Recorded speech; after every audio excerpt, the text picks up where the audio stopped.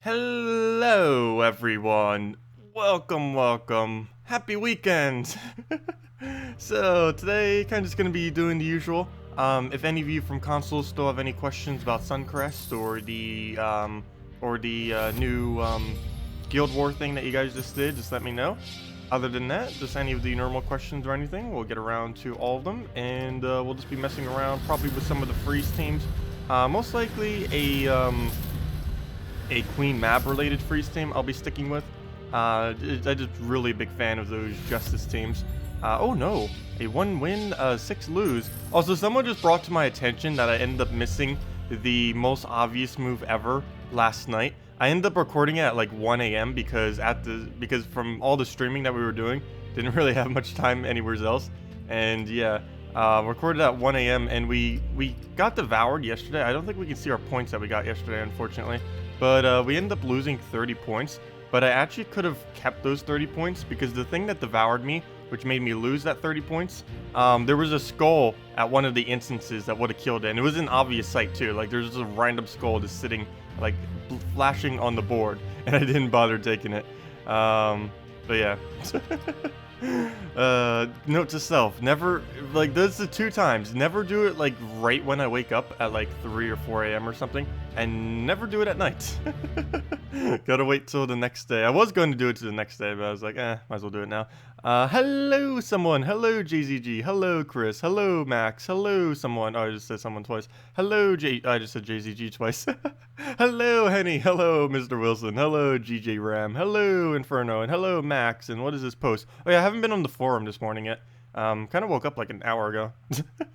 What's this? What if you need a lot of troops for crafting? Just wanted to say that you will not need troops for crafting. That was pretty much already kind of known, but yeah, that's definitely 100% confirmed now. Surian saying the exact words, you will not need troops for crafting. Does that mean we can disenchant? No. That does not mean disenchant all your troops, because there is one thing that not disenchanting your troops do, if you actually care about it at all. Most people don't, but there's something on your profile that says total troops, and of course if you disenchant this will go down a lot. My total troops will go down to like 2,000 if I disenchant them all. I eventually want to see if I can hit 1 million. I don't know if that's realistic, because after like 2.5 years, we're not even halfway there. But maybe 500,000. I don't know. Eventually 1 million would be a pretty cool goal. If at this current rate of how you farm troops, though, that's never going to happen. That would take like 6 years. Somewhere around 6 years. Let's see. I have 2 messages too. What is this? Oh, someone actually interested in a guild 3 hours ago. I need to look into that. Let's see, what's this other one? I don't know if we'll need anyone new though. I don't think anyone's really below this week. Okay,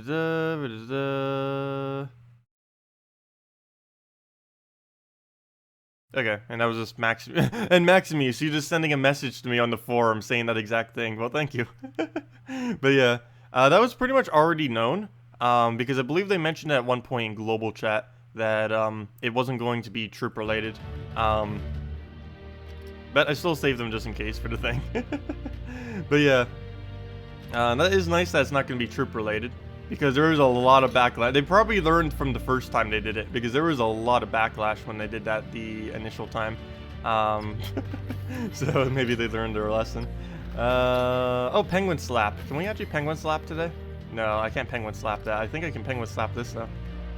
Oh, I can't penguin slap that. Oh wait, how much damage? No, that's not enough for penguin slapping. I'll just go justice team. Where's my justice team? Let's see. Hello, ZXD. Hello, Arturo. What is my guild requirements? My guild requirements are 500,000 gold, 300 trophies, 1.5k seals, 300 guild war battles, and all 5 of the sentinels, or all 4 of the sentinels with all 5 upgrades maxed out every single week. Mana surge. Those are the current requirements, though you do have to keep in mind that we get at least, on average, we get like 800 gems back normally from the Guild War thing. Because sometimes we get first, sometimes we get second, other times we have placed a little bit lower, but those still at least give us the money back from the upgrade. So it's not like we're actually putting too much money out for them. It's just a investment to try to see if we can actually gain like something like the 1,000 or 1,500 every single week. So even though it seems like a lot to max out every single Sentinels, it kind of pays for itself as long as you're in the top tier area of Guild Wars, and that's what we do. Let's see. What else did I miss? There's a lot of chat here. Let's see. Just playing for 2.5 weeks. Thanks for all the tips and guides. No problem, Marina. And if any of you guys have any other, or if you guys have any suggestions for videos or anything, feel free to always leave them in chat. I'll probably be doing one of these suggestions this Sunday. Someone was asking for tips on how to do Guild Wars earlier on in the game when you don't have every single option. And we're actually going to be doing that a little bit later too to stream. Doing it on my other second account that I made, or technically third. But on my third account, we normally do all the Guild War battles on today. So we'll be doing that, and I'll do the video for it on tomorrow. A lot of people were asking. Let's see. The crafting system will be called Soulforge. Is it really? Wait, if so, then maybe that means souls. We still don't know what's going to be used. We just know 100% confirmed that it won't be troops. And when is it coming? Any details? No, they have never mentioned like any details whatsoever when crafting is coming. The only thing we know is it's likely coming before July 14th. We have no date prior to that as to the specific date it's coming though. And the only reason we know it's before July 14th most likely is because July 14th is when the next kingdom comes, and they almost always do a client update before they release a new kingdom. Let's see. Is my guild recruiting? At this current moment, no. Normally we recruit on Monday if we... Oh, don't you dare hit that on randomly. Good. Normally we end up recruiting on Monday because there's really no point to recruit on any other day unless we happen to just randomly lose someone. But the main reason for that is how the new Guild War system is. The only really viable day to ever recruit is on Monday now, because if you do it on Sunday, then whoever you end up kicking out, if you do end up kicking someone, won't be able to get the rewards for their contributions for the week, and that basically just leaves Monday then as the only option. But I believe they actually still get the reward. The only problem is they get the reward of the guild that they move to, and almost every guild that they could possibly move to, if they move out of my guild, would end up being a lower reward, unless they move up to like Anonymous or Interim or something. Let's see. But even those we've kind of beat on some of the weeks. You should have kept reading. Surian said this. Oh, what did he say? Lots of stuff, including trait stones for some patterns. Some patterns. And a new type of currency that will... Oh, yep, called it. Called it. New currency. I knew they would do that to balance it. Called it. And a new type of currency that will come from a new game mode. Oh. Ooh, wait. Keep reading. Oh, gosh. I want to see that with my own eyes. Where did that go? Oh, no. I'm not on the thread anymore. And I have no clue which thread or which one. It should be this one. Wait, let me click back. There it is. Oh, no, that's not it. That's my mail. That's my mail. That's not it. No. Where'd it go? Okay, plan B. Oh, there it is. Okay, so there's Surian saying his thing. Keep reading. I really miss chatting on the forums. Aw. Come back, Surian. We need your information and your leaks. Give us all the leaks. Let's see. Surian is normally the person that leaks the most information. Let's see. You really miss chatting on the forums, but the amount of stuff we're had in the works here for the last few months has kept us very busy. And Nimhane 2, you're going to try and drop a little more often now. Yay! And what else did he say? Lots and lots of stuff, including trait stones for some patterns. What? I don't understand what that means.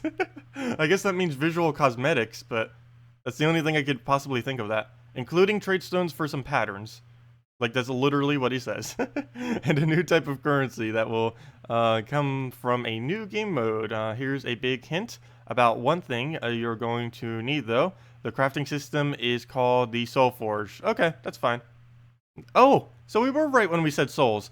Okay, let's see if I'm right about my guesstimate. My guesstimate said that mythics will cost 100,000 or 200,000 souls. If they cost anything less than that, they will take, well, depending on your soul farming method, they will take approximately 10 hours or less to farm if they cost 100,000 or less.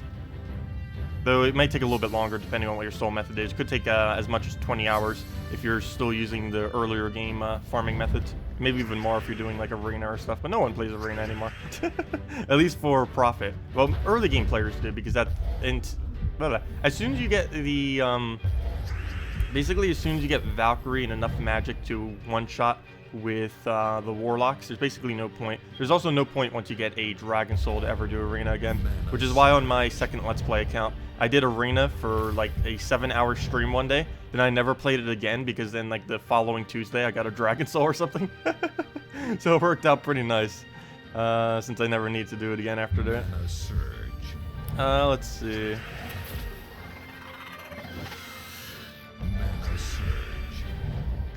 New requirement of 500,000 of the new currency per week. Well, we don't know what the new currency even does yet. That's funny. He's calling it the Soul Forge. Well, I wonder if it'll take souls. So what's every hint that we have now? That's interesting. We need to make like a compile of every hint we have. So we know that it's likely coming before July 14th.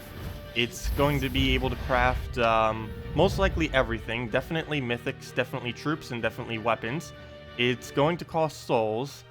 And is that everything? I think that's everything we know about it. That's still not too much, but we'll find out more when it comes out. The main thing that's going to be interesting about it is what the actual cost is to craft everything. Because that's the really important thing. Doesn't matter if they add it if it's so ridiculously hard to actually craft them. Of course, with over 1 million souls, I don't think I'll have an issue, but some people may, because of course there's a little bit of an overlap as far as what you use souls for. Because normally you use souls to upgrade kingdoms, but I guess having a crafting system that uses souls would also be to upgrade kingdoms, because you would use it to get troops that you don't already have, and getting troops that you don't already have would increase your kingdom levelage, and I guess that would still allow souls to upgrade kingdoms, just in a slightly different way. Oh, why did I just take that blue? That was the weirdest move I ever did. I did not need to take that. That actually disabled us more than it helped us. Actually, that didn't even help us at all. But we'll go throw that down, and I believe that's match. Yeah, as long as Justice doesn't miss. Oh, it could have just taken a skull into skull. We could have already won. Oh well. There we go. Let's match with overkill. With much overkill. This team always overkills. Can you post a link? It was just posted. Which link were you referring to? Mac just posted it again, or earlier. Unless you wanted a different link. What was that link for, Amanda? Let me go read down. I'm like 5 minutes behind on chat. Pretty lame. Just gonna hand out mythics for nothing then. That wouldn't really be nothing. Well, maybe for late game players it would be nothing. Quote unquote nothing. We'll have to see what their actual costs are though. But yeah, it regardless, it is almost guaranteed going to devalue mythics, which I guess that's unfortunate for people who may have spent money on mythics. Of course, if you feel cheated if you ever did spend money on it, you can always just contact support and mention your complaints, and they might be able to reimburse you something. Not actual money, but they might be able to give you like in-game resources or something. Worth a shot. But if you do feel that way, that's always an option. Let's see. Well, let's do that on purples. Every hour you get gems, they add up. If you set a reminder to log in and quick collect. Yeah, I normally don't bother doing the collect every single hour. I probably should, because I gain a lot of resources if I was to do that every hour. I used to when it like first came out, like for the first couple months or so, and then I was like, this is kind of a waste of time, so I just stopped doing it.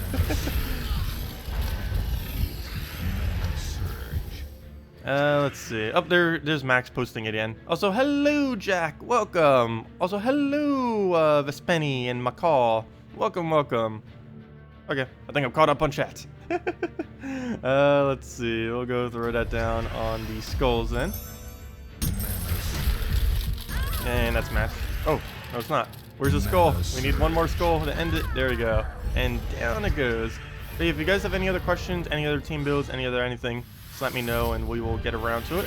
Also, next week's event troops, we're going to be able to do double paladin, and not double paladin as in the normal paladin that we know of, but there's another paladin coming to the game on Monday. It's a red-blue version, It's basically Paladin, except it hits 2 for half the ratio. It deals magic +1 damage to the 2 strongest enemies, boosted by his armor at a 2-to-1. So yeah, it's basically just his same thing, just a 2-to-1, but it hits 2. The only problem with it, of course, is it hits the strongest, but what you could do is use the High Paladin, which is the red-blue Paladin coming in on Monday, and then combo that with a normal Paladin, and then High Paladin into normal Paladin, and that should kill almost everything in a 2-shot combo, which would be kind of fun to do. Definitely will need to try it. I don't think it'll be that useful in Guild Wars, though, because it does fall under Crimson Bat category and Draculus category, and compared to those two, it'll basically never be used, especially since it's physical damage. Did you read the score error thread? Interim has like 300k extra Guild War points due to a glitch or something. Oh, I didn't bother doing that. I was wondering why they were like a little bit higher. I thought they were just doing a little bit better this week, because I know my guild sometimes some weeks are a little bit lower, some weeks are a little bit higher. I just assumed this week Interim was a little bit higher. That's a bit weird. I didn't bother looking at it though.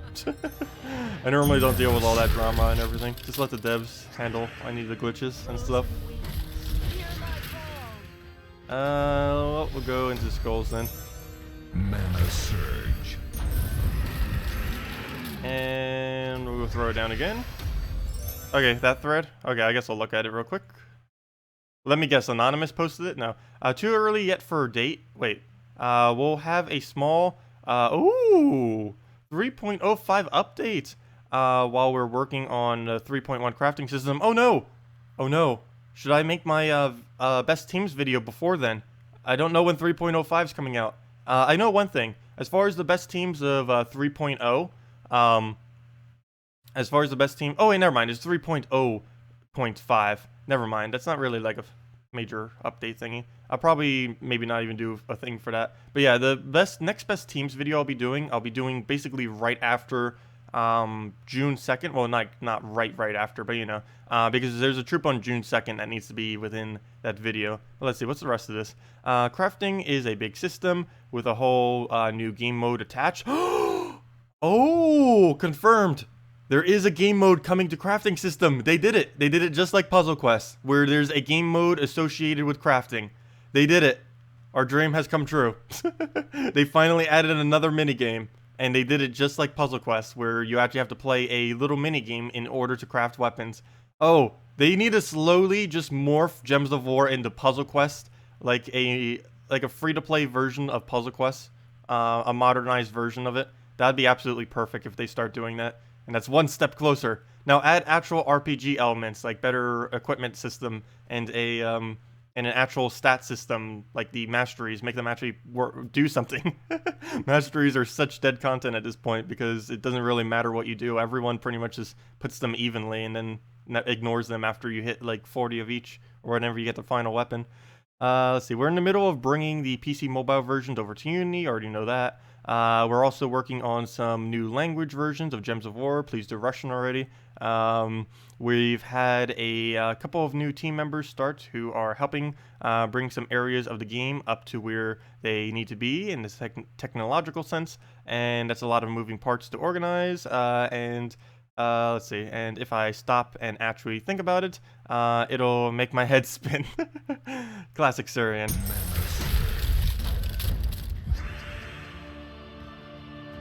Yep, we're getting a crafting minigame. That's going to be fun. The crafting minigame was okay in Puzzle Quest. Wasn't the most interesting of things, but hey, it was a minigame nonetheless. The thing with Puzzle Quest, though, is it had a lot of smaller minigames. But hopefully they did something pretty interesting with it. They're obviously not going to copy exactly what they did from Puzzle Quest. But we'll go throw that down.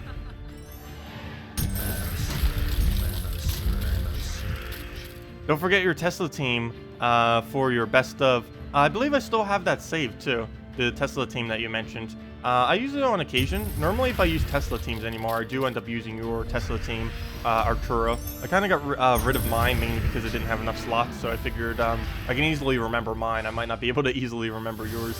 But yeah, I have it saved on slot. I think it's like my 10th-ish slot, like 9th, 8th, somewhere around there. Still have it saved all the way at the bottom there. If we go over here. I don't think I have it named. It's like right here. There it is. Apothecary, Honor, Tesla, Corvash. There it is. Now let's go claim our free gold and free everything. Masteries don't matter, then why does double famine hurt so much? Well, masteries do matter, but they don't have any kind of strategy as far as like where you put them.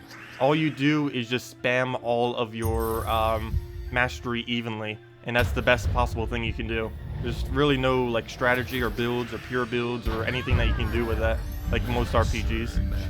It's just kind of just here you are, here's a little bit more mastery every level, and it doesn't, it has no variation whatsoever. Every hero is pretty much exactly the same because of that. The only slight difference is the hero class, of course, but that only really changes their, that only really changes the kind of traits they have. That doesn't really change much else. Also, what's with all the Princess Elspeth? I don't mind, but gosh. Okay, I'm gonna drain this one. Oh, we got an extra turn off it too, nice. Let's kill it. Oh, why did I do that? Oh, never mind, that's why I did it. I didn't realize there was enough damage. Well, that works. Yeah, they've been needing to add another, minigame for a while now. Why the hate for Anonymous? Wait, I don't hate Anonymous. When did I say I hated Anonymous? When did I ever say I hated Anonymous? All I said earlier is I'm pretty sure Anonymous ended up calling them out on that. I don't know for sure if it was. The interim thing. That or just got found out by other means. Let's see. What did I ignore, Gokman? What did I ignore? What did I ignore? I don't even see your comment. Maybe I am ignoring it. Oh, there it is. Can you make a good Wolf-Garrick team, by the way? You just got it and upgraded it to level 20 with one trait. It looks kind of bad after, but you're not sure. Oh, I wouldn't bother using it if you don't have it fully traded. It is pretty bad if you don't have it traded. You also need fully traded Forest Guardian to make it work. I would try staying away from it if you could. Wolf-Garrick is not going to be able to do much. But I never hated Anonymous. Yeah. Anonymous interim. I normally don't really do anything with all that. There's been some conflict in the past, but it was never like really anything. What was I doing? Just stress this team. So we'll do that. Yeah, now that Steve mentioned it, you did claim interim beat Anonymous while they didn't. Oh, that was by accident, not deliberately. It's because of how you look at it. When you see it on the thing, it shows interim, and then it shows that it shows interim's name to the left, and then it shows more points towards the left, and then less points to the right. But I forgot that means Anonymous won, because if you would only be able to see that if you were in the Anonymous guild, which would mean it's actually your points to the left, not interim's, and then that's interim's points to the right. It's a little bit confusing when you're just looking at a screenshot that's zoomed in like that. But yeah, that was a complete mistake. It was Anonymous that ended up winning it. Let's see. Well, Anonymous isn't the bad guys. No guild is bad. Probably shouldn't have made that assumption, I guess. On my part, that is. Let's see. I only really mentioned that because someone ended up mentioning it on the forum, something with my guild, and they called something out on that. Of course, they contacted me just privately about it, but I just assumed. But yeah, I don't know who did it. I didn't even see the thread that mentioned it. Someone mentioned it earlier. Oh, we'll just sort of scroll down right there. Let's see. Let's see. Is Corvash okay to use without traits? Yes, Corvash is perfectly fine without traits. Just put a Valkyrie with it and it's good to go. That's all you really need to make it work for the most part. Yeah, freeze lineups are really annoying. Easiest way to get rid of it is just a cleanse. That or kill them before they freeze you. You can also try stunning whatever they have as their main freeze. Like if it's a Queen Mab or something. Though you'd have to stun it pretty quick to actually get it off in time. And that might not always be the most viable of options. It used to be when Manacore had empowered, not anymore.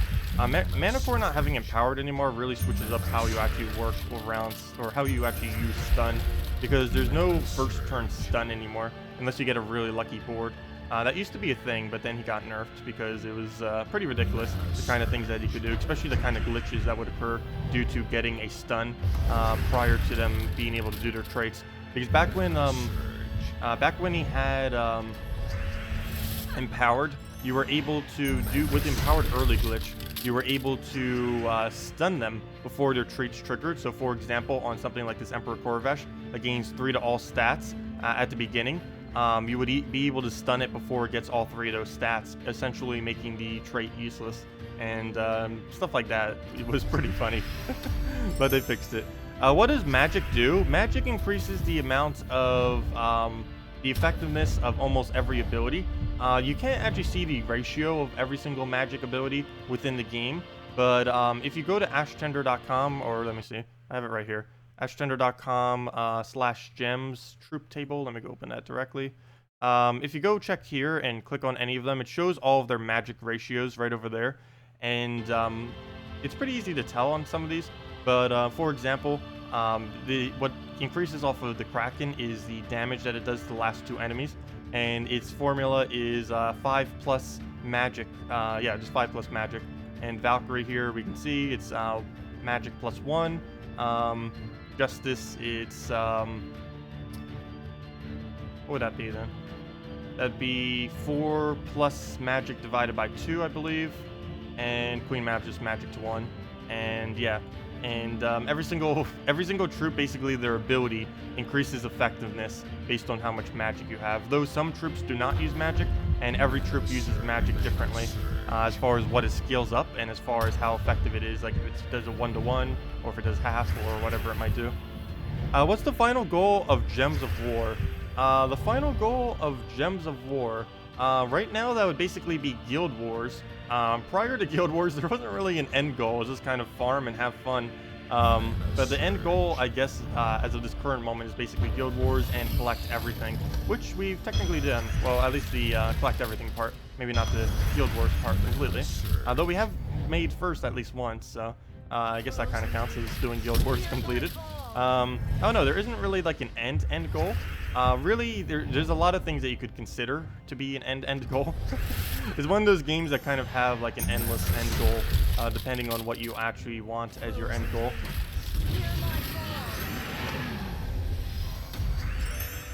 Let's see. Oh yeah, we're still entangled. Wait, how? Did I actually get a Sylvanie more off this, like, out of random? Probably. When did that happen? Let's see. Oh, good morning, Ray. Welcome. You're new to your videos and have used all of your suggested suggestions, or at least with what you have. Well, that's great. If you have any other questions, feel free to leave them, and I can definitely help you out if you still have any issues with anything. Just go for some purple there. Battle's actually not going that well. Let's see. Oh, I missed a question. Where'd it go? Let's see. Oh, can you do a good green team? Steve ended up mentioning a bunch of good green troops. Normally I do double giant spider, double kraken. If you don't have that, let me know and we could try doing something else. Dark Maiden's pretty good to use and is one of my go-to ones if you happen to not have the double giant spider, double kraken. One big issue with green days though, and probably one of the reasons why some people say it's the hardest day.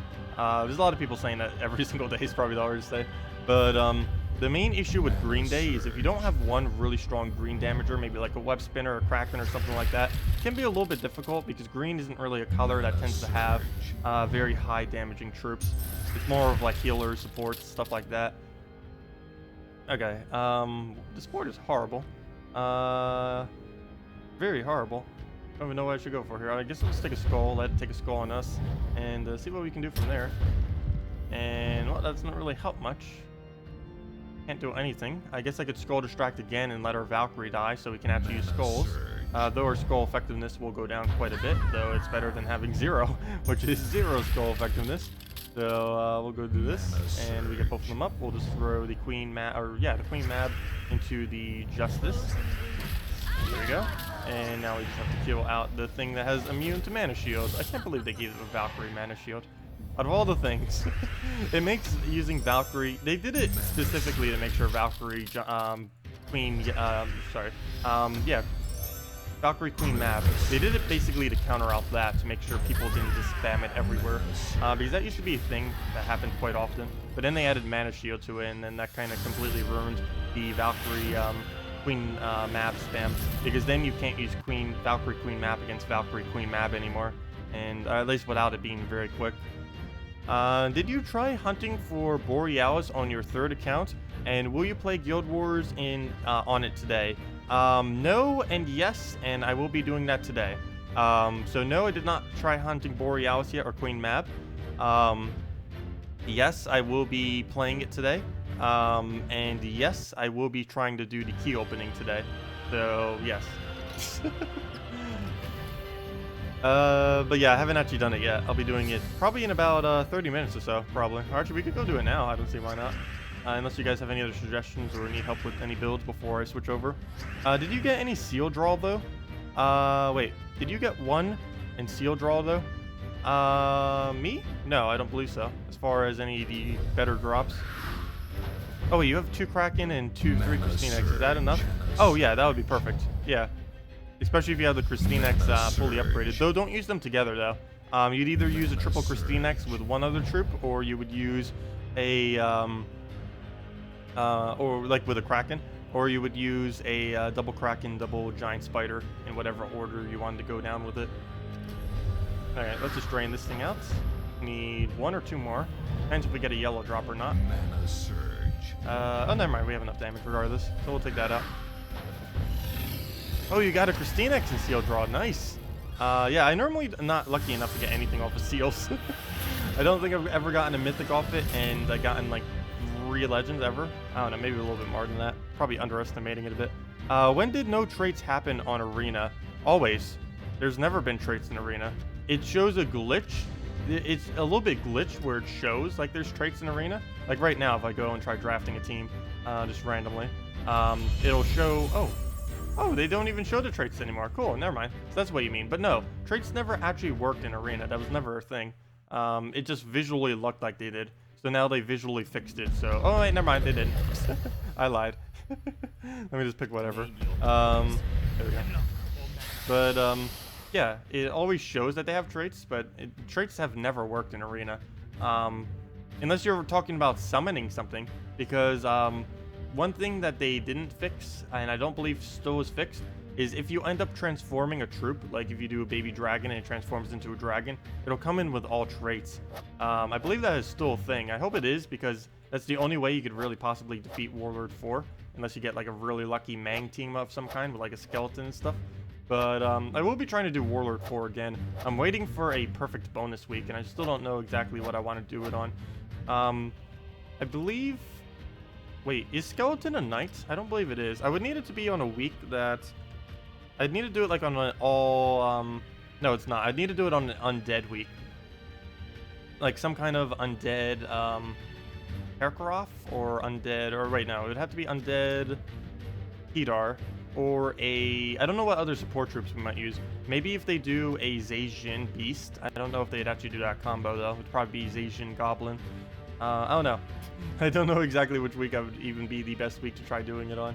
But I will need to keep an eye out for that, because I still want to defeat Warlord 4 Arena eventually. We tried it. We gotten a couple wins on it before, but I've never beaten the entire thing to 8 wins yet. I don't know if anyone has.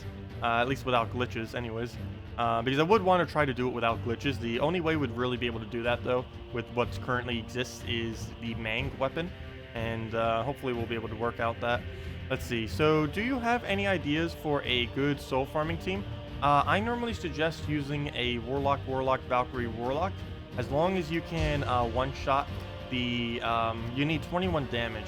As long as you can one-shot the Ranger and Lancelot with that team, you're going to be able to get a lot of souls. It is around 5,000 per hour, assuming like no extra bonuses or anything like that. And you can normally get it up to about 8,000 to 9,000 per hour, assuming you have things like Celestial Armor and high soul gains and high soul gains from your guilds and stuff like that, and a good Valkyrie with high magic. And yeah, it's at minimum, once you get that team that's able to one-shot these, 5,000 per hour. Prior to that, the best thing to use is either a Dragon Soul just normally in your team, or just doing Arena, because Arena, once you have Celestial Armor, is around, how much is that? it's around, with your guild bonuses and everything, it's approximately 2.5 thousand to about 3.5 thousand per hour. So yeah, that's still pretty decent for arena, but there are much better methods out there. But earlier on in the game, arena is always best. Let's go back to the Justice. Kill them all out. Oh no, he's using Death Knight class in first slot, isn't he? Oh yeah, so Creeping Death is a very, very strong hero weapon.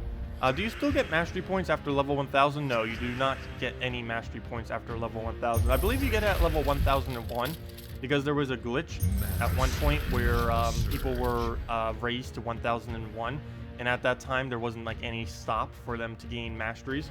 So basically everyone, I believe, gets another mastery at level 1001. But yeah, after level 1001 or 1000, whatever it might be, you do stop getting hero mastery, which is kind of weird because they have the formula where it could scale up to like 10,000 mastery and it still would scale fairly and balancedly. But I guess they're not adding too much mastery because they maybe intend to rework it in the future. They have mentioned in the past that they will be like reworking heroes and stuff and weapons, though they're still kind of like figuring out what on earth they want to do with that. And I don't know when exactly that'll be coming around. Of course, the main thing they're working on now is getting the code base over to Unity, and as well as the crafting system are the main two things that they're working on right now. So I don't know exactly when they're ever going to get around to heroes, but that would really help rejuvenate the game as well if they actually make heroes great again, because they've never been great ever since pretty much after the first couple months that the game has been out. Like as soon as everyone started hitting every single weapon, like everyone realized it's like, wait, masteries do pretty much nothing at this point. And then as more and more people kind of hit that level range, there's like no point to the masteries other than just getting like very slightly higher mana surge chance. Especially how it scales, because they rescaled it too. It used to scale a lot heavier on your mastery, but then they scaled it down because they thought it was too powerful. If they didn't do the back scale that they did, or the nerf to it, it would be around, like the mastery surge chance I would have right now would be around, let's say 75% to 80% on every single one of my masteries right now. And right now it's only on like 62% and a 66% on my highest one. Okay, let me throw a clean map on that. We have a very high damage Kraken as long as he doesn't die. Let's get this looping and just one-shot them all. Come on, let's see all the one-shots. One, go. There's another one. Two. Let's take a purple instead. Okay, we'll throw for skulls. Don't miss, don't miss. Oh, yeah, I could have taken a free turn there. Oh, well, it doesn't matter. And that's match. All we have to do is take a skull next turn. Oh, no, we're not going to have a skull alignment. I could have actually killed him the previous turn. I didn't see the extra turn there, but there we go.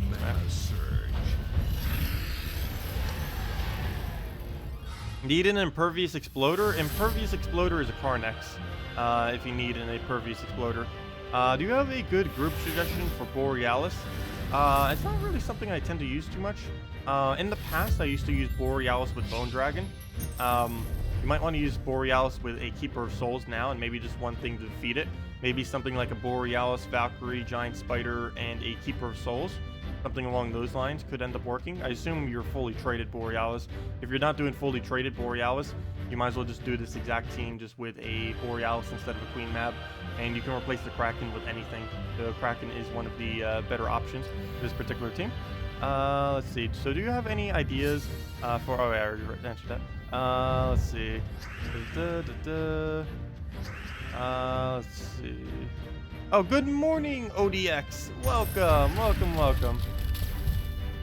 Okay, where do we go? How about we take some yellow surge? There we go. You think you see a lot of Caberas now? Wait till that Deathmark nerf. I know. It's gonna be even more annoying. I don't know if they'll ever scale back Caberas, because Caberas, one thing that happened with Caberas and that entire kingdom is they buffed up the entirety of Magrim Woods all at once, and then they basically had to roll it back and nerf a bunch of things that they buffed, because they made a couple things like way too strong, and they kind of rushed out that buff They even said that they did, and to this day they're still a little bit unbalanced with it, because they were like, okay, McGrim Woods is horrible, and let's buff it. And then it's kind of like what they did with Famine. Like they just like one day it's like, let's buff this thing, and then they just overkill it just a little bit. But no, Cabarrus actually isn't that bad. The main issue with Cabarrus is they don't add anything that ever has immunity to Impervious. If they just add more immunity to Impervious, that would instantly fix every Cabarrus problem there is. But they haven't added one for pretty much since it came out. It's been like half a year since they added a troop that had Impervious, or I mean immune to Devour. I think it's almost been a year actually. It's been a very long time. They have not ever bothered really adding more. They added a trait, but they didn't bother adding more. It's really weird. All they would have to do is add like 5 to 6 more troops that have the indigestion trait, which is immunity to Impervious, and that would just make like half of them really good, and then that would instantly fix any issue with them. Did you read your message on Steam? Oh, I didn't check Steam yet either this morning either. Let me go double check. Let's see, one new item in my inventory. What is this? Probably a pack for some game. It's 35% off Mini Ghost. I have no clue what that is. No, thank you. 2 unread messages. ODX. Oh, okay, ODX. I'll go find someone to replace you then on Monday. Oh,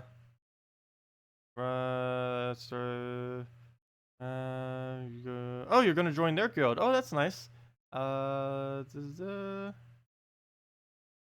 yeah, I could take you back at some point. Yeah, I normally say that to pretty much everyone that leaves my guild. I've had some people who like Techni has been like in and out of my guild like 4 times now, I think.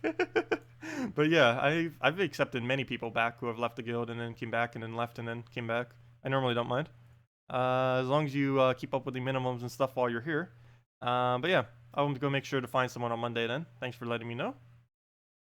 And what are these other messages? Okay, just people recruiting in other languages. There's so many people with so many languages. Let's see. 1 second, let me just go check this other thing. Well, I'm already here. Might as well check everything on Steam before I head back. Forgetting to do this. Let's see. Where did the other thing go? And okay, that should be fine. Okay. Anyways, back I go. And just make sure everything is in order. Okay, where were we? Should we go back to our Let's Play account? Is there any specific suggested teams you guys want me to do? Because if there's anything, because normally I can do most of the stuff verbally, but if there's any specific team you guys want me to test or anything, let me know now. Like if you don't have it traded and you want to see what it looks like traded or anything. Other than that, I'll probably go, or if no one has anything, I'll probably go on my Let's Play account then and go do Guild Wars on our lower level account and see how badly we get crushed. Let's see. Let's see. We'll go and take the purples. Well, I'm gonna be. Oh, thank you for that, ODX. I'm probably gonna be doing it on Monday though, because there's really no point in trying to re-recruit anytime other than Monday. But yeah, I'll go and check that later, or check for people later. Let's play. Yeah, we'll go do that then. Best teams with Jezebel. My personal favorite, even though it's not the best. Well, best I would say is go something like. Excuse me. Gorgolfa, Dragon Soul, Queen Jezebel, and then 1 very high damage source in the last slot of pretty much any that you choose. And then you just keep using the Queen Jezebel on your Gorgolfa to keep it super tanky. As far as my personal favorite to use with Queen Jezebel, that would have to be, quite a few people use it with Tesla too, but my personal favorite is the North Render, Queen Jezebel, Valkyrie, Queen Jezebel, because you can just double cast the Queen Jezebel, and there is a very high chance that you'll end up getting all the mana back on your Valkyrie and your North Render, and you can just keep looping blues like crazy onto the board, then just keep doing the one-shots, and works out pretty nice. I was using that for quite a while when it first came out. It wasn't like the strongest possible team, but I don't know, I really enjoyed the play style of that kind of team. A bit different than what you would normally use, because generally these days, you don't really use a heavy skull hitting team. Like buffing up a single troop to kill it out with single skulls at a time doesn't get used that often. I consider this team more skull spam, than what I just said. But as I'm saying that, I'm kind of using a team that's somewhat like that. But generally, you don't kill teams skull by skull. A good majority of teams don't do that. And that Northrender team with the double Queen Jezebel actually can, which is kind of nice. But yeah, if you don't have a double Queen Jezebel, like either a Dragon Soul or Gorgolfa with a Queen Jezebel, and just keep spamming it out into buffing one of them, it works out pretty nice. Don't do the Gorgolfa thing if you don't have it traded though. Otherwise, just use a Dragon Soul if you happen to have. And if you have neither, you can just do a Knight-oriented team with something like Knight Coronet, Queen Jezebel, one good troop, and then Sir Gawain in the back. That's also another option that you can do. Where do we throw this Valkyrie? Okay, we'll throw it at the blue. I mean purple. I hate when I do that. Like whenever I'm about to target it on something, I do it. I just basically say the color that I'm converting out of. But yeah. Let me go and just take the skull. Your guild recruits during the week and adds them on Monday. If you can't get someone in time, you will be down to play. Oh no, we always get someone in time. That won't be an issue in the top guild. That is never an issue, getting someone in time. I don't think I've ever had, no, never. At least since Guild Wars started. It's not normally something that happens. And if it does, I just like spend a couple hours that day just recruiting. Normally not too hard getting a new recruit for the most part. Really depends how good it's. We can get a recruit. It's what the difference is how good the recruit will actually be. That's the main change that can happen with it. Anyways, let's see. So does that mean we're technically in first and second then? Whoever ended up mentioning that about Anonymous. Who did mention that earlier? It wasn't someone from Anonymous supposedly. I know it was it what I think it was one of the Maxes or the Drew? I don't even remember. But so is it actually, does anyone have the post of the thread that kind of shows that Intrum got more points this week? Because I'm kind of curious now. Because that would mean we'd be in second again. I thought like we were down this entire week, but I guess we weren't. I don't know. I don't know what's up with that. Well, actually, technically we would be. Unrepentant, I'm pretty sure, would be normal value, and that would technically mean we'd still be in third if Intrum's thing still is glitched. But then again, if it's only 30,000 points, Intrum would actually still be ahead of me right now by like several points. So he'd actually be in fourth right now. If we're assuming Unrepentant, assuming Unrepentant would be up there. So that's gonna be a bit annoying now, having to compete with that many different ones. Because every single week, I feel like I keep getting Intrum and Anonymous, like every single week. There's only been 1 week so far that we haven't gotten the 2 hardest possible guilds to have to face. What's your green team? Oh, my green team is Giant Spider. Oh yeah, is today Green Day? That would explain why everyone is asking for Green Day. I need to make some kind of visual for myself and for the stream, just to make sure we can keep track of the days, because I never keep track of these. Like which day is which. I just wake up in the morning, it's like, oh yeah, it's that day today. But Green Day, I normally use Giant Spider Kraken, Giant Spider Kraken. I change that based on what they're using. If they're using a Corvash, I use Kraken, Kraken, Giant Spider, Giant Spider. Generally, I do Giant Spider Kraken, Giant Spider Kraken. And I don't think there's any instance you would actually go double Giant Spider, double Kraken. That normally doesn't work.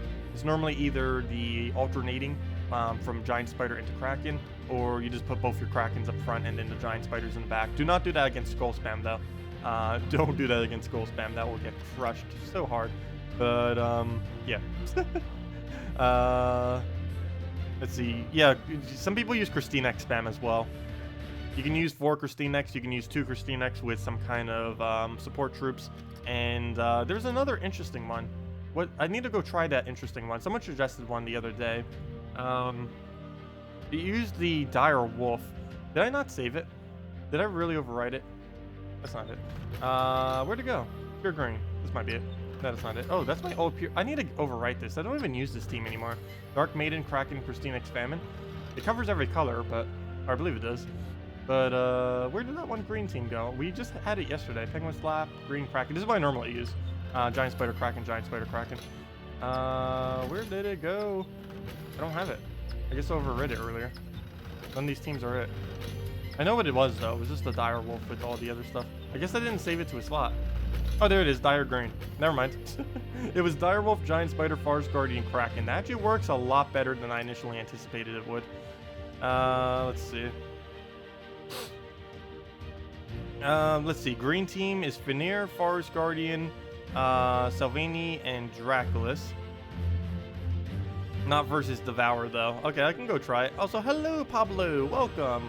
So we'll go try Drew's team real quick, and then we'll switch over to the other account. Oh good, it's only famine, so we should be able to take it out with that. Do it over suggested team slot. Someone suggested the brown one the other day, and that's what we did. That's actually normally what my normal team is for brown day, except I normally famine instead of Sylvania Mora. Okay, where was I? Where did your team go? What do I think of Forest Guardian, Giant Spider Plague, and Sylvania Mora Glacial Peaks banner? That could end up working. I normally don't put Forest Guardian in first slot, mainly because it doesn't really have good offensive capabilities. But what exactly? Let's see. Oh no, I feel like you might lack enough damage in that team. Because what are you really using as damage? You have the occasional skull spam from Forest Guardian, but you don't have the quick way of getting it up other than its initial trait, unless you get lucky on the board. I think that's too dependent on board alignment, because you can't depend on Plague for damage. Maybe put your Sylvania Mora up a slot and then put Plague in last slot and run it like that. You don't get to use the skull effect, but you get to get Sylvania Mora up more. And I feel like Sylvania Mora may be a little bit better for your damage. Plague is also a little bit of a bad choice when you don't have any drain. The main problem is on green and purple days. I believe all the drains have mana conflict with it completely, because normally they're like green purples that do the drains, like Spirit Fox, Queen, the Princess Bug Queen thing. Of course she's called. But yeah, you can try running that. I guess you're trying to do it for the Plague to get them down. I just don't feel like that's going to be enough damage, personally, with what you're currently using. But let me go and... is Plague worth trading? If you have the excess traits, yes. If not, no. Plague is really only used within Guild Wars for the purpose of having an impervious troop, an extra impervious troop, on green, purple, and blue days. You can also block mana a little bit, but not the most effective. Let's see. Anyways, let me go and let's see. So sad you have like none of the cards suggested. Well, I can just add more suggest more teams if you ever need. I normally suggest based on the highest cards. I try to do the mid-range ones sometimes, because normally in my videos, if I ever try doing a specific video, I try to exclude mythics if I can, mainly because I know quite a few people won't have mythics. I'll probably always include the strongest possible team whenever the crafting kit system comes out though. Let me just go do, where'd that team just go? The Drew just asked for a team and I cannot find it. It was just posted like seconds ago. There it is. Fenrir. So we'll go do this, then we'll go on our Let's Play account, do our 5 battles, and see what happens from there. Fenrir? There we go. Fenrir. I always spell his name wrong. Fenrir. Forest Guardian.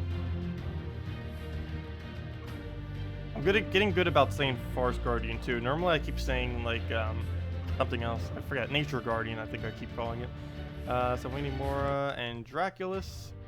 And we'll see what we can do with this. As far as banner, I'm probably going to... I don't even know what I'm going to do. What do we bother even rushing here? What is worth rushing? I guess Forest Guardian into like a green-yellow. That or just go double yellow and focus it down completely. So overall with that, see what we can do with this. It'll also help to block out the famine some, since he'll be taking yellow as well. And we'll just take it from him. Oh, so hello, Gorman! I know, I kind of hate famine too at times. If you don't have a good disable for it, it can get pretty out of hand, especially once you get behind its mana curve. Mana surge. 1 mana short, so I've seen that coming, obviously, since it was even a surge wouldn't have been enough. But, now the only issue is if we take a green, that will not be enough mana, even if we surge it. Or at least for the Forest Guardian, that is. Oh no, it took away more of our green. Now I won't be able to get full mana right here. We also don't use purple, but we do have a convert out of the purple. I guess we'll take blue then. Get Fenrir up. And do that for a super cast. Super Fenrir. Or Fenrir. I have no clue how you have to pronounce that. I don't know how you pronounce most things. It's kind of a given at this point though. Okay. So let me go and buff this up. Hopefully we will get lucky. Stop hitting my attack! Let's see, are we hit on magic? We're actually not hit on magic. He keeps hitting everything else other than our magic. Well, we'll go take some yellow, get these scroll distracts. And, do we have alignment? What is this converts again? Isn't it brown to green and purple to skull, I believe? Yes, okay. So what is our alignment in regard to that? Doesn't look like anything from what I can see. Nope. No 5 times out of it, so let's move that over. Maybe we'll get a brown there. No, we do not. And he just keeps taking away our mana that we need. Figures. Still no alignment. And I do want to keep as many purples and stuff on the board as we can. Try to get it later. I guess I could move that over. It's still not going to be alignment, though. Oh, and plus it gives him a bunch of purple. Never mind.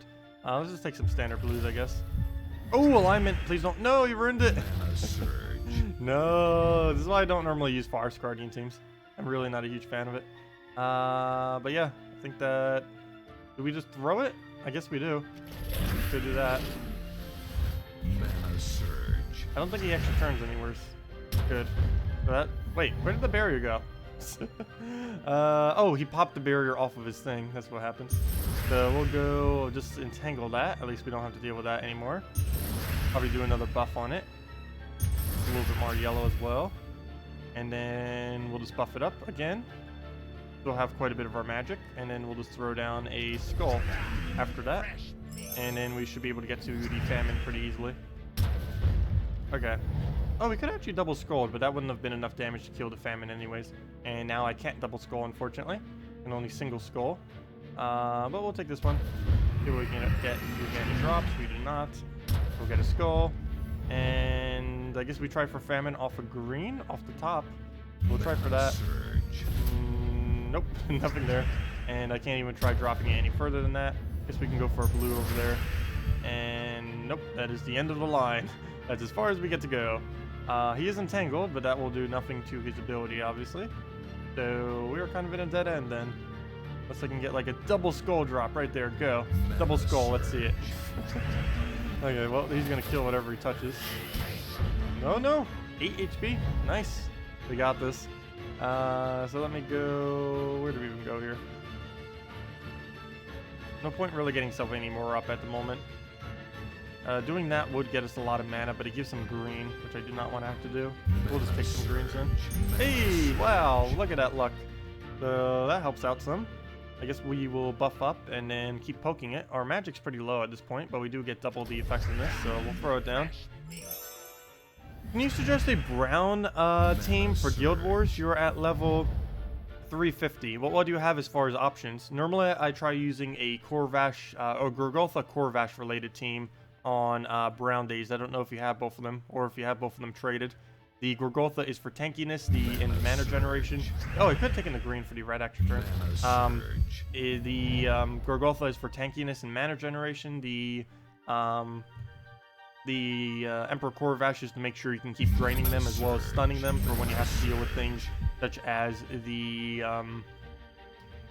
whenever you have to deal with something that has really good traits like the Death Knight class and stuff like that. But we'll go take a red right there. You like Gorgotha, Corvash, Kerberos, and Sylvania more. Yeah, that was one of the teams I normally use. I normally use a Famine instead of a Sylvania more, but yeah, that would of course be the cheaper option. Plus you're a lot more skull resistant that way if they are going any kind of skull oriented team in any way. Do we still not have alignment with this? I don't believe we do. No, so we'll just throw that down. Get ourselves a skull, take out the kill. Yeah, I normally don't bother using Forest Guardian teams for invading purposes, and this is exactly why. It's really, really inconsistent. Let's throw that down. It's also the reason why I don't really use Inferno King that much anymore. Any of them that have that double convert, I try to stay away from. Unless they ever add an empowered troop that gets it, which I'm pretty sure they'll never do because that would be insanely powerful. Let's see. Let's take a standard skull, and then just get a normal alignment over there, and then that's match. And there we go, that's match. And we get extra turn. And the overkill. Figures we get the overkill right when it ends instead of like several turns earlier. Is Direwolf, Dark Maiden, Rowan, Setite Warrior viable? Yeah, that would end up working. Yeah, that should end up working. Depends really what you're up against, but I could see it being okay. The main issue it would most likely have is it doesn't have any way to target out your enemies. So if they get like a famine with full mana, a death with full mana, stuff like that, you won't have any counter. The other issue you will have is if they're running first slot fully traded Death Knight class, you're going to kill it and then you're going to get a bunch of death marks on you and you have no way to remove it and you have no way to not kill it unless you go for like a single shot Rowan, which that team won't be able to set up that easily. You don't have the rarer cards But yeah, I believe it will die too much to Death Mark, Death, and Famine. Other than that, it should be fine. It also might not be the best choice against Gorgolfa, since, of course, Gorgolfa has a very high skull resistance. What is that noise in my pocket? Oh, I still have receipts from, I think this was from when I got those green screen things the other day. Or they're not even green screen things. What are they even called? What are they called? Also, I like how there's like 1 billion taxes on my thing. I don't know if you can actually see this. No, you probably can't. Let me see. Let's see. I don't think any personal information's on here. I paid with cash. Let's see. I don't know. Can you see that right there? Wait. Come on, zoom. Focus. Focus, camera thingy. It has like 4 or 5 different taxes. It's like tax. There's a lot of taxes. Can you see that? I think you can. Oh, is it reversed? Oh, it's in reverse order. Well, you can read reversely. I forgot because I have an inverted camera. Fail. That's funny. But yeah, there's like 3 taxes there. Or 4. No, there's 4. There's like the 6.0. What is, I don't even understand like all of these. There's the state tax, and then there's a local tax 1, a local tax 2, and a local tax 3. How many local taxes are there? Anyways, let me just throw this away. I don't need them. Let's see. Yeah. In the trash to go. Let's see if I can make it. Come on. I missed completely. Anyways, let's go switch back to the other account. And just take our tribute.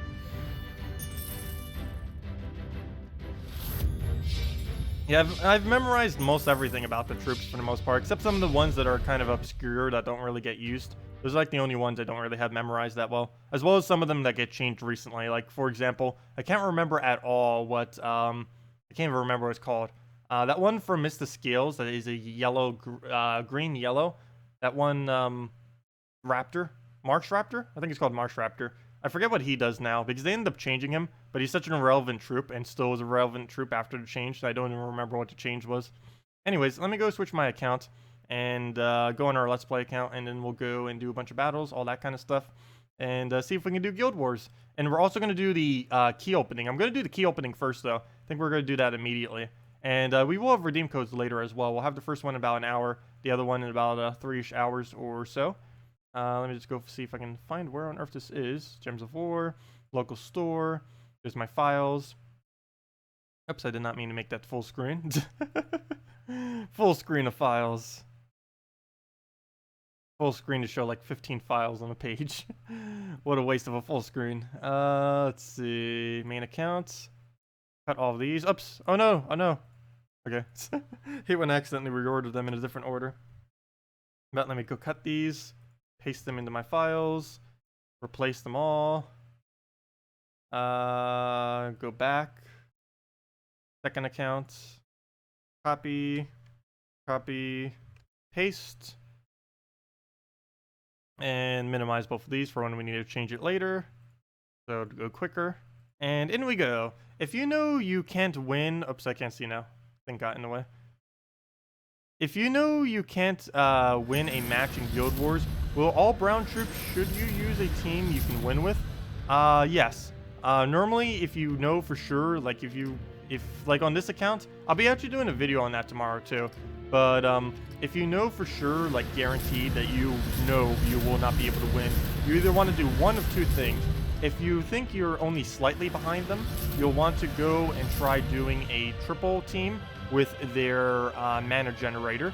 So for example, if you were doing a brown day, you would use an apothecary that has cleanse and it gives you brown mana generation. But if you know like 100% that you're just completely outclassed as far as what you have for troops and available options, I would say just, oh cool, we have to get 100 gems? Nice.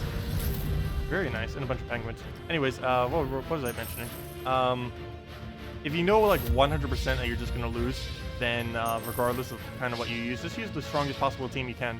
I would definitely highly suggest using something with Dragonian Monk that has really good value. And And basically anything that has barrier, devour, or death mark is going to be really good value for you. Oops, I did not mean to click that. But what I want to do right now is I believe we have enough gold, or almost enough gold, to finally max out these kingdoms, or I should say max out these kingdoms. Because I'm technically not maxing them out, I'm just bringing them to, oh no, I don't actually have enough gold. I'm going to be a little short. I only have 2 more kingdoms to have to do. The Stormheim and the Golvania. Then this account is truly maxed. Even though I kind of already did a video where I said it was maxed out. But, let me go to Stormheim. I don't think there's really anything more we really need to do on this account other than try getting every dragon, because I do want to make that a thing now. And let's see if we can get Borealis. Hey, oh, we don't have enough gold for it. 1 level off. We'll have it by the end of the stream for sure. But let's go try getting ourselves a Borealis. Of course, it is the event week for Glacial Peaks this week. So please give us that Borealis. It is one of the few dragons we do not have. If we go under show all, show dragons, we have baby dragon. Let's just go over what we're missing. We need Borealis, Celastasia, Dracos, and Shegra. Those are the only 4. And what's kind of funny is, oh no, Adana already passed. No, wait, did it? Yeah, it did. A couple months ago. But it's kind of funny because Borealis we can get now. Celastasia we can get next week, though I probably won't have enough event keys to even attempt it. Though maybe I'll throw some gems at it for fun. And Shegra, I believe, is actually coming up pretty soon too. Shegra's coming out on... Where is it? Broken Spire. July 7th. Oh, never mind. That's like a month or so away. Well, at least I'll have more event keys built up by then. Then again, the crafting system might already be out, so I might not even need to do that. But yeah, let me go and event key this. Come on, Queen Mab and or Borealis. I actually do want Queen Mab more than Borealis, but I do want Borealis for collection purposes. I know, I have no class. I'm keeping this. This is going to be the only account I'll ever have that has no class. I'm deliberately keeping it that way. I ended up making that decision pretty early on the account that I was just going to not do any class. Especially, like, the second I saw Dragon Soul as our drop, I'm like, okay, yeah, we'll never need a hero class ever. Because, of course, Dragon Soul was the first legend we ever got as a drop. And it is the strongest possible card you can actually have earlier on in the game. So this is a cakewalk, and I didn't really need classes. So here we go. Please, should we throw to 50 first or to 10 first? Take your vote now. Let me a sip of water. Actually, I need to go get a new water. Well, I'm go getting a new water. Vote now. Should we do the 10 first or the 50? Let me go get a water. I'll be back in like 1 minute.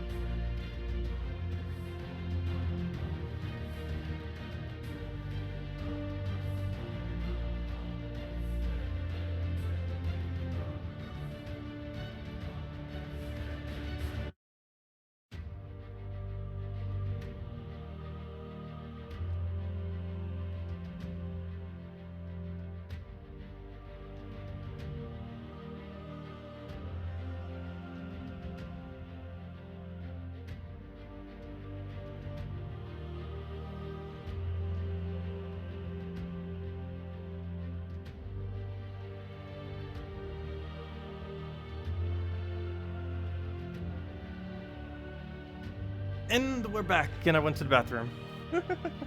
Anyways, let's finish out this one. 1 at a time? Should I do 1 at a time? Okay, we can do 1 at a time. I don't see why not. It actually would make sense, because we'd use up a lot less keys that way. I just never bothered doing that because I have so many keys on my main account. But yeah, we can do 1 at a time. So let's go do it. 1 at a time it is.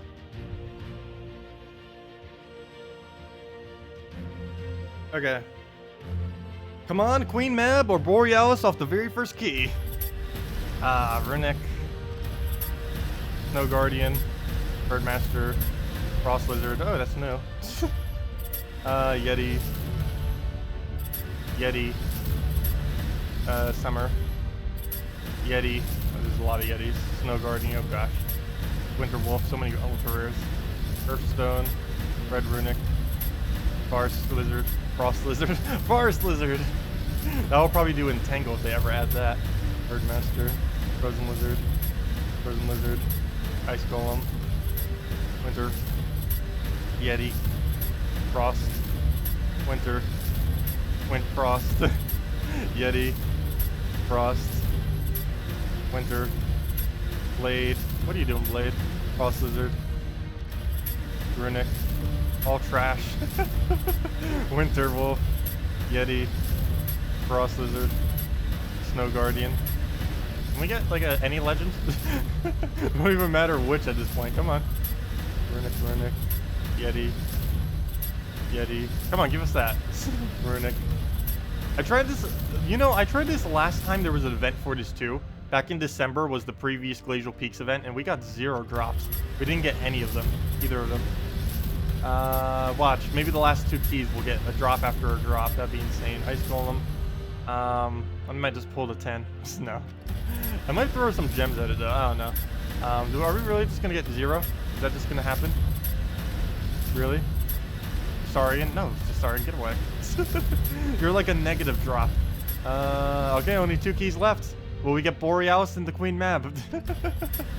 Come on, 1 key left. No, we didn't get anything. Should I throw 50? I kind of want to save my 50s to try to get Celestasia. The main reason is, next week will be a chance to get Guard's Avatar, and I'm gonna want to attempt that anyways, even though we don't have the armor buff. Well, I guess never mind. That wouldn't actually be as good. Let me go throw 50. Never mind. I don't actually need Guard's Avatar in this account, so let me throw 50 and see what we can do. This is gonna be the last thing we'll do though. I won't do this one at a time because it costs less, or it costs more if I do it. So let's try 50 and see if we can get any luckier. I'm still gonna open them one at a time though. We'll just do it. Oh, come on, Elwyn, get out of this drop hole. Farce Lizard, Frost, Snow, Yeti, Runic, Frost, Snow, Herd, you get out of here too. Yeti, Herd, Frost, Runic, Winter, Saurian, get out of here, Saurian. You don't belong in any kingdom. Yeti, Frost, Yeti, Frost, Yeti, Frost, Snow, Frost Lizard, Runic, Frost, Ice, Frost, Winter, Druid. What are you doing, Druid? Ice Golem. Come on. Borealis! We got it! Screenshot that! 1 more dragon down. We got it. Okay, now we need to get Queen Mab. Come on, Queen Mab. Come on. We need Queen Mab even more than him, but I just wanted the dragon for the dragon collection. I guess we're doing that now. Herdmaster, Frost Lizard, Ice Golem. Please, Queen Mab it. Come on. No, we didn't get Queen Mab, but at least we got Borealis. So we did end up getting it then. So there we go. We got the Borealis. Nice. So that's 1 less dragon down. We're only missing the 3. It's kind of funny because if we look at our legendaries, more than half our legendaries are actually dragons. If we go into rarity, ignore Nekriza obviously because she's upgraded, but we have a mythic dragon, and then how many mythics do we have? 1, 2, 3, 4, 5, 6, 7, 8, 9, 10, 11, 12, 13, 14. We got Tesla. 15, 16.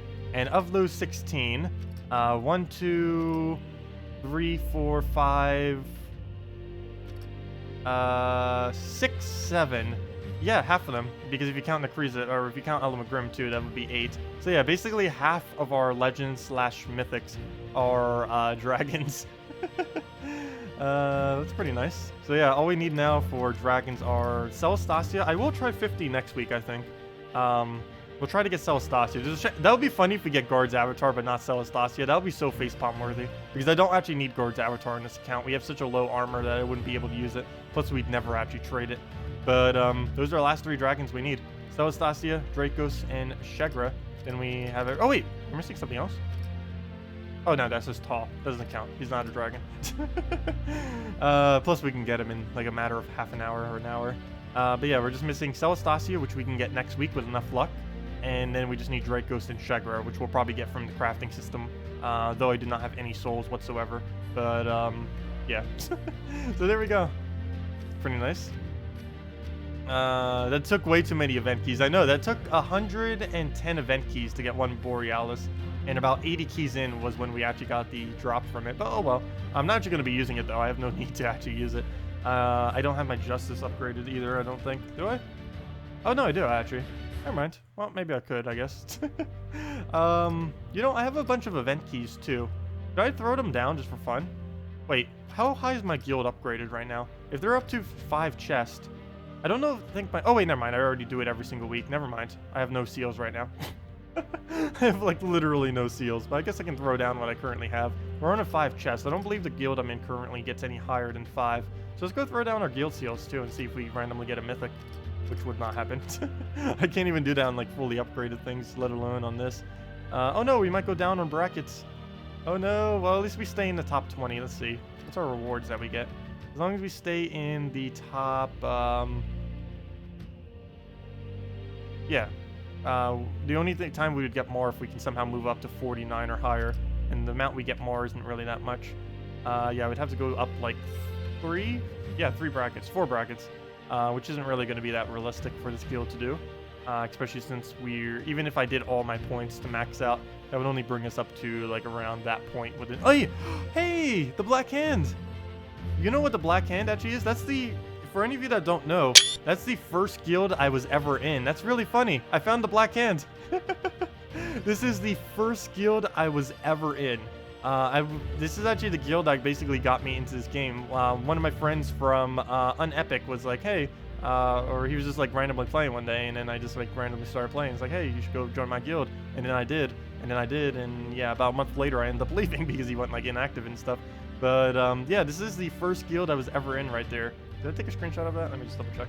There we go. But yeah, there we go. There's the first guild I was ever in. That's kind of funny that they're still built. And, you know, I should move my next Let's Play account into the Black Hand if they would actually accept me.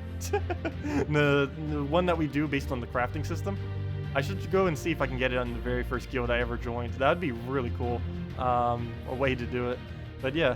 That's funny that I ended up finding them again. They used to be, like, they went as high as, like, top 10 at one point, but then they slowly went down because they didn't really have a good leader at the point. And I think they had, like, no leader for, like, 6 months straight at one point. Let's see. Anyways, challenge issued. Sealed deck, 100 gold keys. Wait, what? Sealed deck, 100 gold keys. Challenge issued. I don't know what you mean by that challenge. Sealed deck, 100 gold keys. I don't understand what you mean. Let me just go open my seals that I currently have. Unless you meant something with that. But we can't really do random teams off of this account. Let's see. Justice, that's good. Justice, that's really good. Loyalty. Filebearer, Templar, Vampire, Fire, and Aeronef. Do we even have a Aeronef? I guess we do. And let's see what we get for next time. Hello, Vasily. Welcome. Alchemist, Humility, Templar Justice. Getting those Justices. Humility, Justice, nice. Look at that. All the ones we need. And one more key. Let's see that mythic now. A Justice. Well, that's actually a nice drop. So there we go. With only one seal left, exactly, on the dot. And Soul Forge sounds cooler than the Troop Forge. I know, it does sound pretty cool being able to do the souls for the Forge. And it does sound pretty cool, too. The Soul Forge. I'm really curious what the soul cost will be. I need them to leak information on that, though I'm pretty sure they never will. Anyways, the whole point of why I became to this account, or one of them, other than the key opening, was to go do Guild Wars. So let's go do Guild Wars and see what we can actually do with that. So let's just get into it with our normal team. I don't bother doing the color on any of the days because I already know that we are going to be ridiculously crushed. But I don't do any of the upgrades either, because why not? But let's go throw it down on here. As you can see, this guy has like 3,000 more team score than us. So yeah, I normally just roll with something like this. I did throw an Grim into this team because why not? Because we can. We got it. We might as well use it. That's what we ended up using last time. I did use a different all-dragon team earlier, but I figured I'd throw the Grim because we have an Grim. Let's see. Crafting. Do you have Ascension on you? No. He gets traits. I haven't bothered really trading anything yet. Don't want to waste the resources. But let's go do this for all of the battles and see how badly we lose.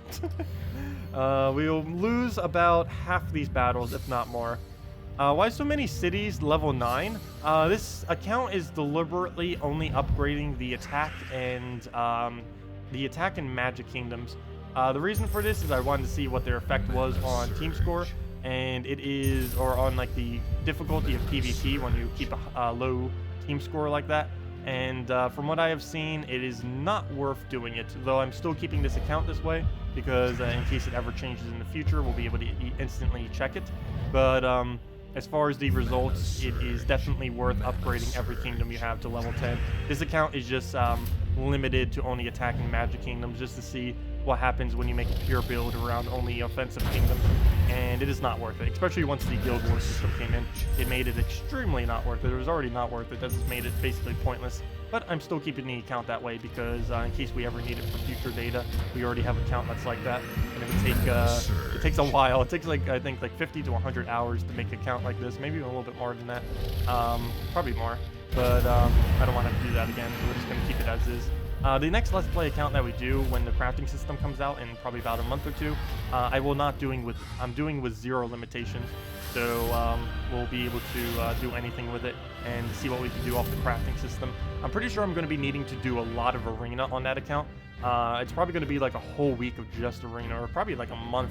Like every Saturday, or probably every Saturday, I'll have to do some amount of arena on that account because we're going to be needing it in order to actually be able to level all this, or not level, but actually accumulate some of the troops, because I'd have to aim for... I'm basically just going to keep doing arena until we get everything that we need, same as treasure maps. And those things would be things such as Dragon Soul, what I'm basically going to try building, even though it's going to take an insanely long amount of time. But I do want to see how low of a level I can actually build it on and actually build up a nice account. Is going to see what will happen if we can just keep doing arena maps and stuff like that, and try getting a Dragon Soul with triple Ferris Ra as our main team, and then just farm souls like crazy with it. That is my goal off that account. I have no clue how long that will take, probably a ridiculous amount of time, so much so that I might go with a plan B option, but that is currently the plan of what I'm going to do with it. If we'll stick to it, that's another story. Let's see, well, we'll go move the blue over. Ooh, doesn't look good. Don't want to have to give it mana like that. It's also using Death Knight class, which is very unfortunate for us. How do we go about this? How do we go? Because if I end up going for the double there, I'm going... Oh no, I won't give him blue. If I do it here, I won't give him blue. Let me just do that there. He'll still get a skull, but we get the barrier. And... Oh wait, he still got an extra turn off there? That's not good. Well, at least it pops the barrier. But it has that now. Guess we'll feed it into Elmagrim. And then try getting a drop somewheres. Red into the greens. How much damage is that? That will be enough to kill Hero, I think, which is a little bit unfortunate because... Oh no, good, it's not. Sweet. So that saved us by not killing it. So I need to keep his Hero alive. Get our purple into the yellow. Oh, please. A double blue or yellow. Oh, we got the yellow. That luck right there. And that is a team wipe. We're actually... even though we're not using pure color, we have perfect score so far. Or, you know, perfect. We haven't lost a troop yet. So technically that's not perfect score. We're not using 4 color. But you gotta get the wins. The wins are much more valuable than actually going pure color and losing like 2 or 3 times like we're going to. If I do try pure coloring it. There we go. 395. I think that's 4... I don't know. Is it normally 420 after you do 2 battles? So that's actually not too bad. Does my guild even have 50%? No, my guild doesn't even have 50% yet either. That's another limitation, or at least this one doesn't, and it won't for a while. Or it will in blue and red's pretty soon. I don't know why they have. Well, I know why they have blue so high. I don't know why they have red so high. Brown should be pretty high as well. As far as guild tasks are concerned, it's always really good value to get every single... Oh, never mind. They actually do get every single one. But it's really good value to get every single one of the gold keys from the brown task. The main reason for this is the gold keys actually give you some gold back. And if everyone in your guild opens up all of those gold keys immediately, you're almost getting the first like 5-6 tasks or so within the brown tasks for free, because you get almost all the gold back that you end up putting into it, which is pretty interesting. Assuming every single guild mate actually opens and gets a decent amount of gold from it. I don't think it gives like a 100% return. I think it's like about 30 to 50%, but still, that helps out a lot.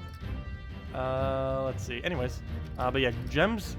They are right on that. I don't know exactly why they're going for the gem keys though off the red, but yeah, blue tasks are definitely the best possible value task. and that's interesting that they keep completing it out completely. Maybe they do it for the +3 attack. I'm not quite sure. They're trying to do purple too. I assume they're doing that to try to get the +2 magic, because souls is one of the least valued ones, but it has the best value bonus because you get +2 magic for a week once you get it unlocked. Okay, anyways, where were we? One other strategy that I don't see many guilds employing, I don't know if there are, maybe some of the more organized smaller guilds are, but one interesting strategy that you can do is 1 week upgrade every single task to about like level 6 and 7, and then save your gold, and then the following week upgrade every single task to max it out. This will allow you to, even though you'll get slightly less rewards, or actually you'd almost get the exact same rewards, but it would be slightly less. Even though you'd get this very slightly less rewards, you would end up getting every single one of these bonuses every other week. So that's not really a strategy. It's a strategy I've mentioned. I haven't actually seen a guild implement it though. But if you're in a smaller guild that's not completing every task, it's definitely something to consider. Like if we were in this guild right now, I might actually see if I can get them to do that. Though it'd be really hard to try to coordinate a smaller guild like this to actually do that. But yeah, just get like every task up to like maybe 7. Like a guild like this would do it up to 7. Save all your gold. Then the following week, do them all to level 12. And then you get all the bonuses for that following week instead of just the 2 that we get this week every week. Anyways, let's just claim some seals and go do Guild Wars. We already started it, but got distracted there. Let's go back in. Where were we? What's my defend team anyways? I have set for all of these. Dragon Soul, Giant Spider, Shadow Dragon, and Grim. Interesting. I wonder if it's actually winning. What's my PvP thing say? We're not invaded. Okay. Not invaded at all. Interesting. Kerberos devoured a double Kraken, losing Guild Wars, battle, crying. Aww. Ow. Yeah, those Kerberos devours. I wish there was a way to force it. I wish there was like a reverse stealthy. Instead of a troop that, instead of being able to dodge all targeted spells, I wish there was this troop that could taunt every targeted spell and also had impervious. That would be a really cool concept for a mythic. Like, give it, like, all the resistances, or maybe even just for a normal trait. But it would just basically be an inverse stealthy. It would force them to have to target a specific troop instead of not being able to target. Because what stealthy does is if we have a targeted spell, we don't actually have any, but if we had a targeted spell, we will not be able to target the stealthy, but they could just do the inverse of that, and let's say have, like, this troop, for instance, just have, not the specific one, obviously. He does not need that kind of buff. But have a trait where it would force you to have to target it, assuming that it's the only one with that trait. And if there were multiple, like let's say there was one in second and third slot that both had that trait, then you could do either of those two. But that'd be pretty cool if they did add a reverse stealthy. Kind of as a taunt. Or that'd be exactly what it would be, a taunt. Oh good, Dragon Soul lived, barely. I need to make sure it doesn't die, hopefully.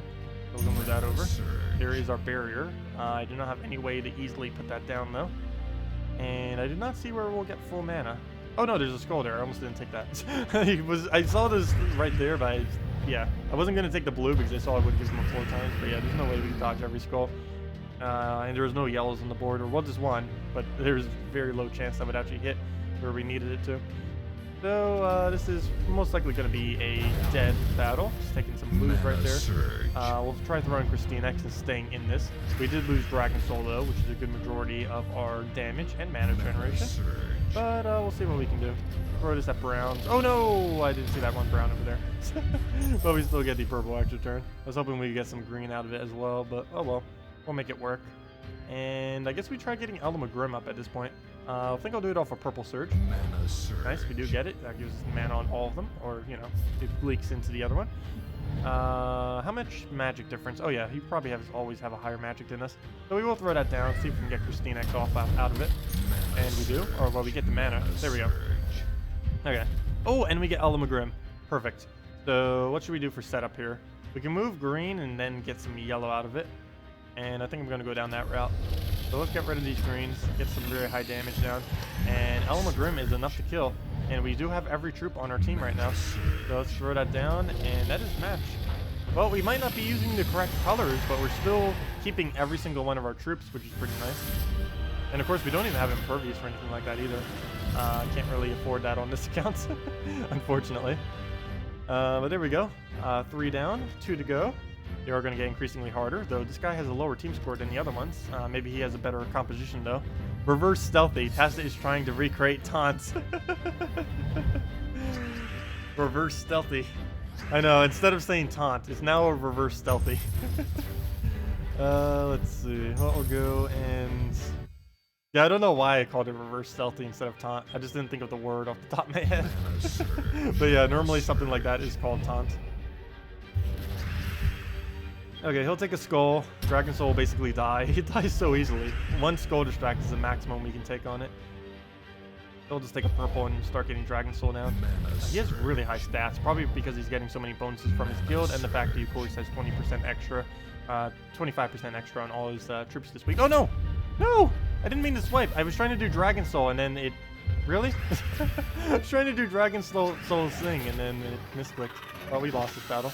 Oh, he didn't get an extra turn. Never mind. We might still be in it. Barely. Now let's see if our Let's Play account's any luckier. Will he get Devours on us? But yeah, that should have been the previous turn. At least we made sure he didn't get an extra turn off the spider, if nothing else. But, oh, we didn't get all of our mana back with all the purple there. Okay, good. He didn't get a Devour. So, safe. Let's go, and what color do we not use? No, we still use every color. Is there enough Fisher Barrier or not? I don't think we really need it, but I will be throwing it. Because if nothing else, we can Skull Distract for a turn. So we'll get the barriers and everything, get a Skull Distract, and determine what color we do now. I think we take a Skull, actually, and hope he doesn't devour Christinex. Okay, use it. Don't devour. Oh, don't you dare devour one of the ones with barrier. You good? Ooh. I do need to get him back up, though. I think we'll do this on... Which color? Not purple. But then again, he does use purple quite a bit. I think that gives him a skull, though. I'm leaning towards green, actually. So we'll go do that on green. Not as much damage. But it looks safe as far as the board movement. Ooh, nice. Come on, Cascade. Keep it going. Okay, good enough. We'll go throw this down for some barriers. Please don't get something random. There we go. Safe. And let's go see what we can do with this. We need 4 barriers now. I see 3. Where is our 4th? Let's see. 1, 2, 3, 4. There we go. There's all 4. So we'll go do that X. We'll get some purple out of it too. There we go. Nice. Oh, and some blue. Nice. Oh, wow. All full mana on everything except the one for the monk. So we'll go and throw this down, and then we'll Christine X into it. Nice. Extra turn. And yeah. All right. We already won. And we won with all troops again. Barely. He got close, so that would have resummoned if he did die with the Christine X right there. But there we go. Going pretty well so far. We haven't lost yet. Yeah, keyword yet. It is happening. It's almost impossible for us to win every single battle. We're just gonna get outstatted eventually. With eventually a single skull will be able to kill us. One of these teams will have such a high attack value that he'll probably one skull us. Dragons without traits. I know. I don't have any of these with traits. What kingdom should you set as your home? Oh, Whitehelm. Whitehelm is the best possible home kingdom, assuming that all your kingdoms are evenly upgraded as far as levels and stars. Whitehelm would always be the best, assuming that. They will be reworking home kingdoms in the future. They did end up mentioning, but I don't think they're doing that anytime soon with all the other things they're currently working on. Oh no! Well, there goes the one-shot I was mentioning about. Well, our summoner just died, so there goes our perfect score, and now we're probably just going to lose. I don't think we're going to be able to defeat a single Paragon. It's actually an achievement on the console version, I believe, to defeat a Paragon. I wish they would add more achievements to Steam. I haven't really been achievement hunting as of lately. I will be doing that for the most recent Ulf match, though. The other game that we've been working on. That other match 3 game. But other than that, I haven't really been working on completionist purposes, videos, or things. I don't know, that's something I used to do a lot. Particularly while in high school and college. I just enjoyed it a lot. Haven't really been doing it much lately, though. Okay, well, we lost. That's pretty inevitable. I might as well just retreat from the battle.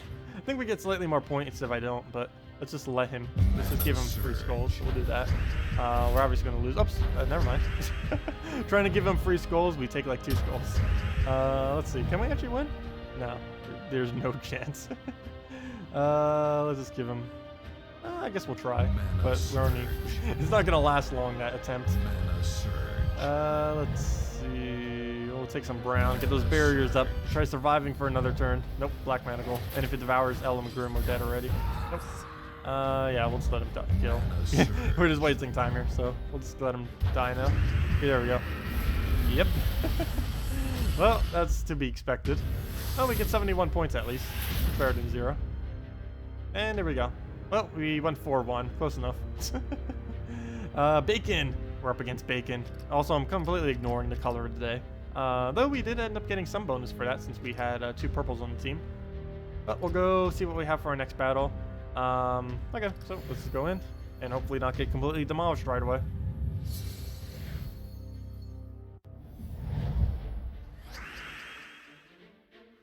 Oh, you opened up a Forest Guardian this morning, and we're wondering if Salamander, Spirit Fox, Dryad, and Forest Guardian works well for it.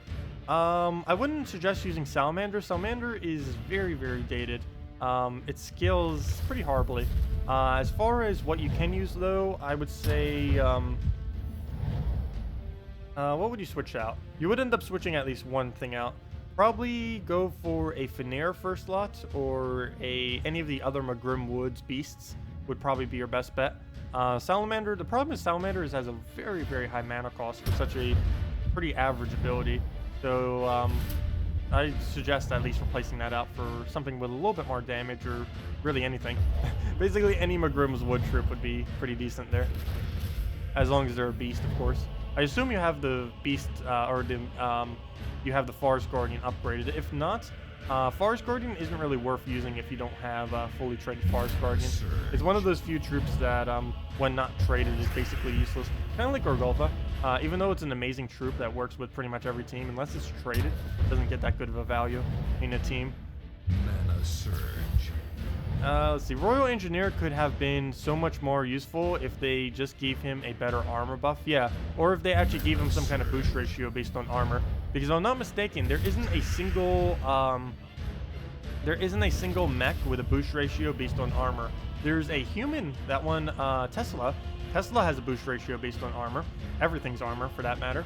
But there isn't a specific mech that has a boost ratio. And if they end up doing that, that would end up helping it out a lot. Well, let's go do this here. Make sure we don't give it any skulls or anything. I prefer saving the... Oh gosh, I just gave it a skull or anything. But that didn't work out. But we'll go take some of our mana then. He's probably going to kill us with a Pristine Axe, like, right now. Yep, and we give it a bunch of browns. I think we just lost. This is only the first battle in this segment. The problem is we keep moving up in the Guild War thing, and the battles keep getting stronger and stronger to the point that my account, or this account, can't really even attempt to kill them, even when using a normal team. But we'll go throw this down.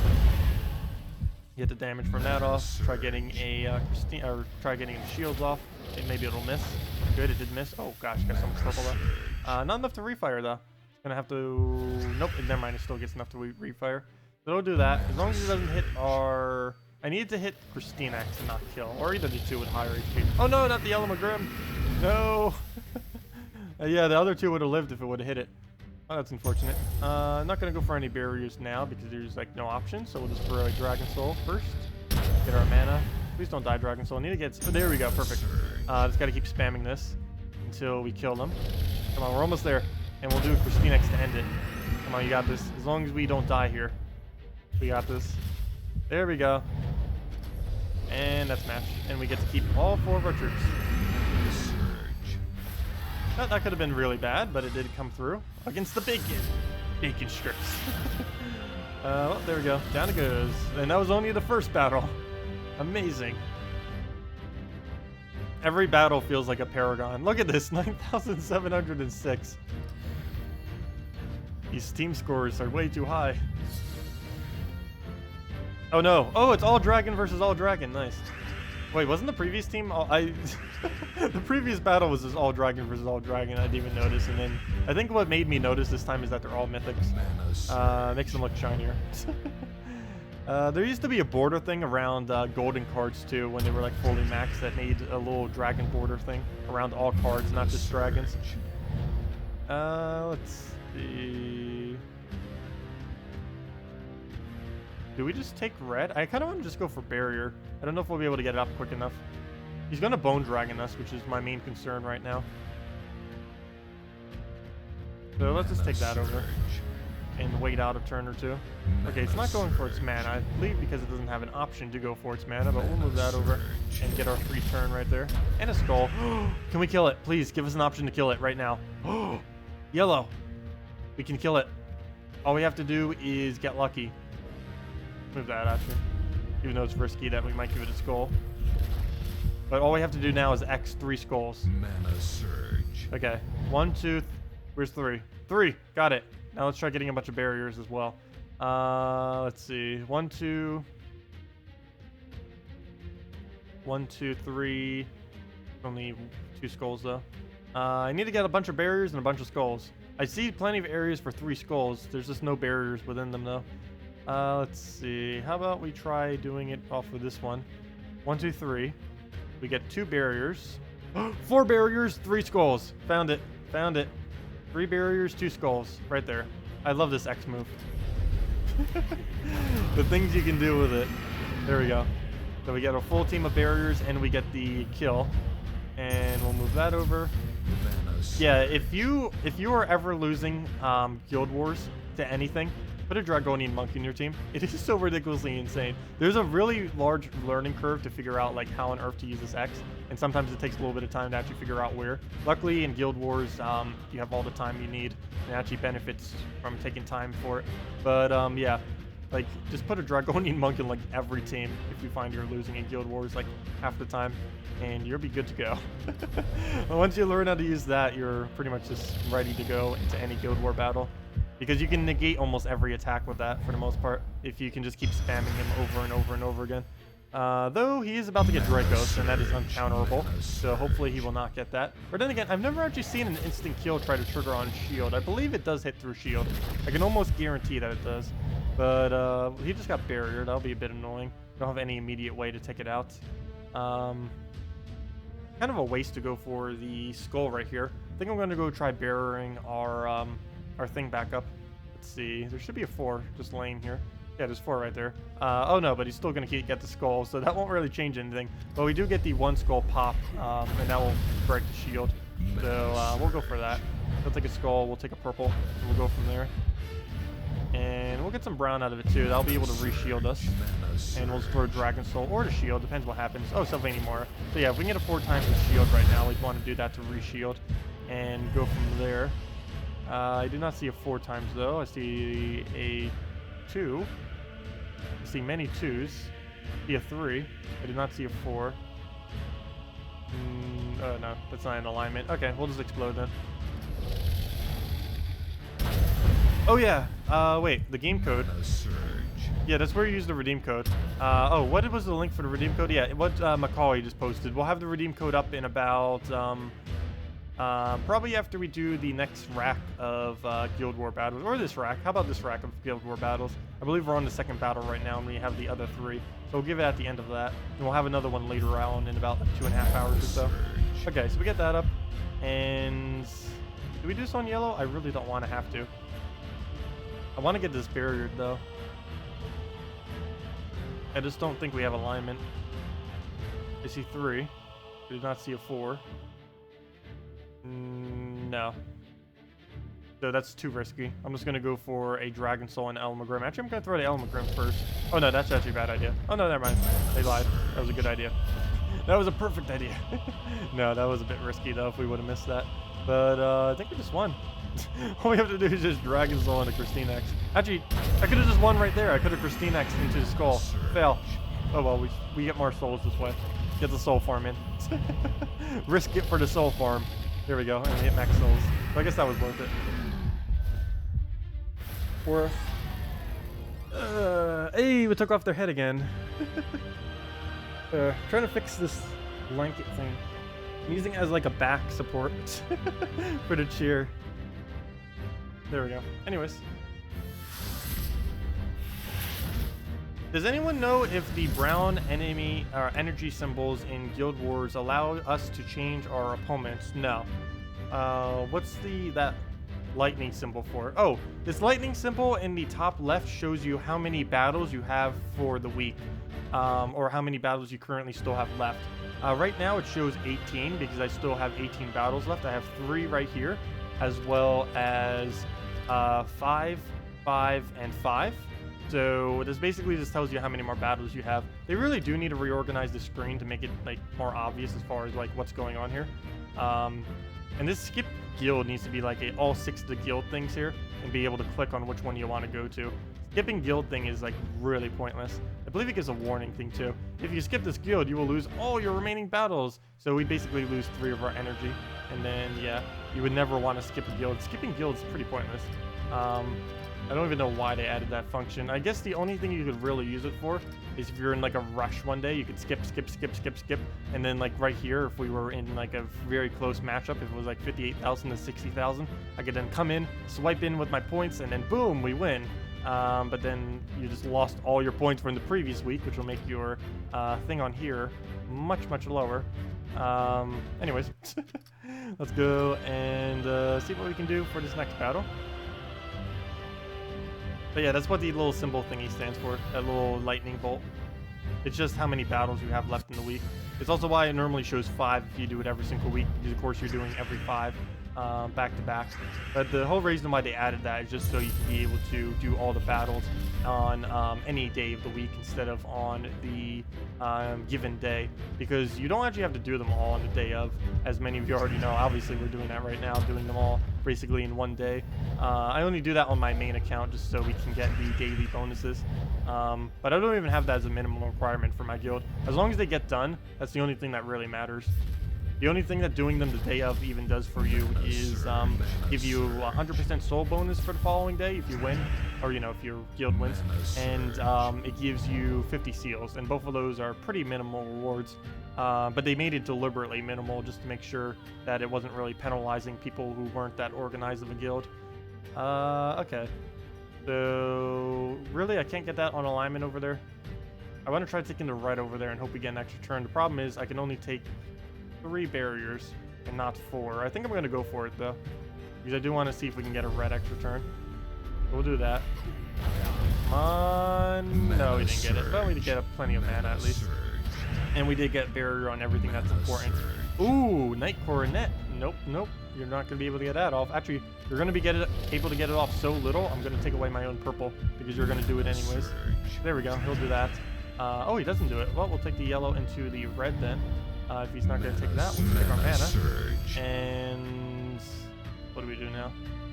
I guess we could throw an X trying to... Oh! Extra turn. Nice. We'll take that then. Doesn't interfere with anything, right? Nope. Good. So we'll go take the extra turn. Take that reward. Can I actually kill him before he does anything? That'd be amazing. No.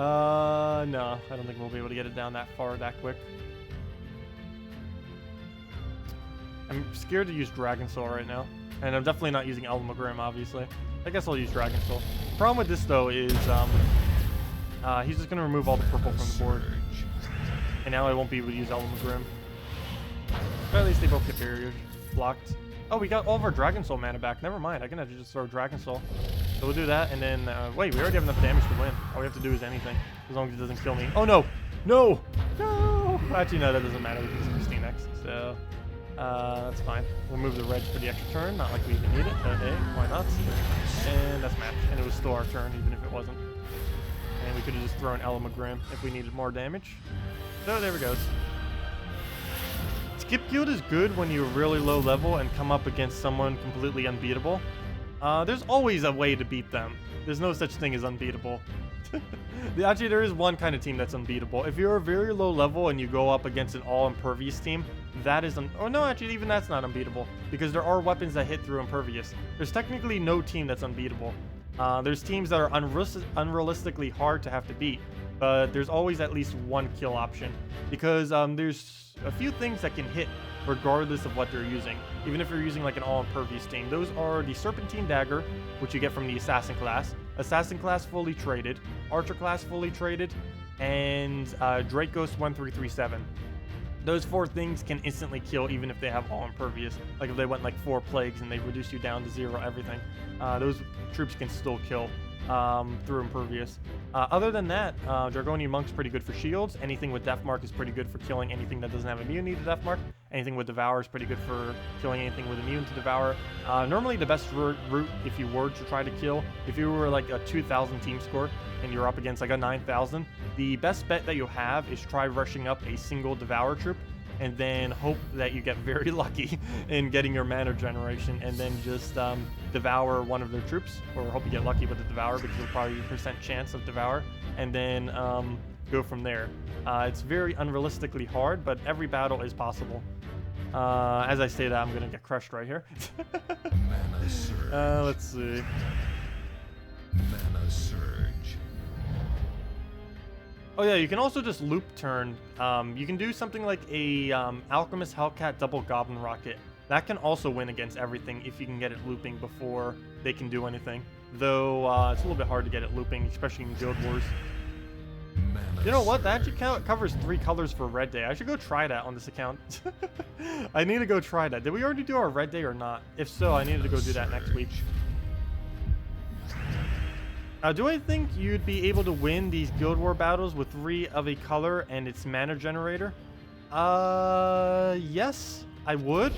But no, I can't. The reason why I can't do that is I actually don't have enough souls. I don't have enough souls to get every single mana generator upgraded. I believe I only have Valkyrie and Giant Spider upgraded on this account. And not only would I need to get every single one of the generators up, I'd also have to upgrade all the troops that would be associated with that.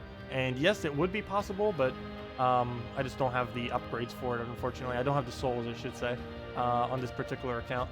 I believe we only have like 10,000 souls in reserve right now, and that's like 1 upgrade of a troop if we were to max level it, barely 2. But yeah, I could, but I don't have the souls. Soul problems. Early game problems. I don't have enough souls. Mana surge. And that's going to become a really big problem since they just said that the crafting system will actually require souls. So like everyone early on in the game is going to have, there's just like, I always said for the longest time that Dragon Armor is better than Celestial Armor.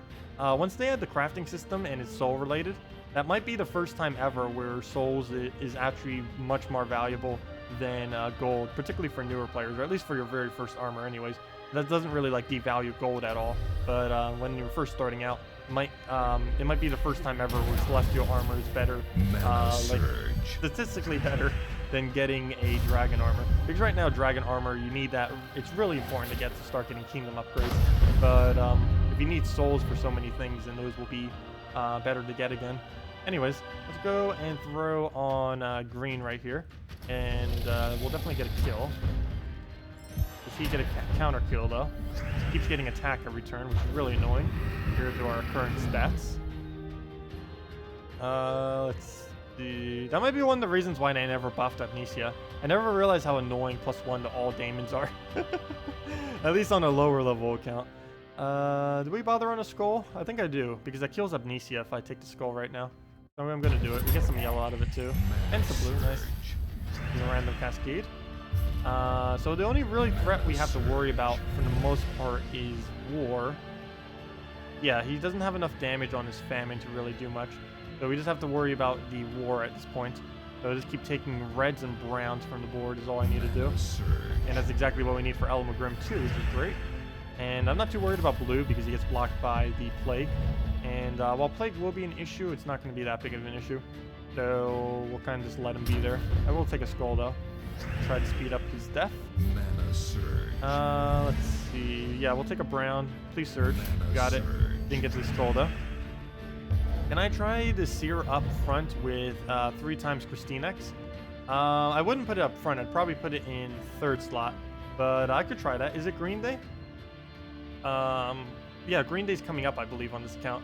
I need to see if we did Red Day yet or Green Day, because those would be the best 2 times to throw those 2 down. But we'll go to this. I could take in the skull to kill the plague as well. I wanted to do the barriers though. That also gives us all the mana back to re-barrier. Where do we go here? Maybe we take a brown.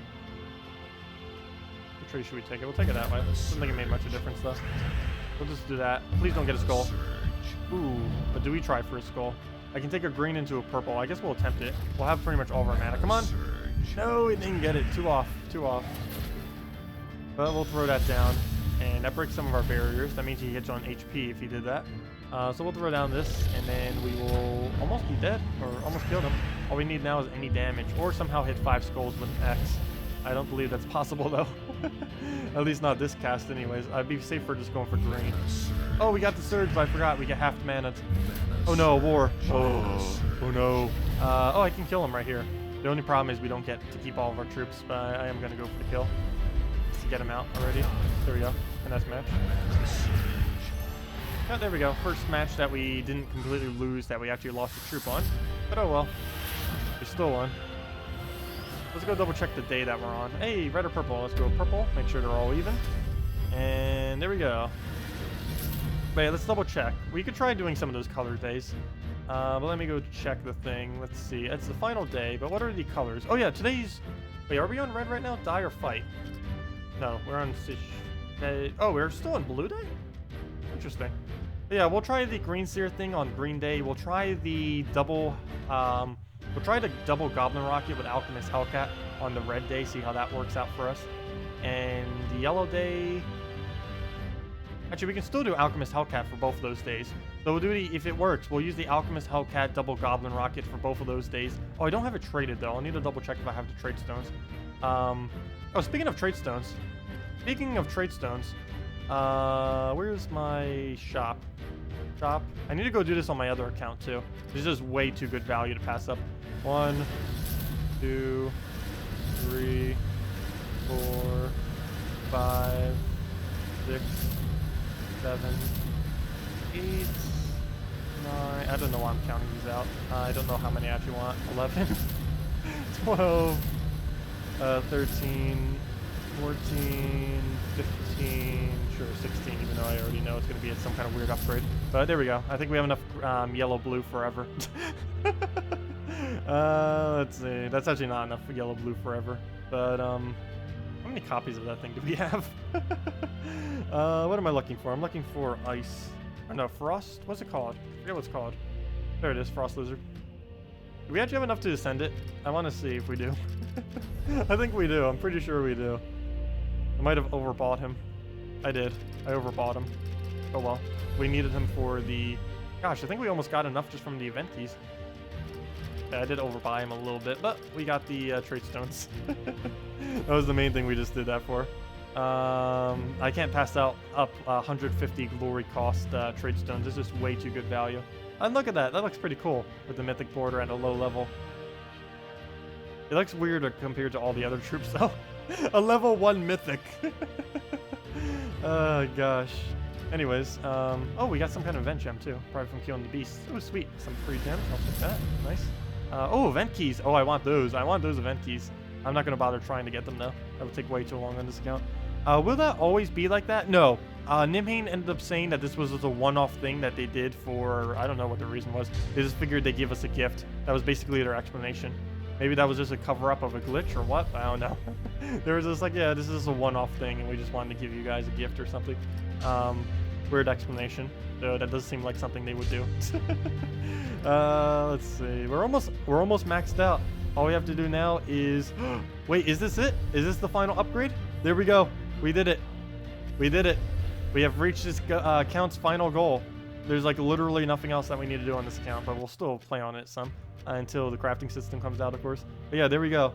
We've done everything. We got our solid dragon team that I wanted to get, and we got all the kingdoms exactly where I need them to be. All the attack and magic kingdoms to level 10, and all of the other kingdoms to level 9. So as far as how far this account has progressed, this is exactly the goal I wanted to reach. No class, all level 10 on magic and attacks, level 9 on everything else. Perfect. And we got a nice dragon team. That wasn't a goal I had of this account, that's just something that kind of happened, because we got Dragon Soul, then we got Christine X's, then we got Elamagrim, and it kind of just happened. And at this point, we only need 3 more dragons to have all of them. So that's kind of the other indirect goal. So there we go. Anyways, back to Guild Wars.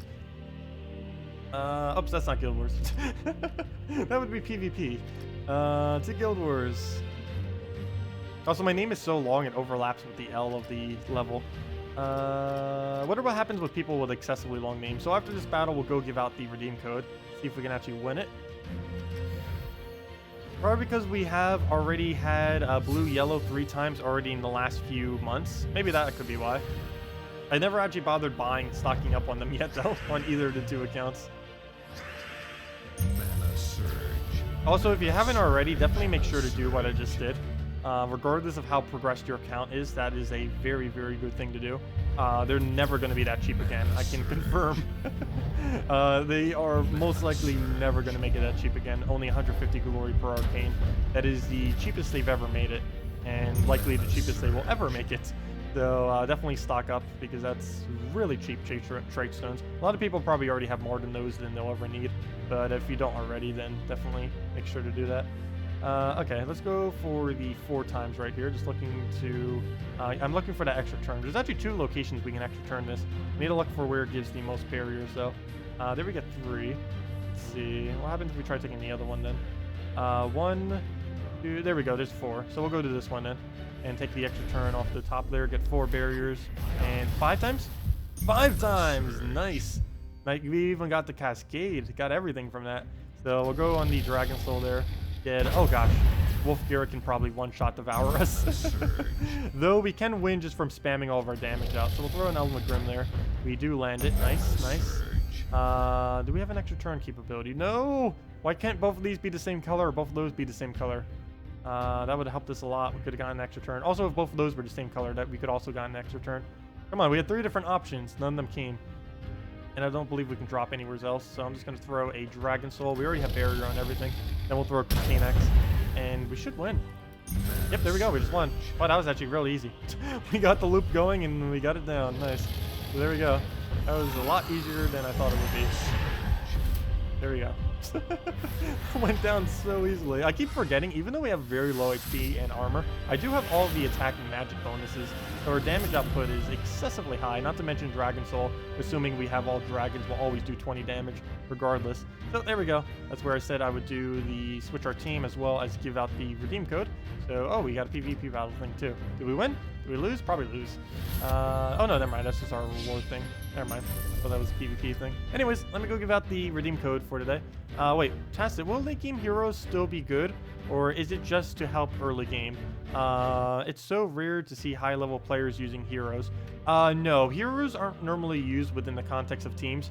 They're mainly only used if ever a really good trait comes around. There's only a few instances where heroes are kind of used. Oh yeah, I don't have any hero classes, so I can't really show it, or the weapons, but there's a few. There is the one from Karkaroff, the sorcerer, is sometimes used with the Creeping Death, which is from the weapon from the Kedar class, the Necromancer. Sorcerer with Creeping Death is normally a pretty good combo that is sometimes used. Another one is Adana with the Mechanist class fully traded, the Mechanist class that you get there. That's used for Quick Explore. The other one is the Assassin class, from Mr. Scales, has the quickest instant kill, or the easiest instant kill. 10% chance, and it can hit multiple times with a skull spam glitch, and that still works. Some people use that. And the other option is particularly used within Guild Wars, is the one from Golvania, the Death Knight class, is used fully traded to Deathmark spam enemy teams.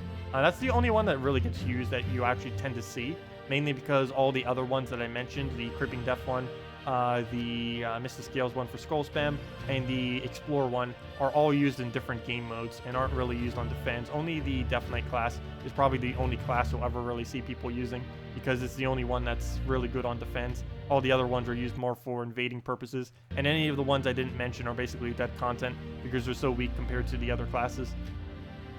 Also, hello, Marine. Welcome.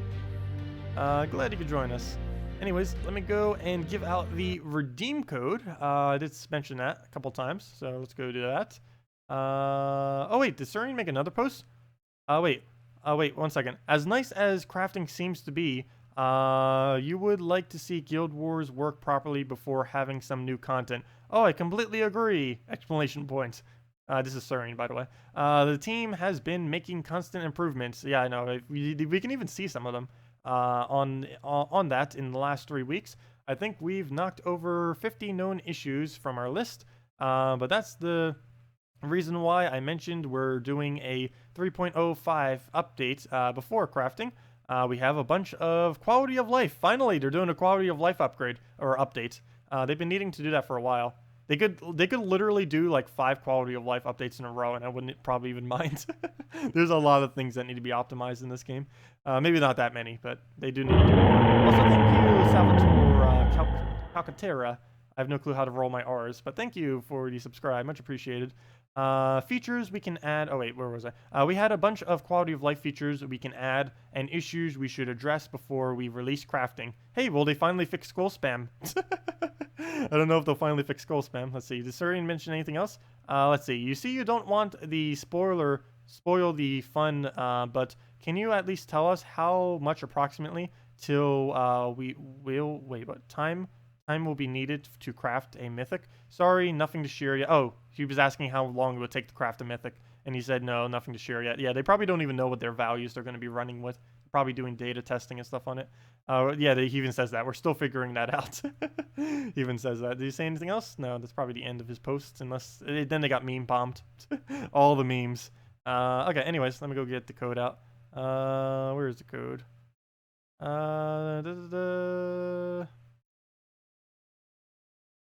Let me see. Where'd it go? Oh, someone just posted off of that. Oh, wait, never mind. That was the updated one.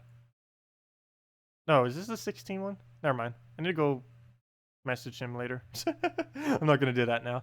Anyways, let me go and, yeah, let's go get the code. Oh, this is our last one for March. Then we get to move into the April ones, which I haven't even touched yet. And then I still have the one for this month. I think, Salty ended up giving me like 12 for this month, or 13 or something. And I haven't used a single one, I don't think. Okay, let me mark it to make sure I know I used it. And this thread is now dead. Copy the last and final code, though we will have another one later today. Plenty on reserve. And there we go. So let me go get this code in. Go back to my mail in case we need to go to the other messages. And let me go get this into the interface, then into... Actually, then into chat, and then we'll go from there. But anyways, let's go and put that below me. There we go. Got centered enough. Actually, let me space it one more time. And let me go get this into chat. You use this on gemsofwar.com underneath the game code. For any of you that don't know, I will go get the link for it in 1 second. Oh, we're on our Let's Play account too. I try not to use these on my Let's Play account, but I guess I will since we're already here.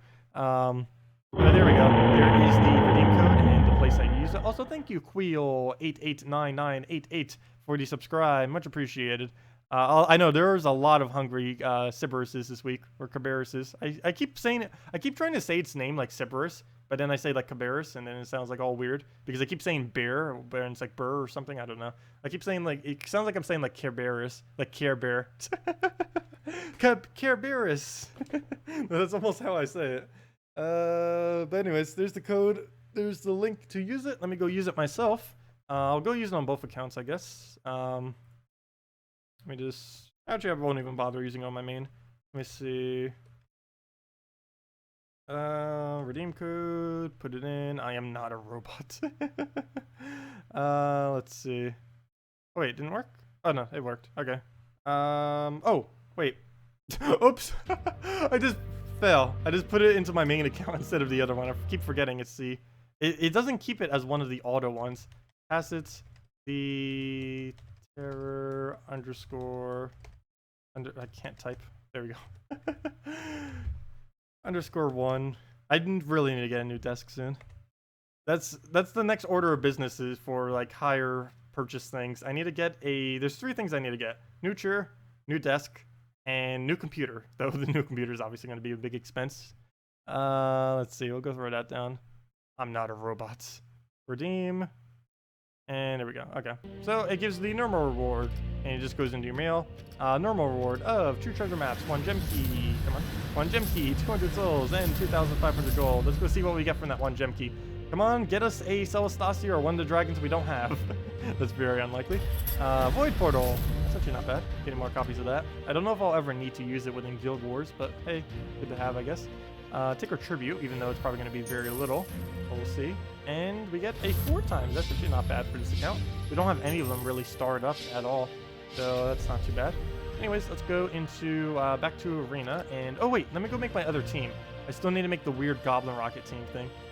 which I wanted to try because I've tried it on my main account many times, and it does have it can infinitely loop to the point where we can just win regardless of our damage. Oh, you got a unicorn from it. The fail. The fail is strong.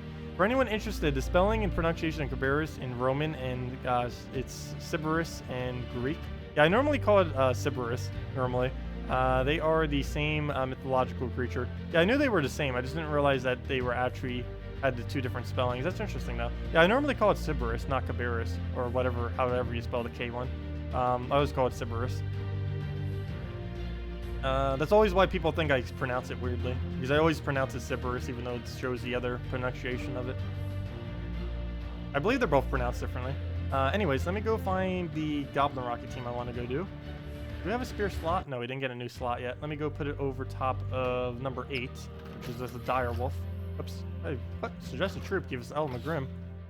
It's telling us something. We should Direwolf Elamagrim it.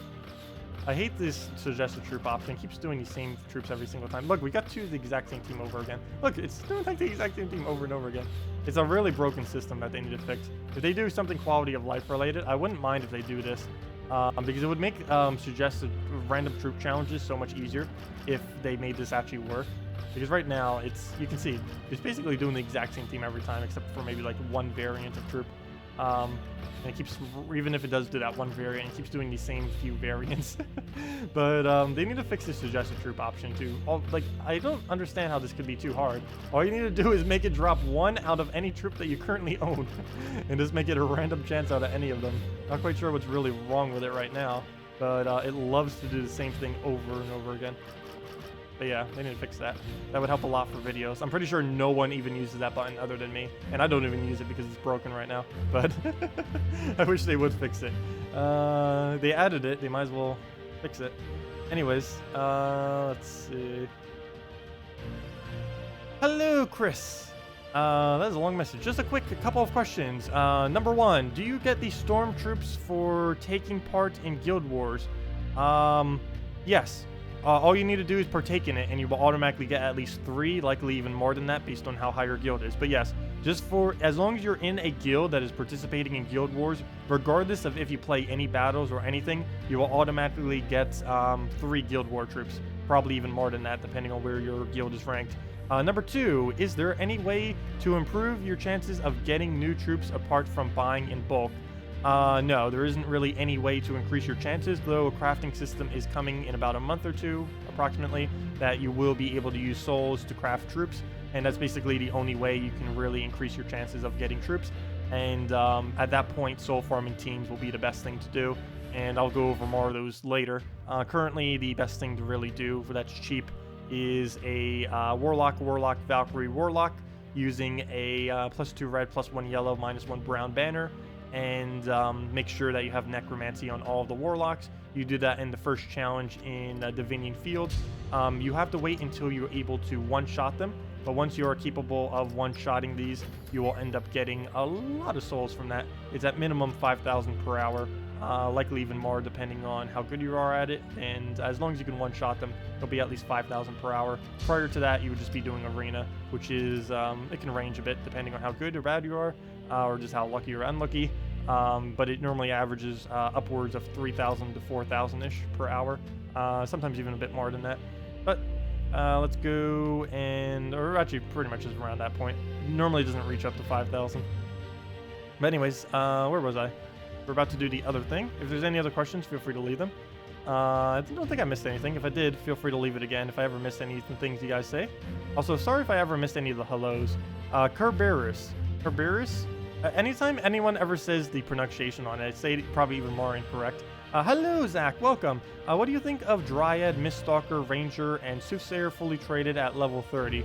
That seems pretty decent. Normally, I don't bother using Soothsayer in last slot because once your front of the team dies, you don't get as good of a value from it. Personally, I would probably switch it to Soothsayer, Dryad, Miststalker, and then the Ranger. Or even something like, actually, yeah, I'd probably go with that. So you might just want to move your Soothsayer to first slot, essentially. Just move it up to first.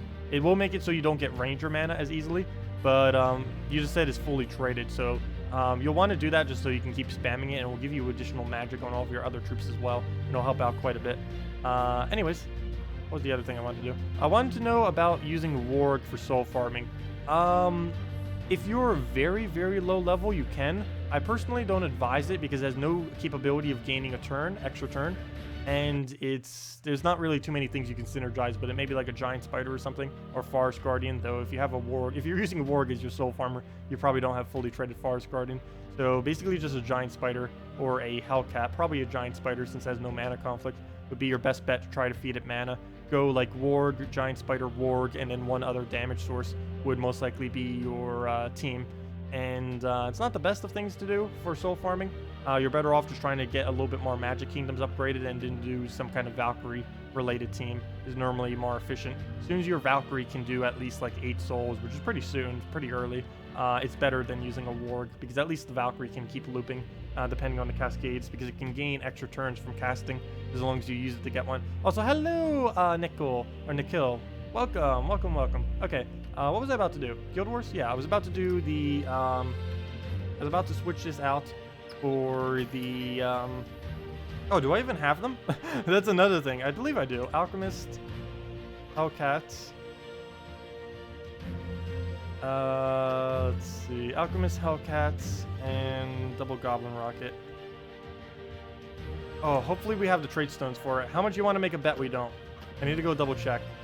Because this might not actually be viable if I don't have the trade stones for it. Let me go double check. Please have 3. Please have 3. Let's see those 3 red yellows. Come on, 3 red yellow, 3 red. Oh wait, he has it on his first trait, doesn't he? But let's just still double check. Oh, we do. We have enough. But doesn't he have it on his first trait? I forgot about that. He might have it on his very first trait. Perfect. Yeah, anything that has Firelink first trait is insanely powerful. There we go. So we don't even need to get him further than that. That's all we need. First trait. Level him up to max. That is max, right? Or let's actually ascend him. Do we have ascension? Do we have ascension? Where'd he go? Oh, I'll just see it through here. Nope. No, we're 1 copy short. We're 1 copy short. What is this madness? Okay, we'll go max level him. We'll max level everything in this team. We'll do that. Well, rip all the souls. That goes the last of them. So we got that. Hellcat, I don't need any traits on. I do need it leveled though. And yeah, we'll go through all that out. Oh no, I might not have enough for Alchemist. And he's our first slot too. I might need to switch that. I might need to switch his position. Actually, I will. He has a link on him too, doesn't he? Oh no, I don't have his link. Should I try getting his link? I think that might be a little bit of a waste. We already have 2 other links. I don't know if I should or not. Merchant is a pretty useless trait. I don't know, maybe I will. No, I'm probably just going to leave it blank. Oh, don't trade him. I almost just traded that. Fail. Oh, we can't ascend that. We can ascend the Alchemist, though, so we will do that. Come on, ascend. So we will ascend it. I'm not going to bother getting in another Firelink, though. I think we'll be fine without it.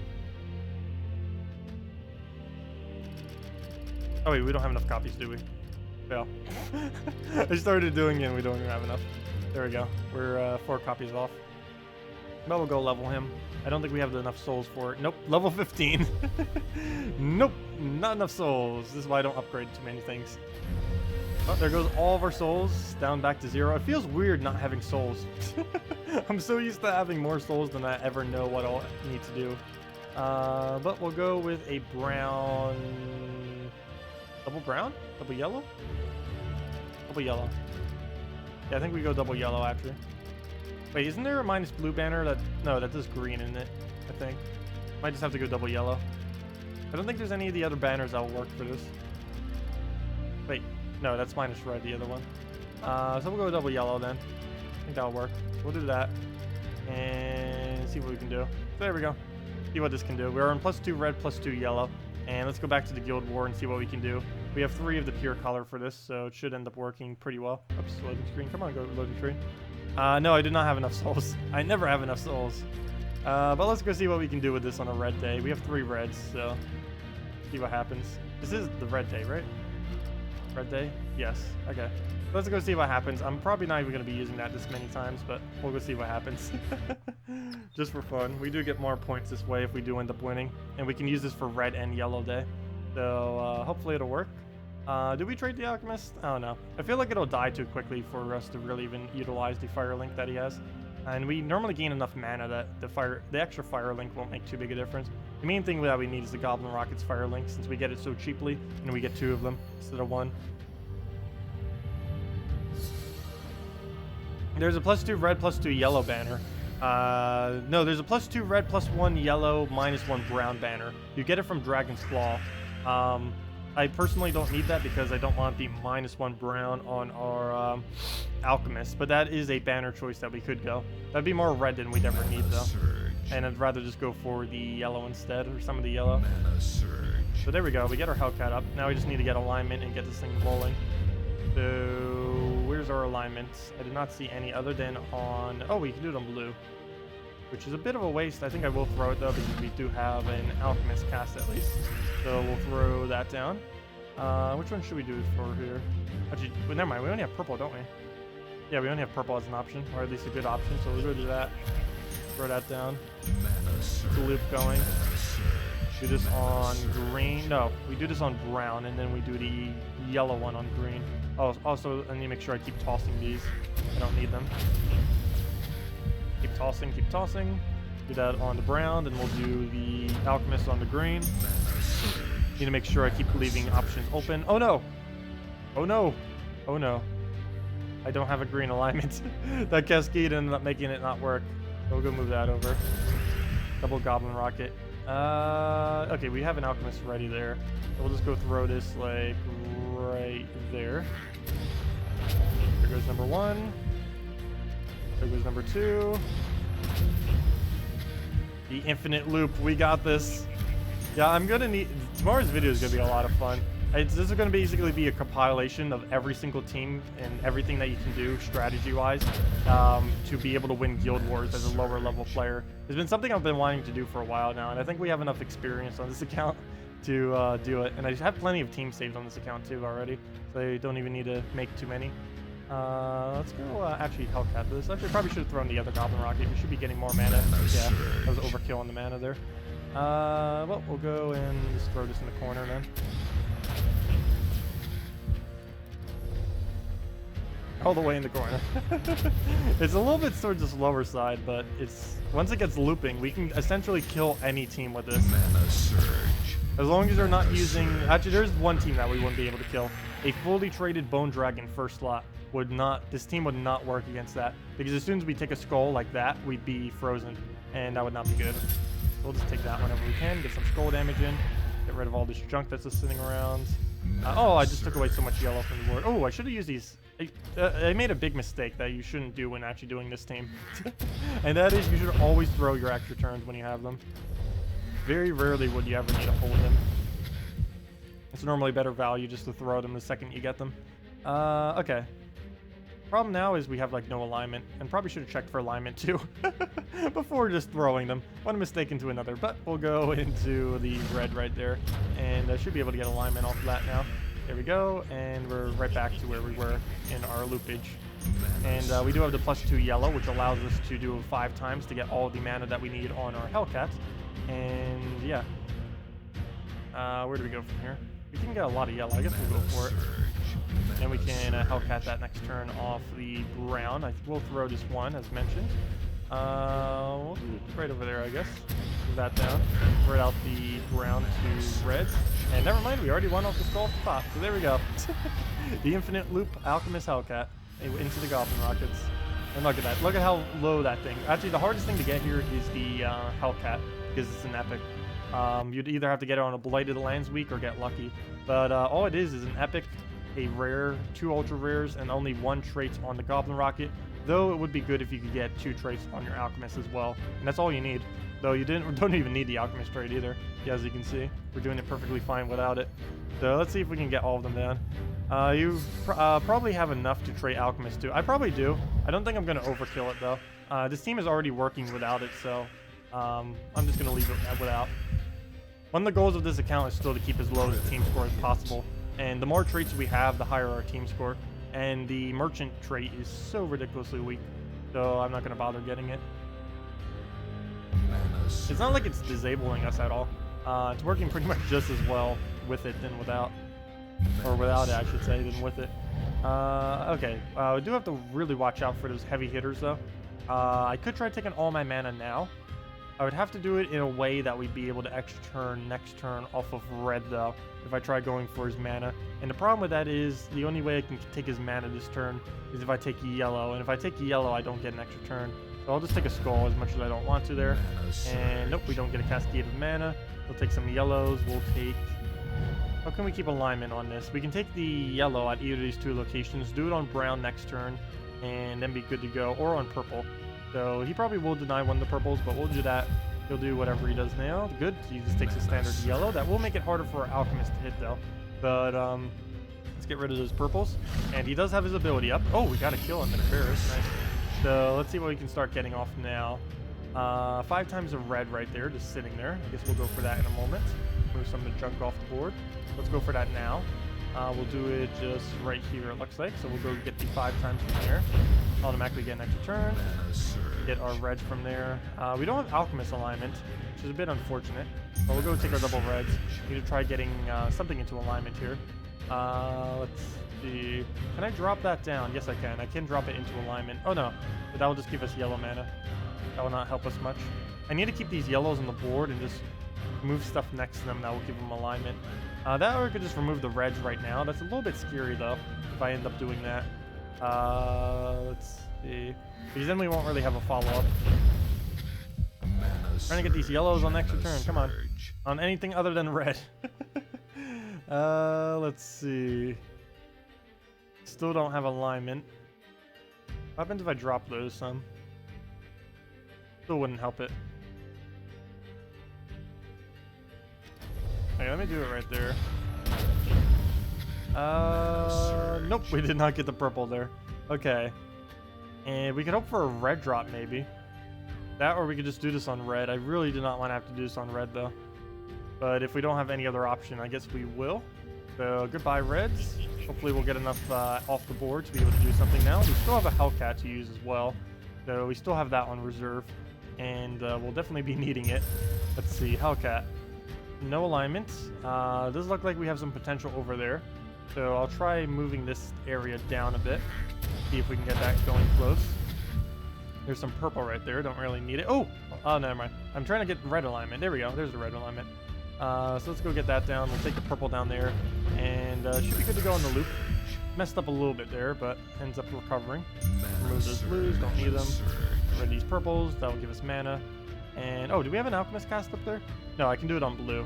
Actually, let me do it on blue now. Let me throw the random Hellcat in the corner. And then we'll go convert the alchemist on the blues. But yeah. Oh, bye, Jack. Have a good day. See you later. Mana surge. And have a good weekend.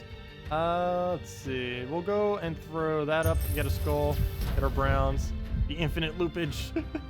It's working out pretty nice. Where do we go to drop these? Oh, we can already do it on purple. I don't need to drop them. So let me just do it in the corner then. In the corner you go. Get out our damage. Too bad this thing wasn't upgraded. I think we'd be getting like 1 or 2 more damage per cast, which would of course help. Sure, we'll take double skull. Why not? A little bit more damage out there. And then we'll go Hellcat the... Oh, wait. Well, there was alignment over here. What happened? Wait. Well, we have alignment over there. Oh, no, it was the purple I was going to use it on. Let me not, though. We got green alignment. Let's go do it on that. That'll be enough for Alchemist, and then we can take the purple to get some of our mana back there. What do we have for Alchemist, though? Ooh, do we not have alignment? Oh, no.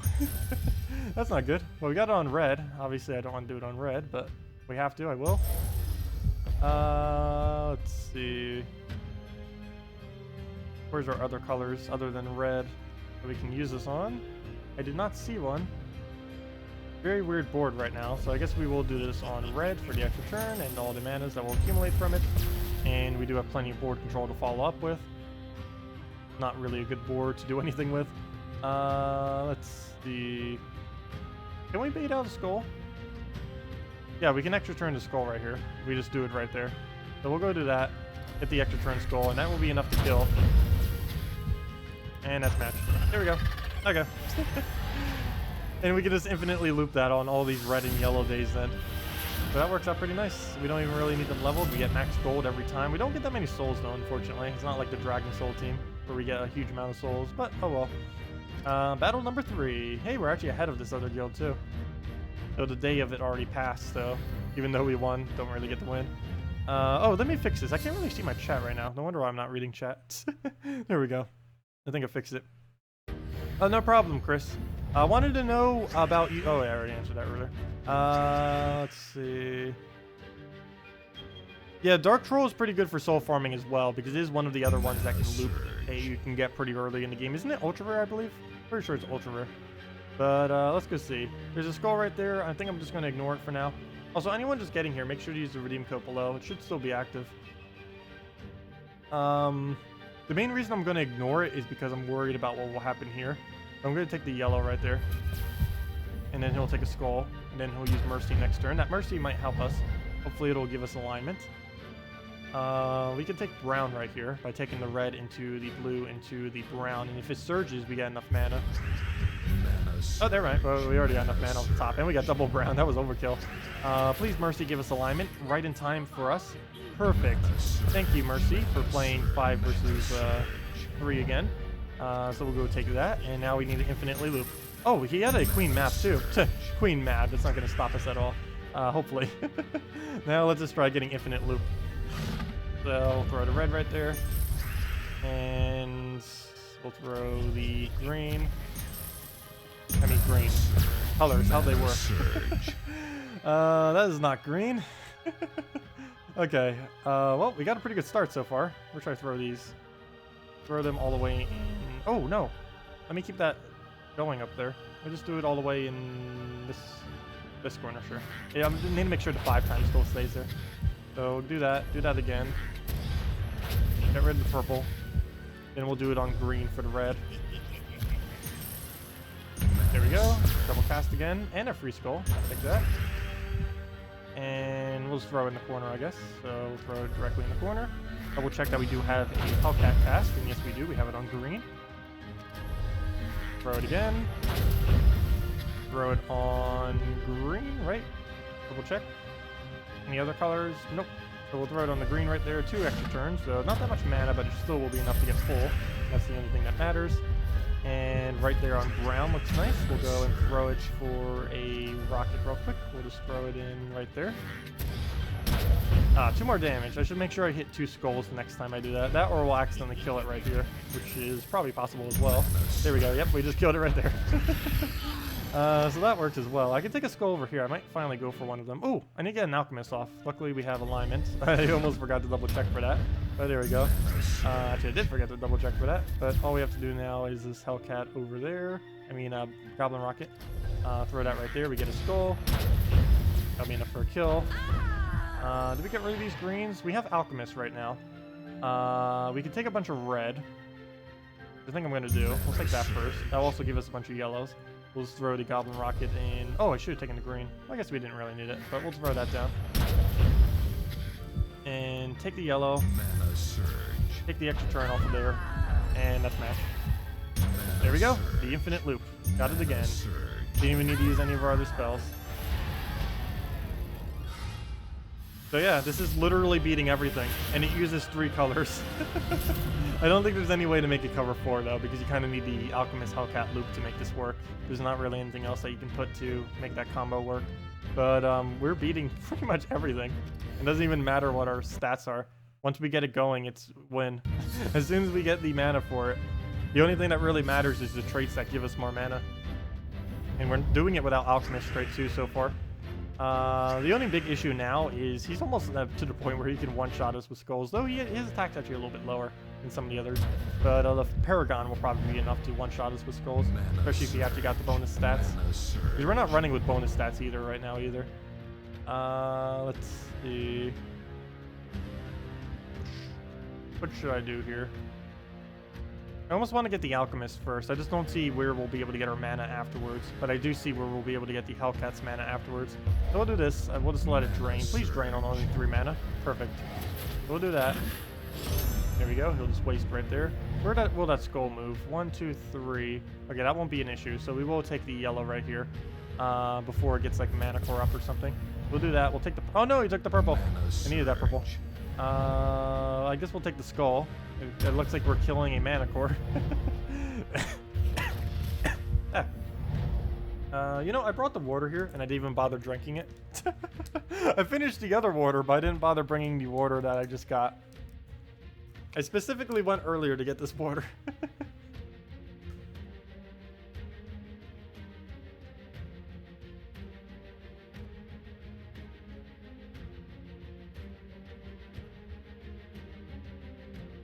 That'll help me talk better.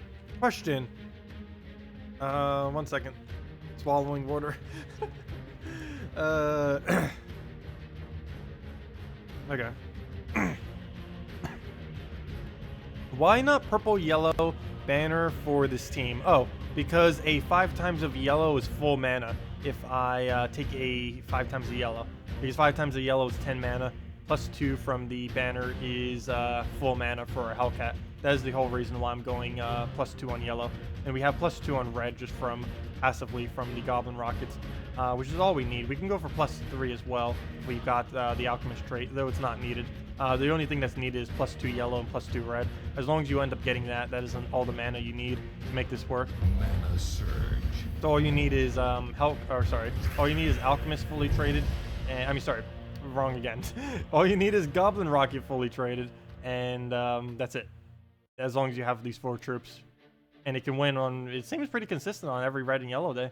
We're eventually gonna lose. There's also a chance that we'll lose a troop and we have no way to summon it, but so far, it's going pretty well. How much damage does he have for skulls? I don't know if I should take our mana right now. The problem is I don't have any extra turn. Oh wait, yeah, I do. I can do it on blue. I think I'm gonna risk it. He's gonna hit us with a skull. Oh no! Oh, I just forgot that thing right there. No, that was a fail. Wait, he missed. We got this. What just happened? The problem is we don't have blue alignment anymore, though. He just overrid it with skulls. So I still messed up, but fail. That did not need to happen.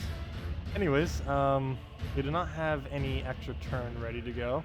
We'll have to take this skull to the left and hope we do not die on Hellcat. Please don't die, please don't die, please don't die, please don't die.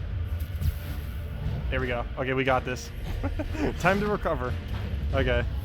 Even after a huge mistake, we still haven't lost a single troop. Okay, Alchemist on the green. Where do we go here?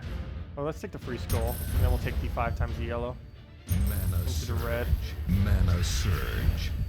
Okay, where's our red alignment right now? We have it on purple, so we have plenty of alignment with that. Let's just take a bunch of skulls. Actually, let me try dropping a bunch here. Let's see. Can we take a 4 times here? I don't think we can. No, it doesn't look like it. Let me drop them closer together, though. Okay. Oh, so close. So very close. I don't want them getting in our way. Almost every time I'll want to be aiming at skulls just so they don't get in the way. That or bunching them together.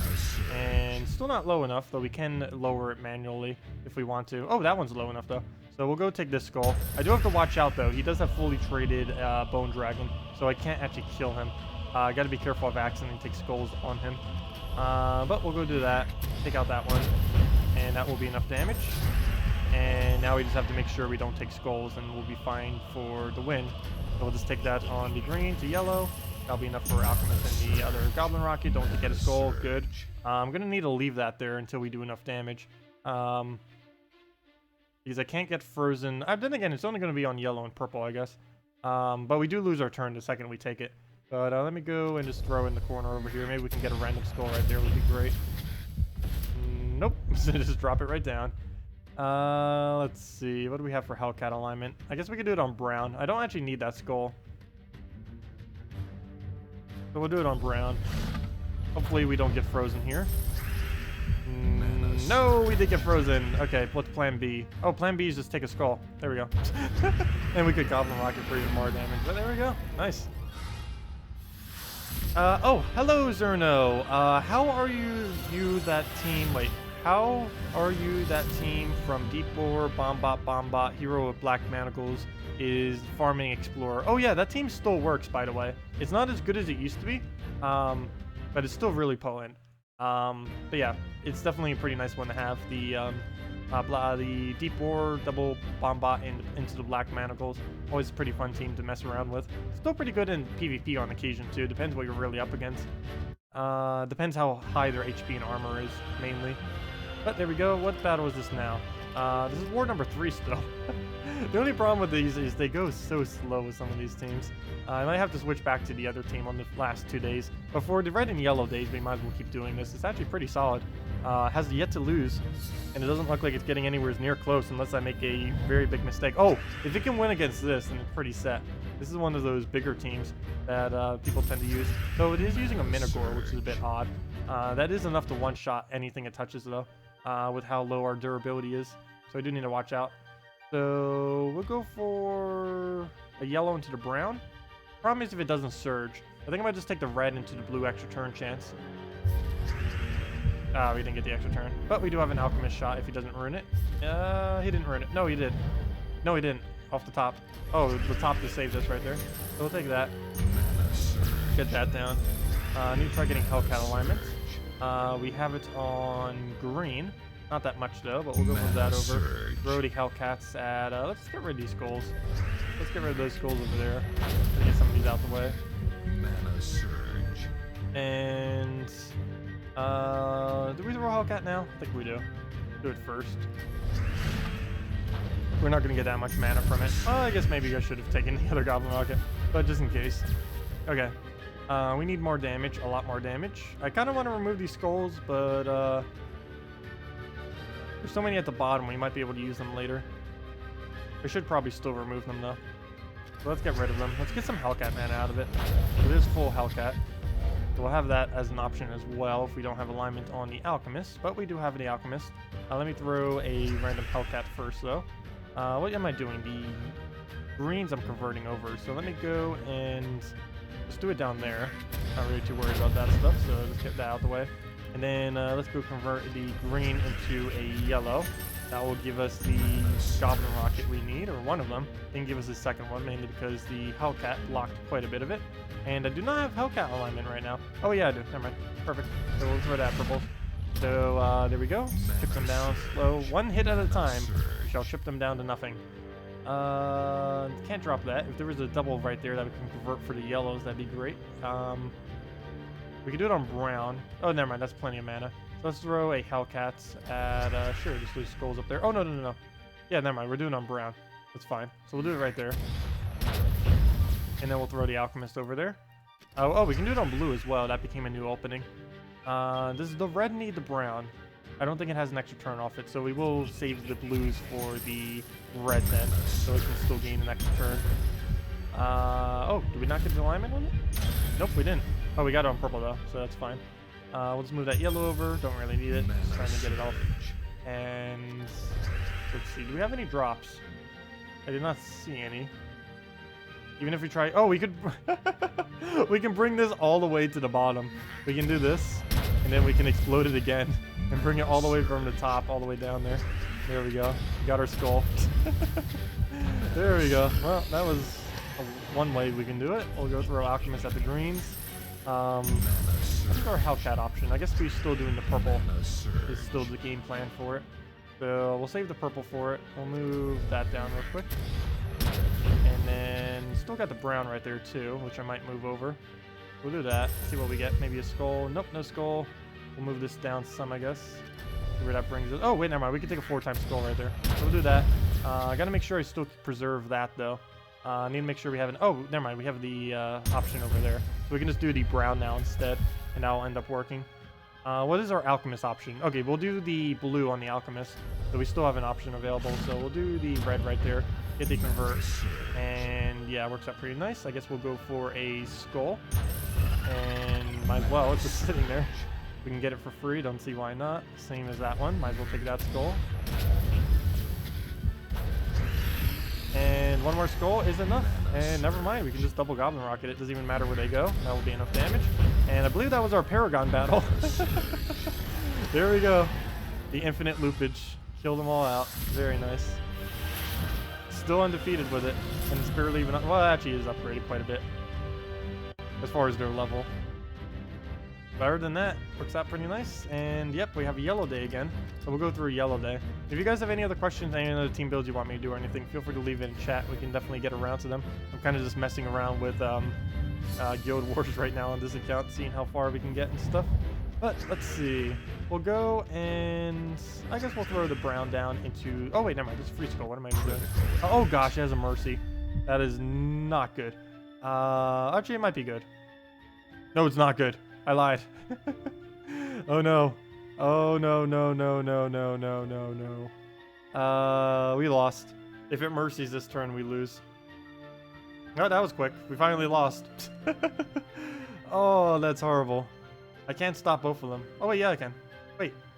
What? Okay, never mind. I can. I can just move the brown over. Never mind. False alarm. He still gets a lot of mana, but it's gonna be a lot of mana though. It's gonna be enough for an alchemist. I mean, for a Valkyrie. Yeah, I'm gonna need to move. Oh, I could give it a 5 times a brown, and that might undo it. No. I'm just gonna go for the move the brown over option here. Mana surge. We'll do that. Oh, I didn't do the mercy. Oh, because it went first skull. Let's see. What are all of its alignments right now? So we'll take this purple down. Oh, it'll get a red extra turn though.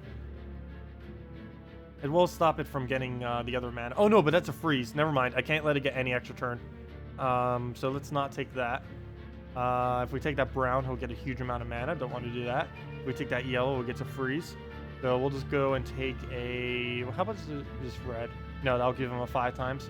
So we'll take this green right here then, even though we don't use it. Mana surge. Please miss.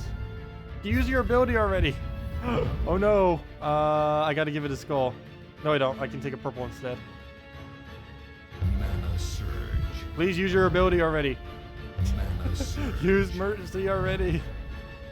The suspense is killing. Yeah, it has to at this point. Why wouldn't it? It'll get 2 peers, but it doesn't get an extra turn, which is the main concern. There you go, finally. Now, as long as this doesn't kill us, we win. Mana surge. Come on. Come on. Stop, stop, stop. Good. Okay, we should win. Oh, we don't have Hellcat alignment. Never mind. If we had Alchemist right now, we would. Ooh. Do I take the yellow? No, I don't take the yellow. I think I just convert the yellow, as much as I don't want to. Is that really our only option? Oh no, we have purple as an option. Never mind, let's take the yellow and see what happens. We'll take the yellow. Too many skulls on this board. Take the blue. Brown is not an extra turn. Purple is barely enough mana, and it just took away all the yellows too. Luckily, we still have the one all the way at the bottom for the green as backup. So we'll go move that one.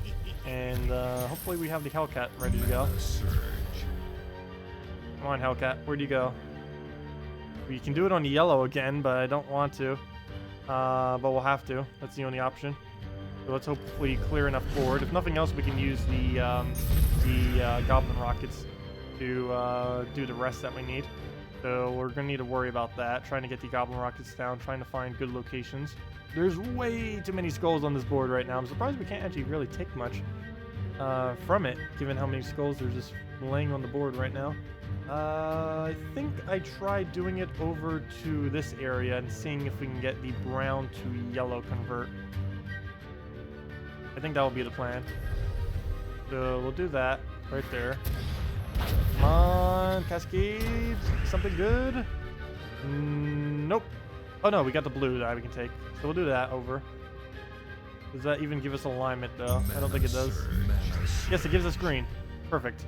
Oh, is that enough mana? No, it is not. Oh, that's still awful then. But we'll see what happens from it. Don't really have a choice, so we'll do that. Come on, keep it going. Yes. Yes, we got it. We got it going. We won. We got it.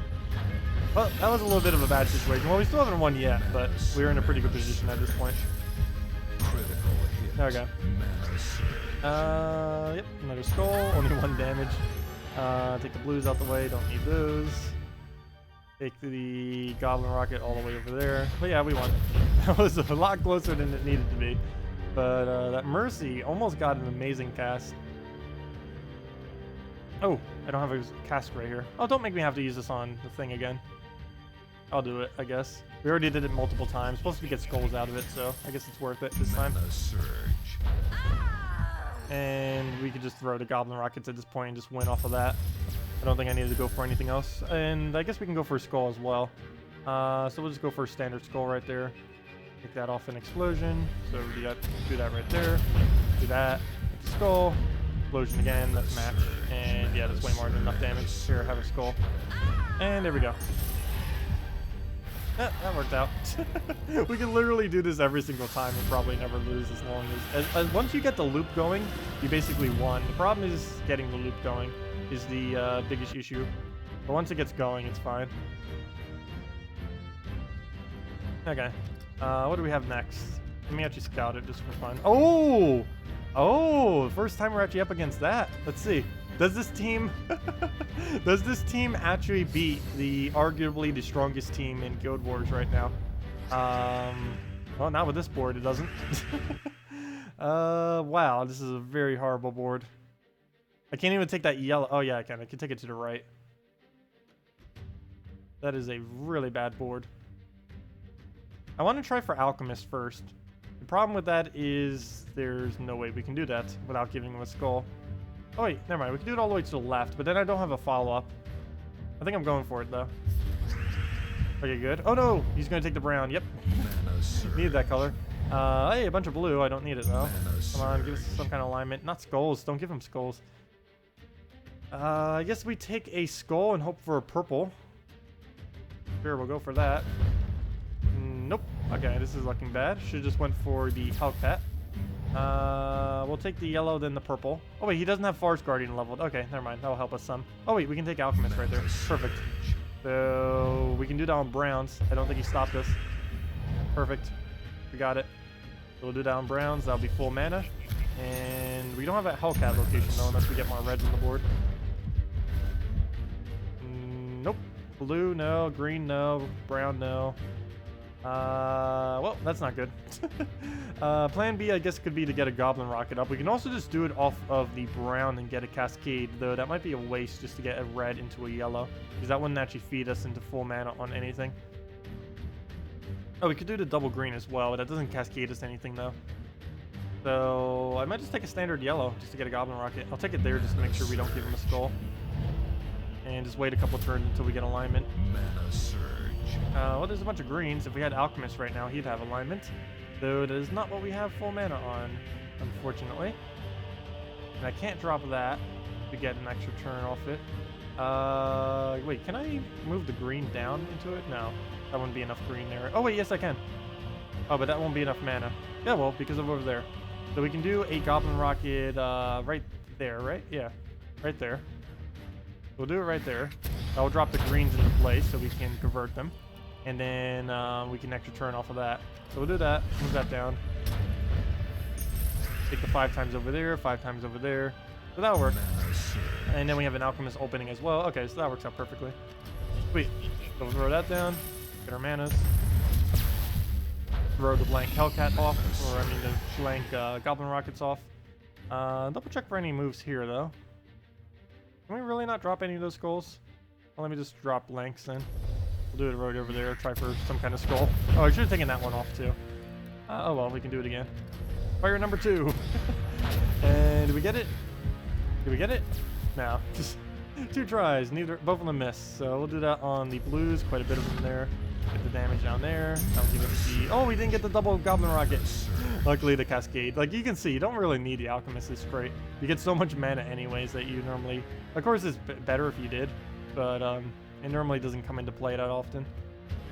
Okay. I want to keep those purples there just so we have a backup for our yellow. So I kind of want to keep the purple... Oh, I can't use purple for both of them though. Gotta choose one or the other. Let me take a skull real quick. Oh, I should have thrown one Goblin Rocket first. We got red mana. I always make that mistake. I always throw your mana first. But let me go try dropping some of this, I guess. Bring that to the bottom. If nothing else, we can take a free skull out of it. So we'll go get that.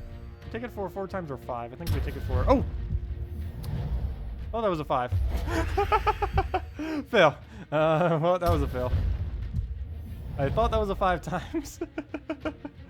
Fail. Anyways, where were we? Goblin Rocket up there. Keep back our loop going. That was not needed. We could easily have done that without taking a poke. But all we did was a poke, so that's not going to make much of a difference. And we still have our double Goblin Rocket. Do I remove the purple? Yeah, I removed the purple. And then we'll just Goblin Rocket in the corner there. Try getting a skull to pop right there so we can extra turn it. We get 2 tries. Number 1 is a hit. Okay, never mind. That's not what I wanted to do, but it works.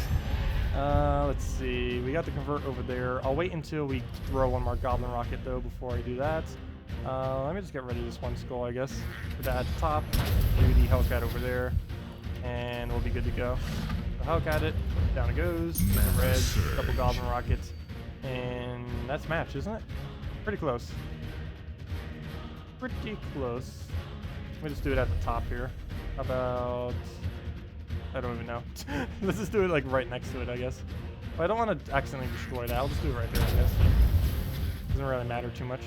But come on, it's putting too much stuff on the board that I need to keep on the board. Don't know which one to go for. There we go. Okay, so we'll do that on the purple right there. Get our mana, and I believe that's match off the skulls, because we'll get some kind of cascaded. If not, we'll get the Goblin Rocket. And yeah, that's definitely a match. We'll Hellcat that into the skull, and that is definitely the match. There it goes. Down it goes. They're still undefeated with it.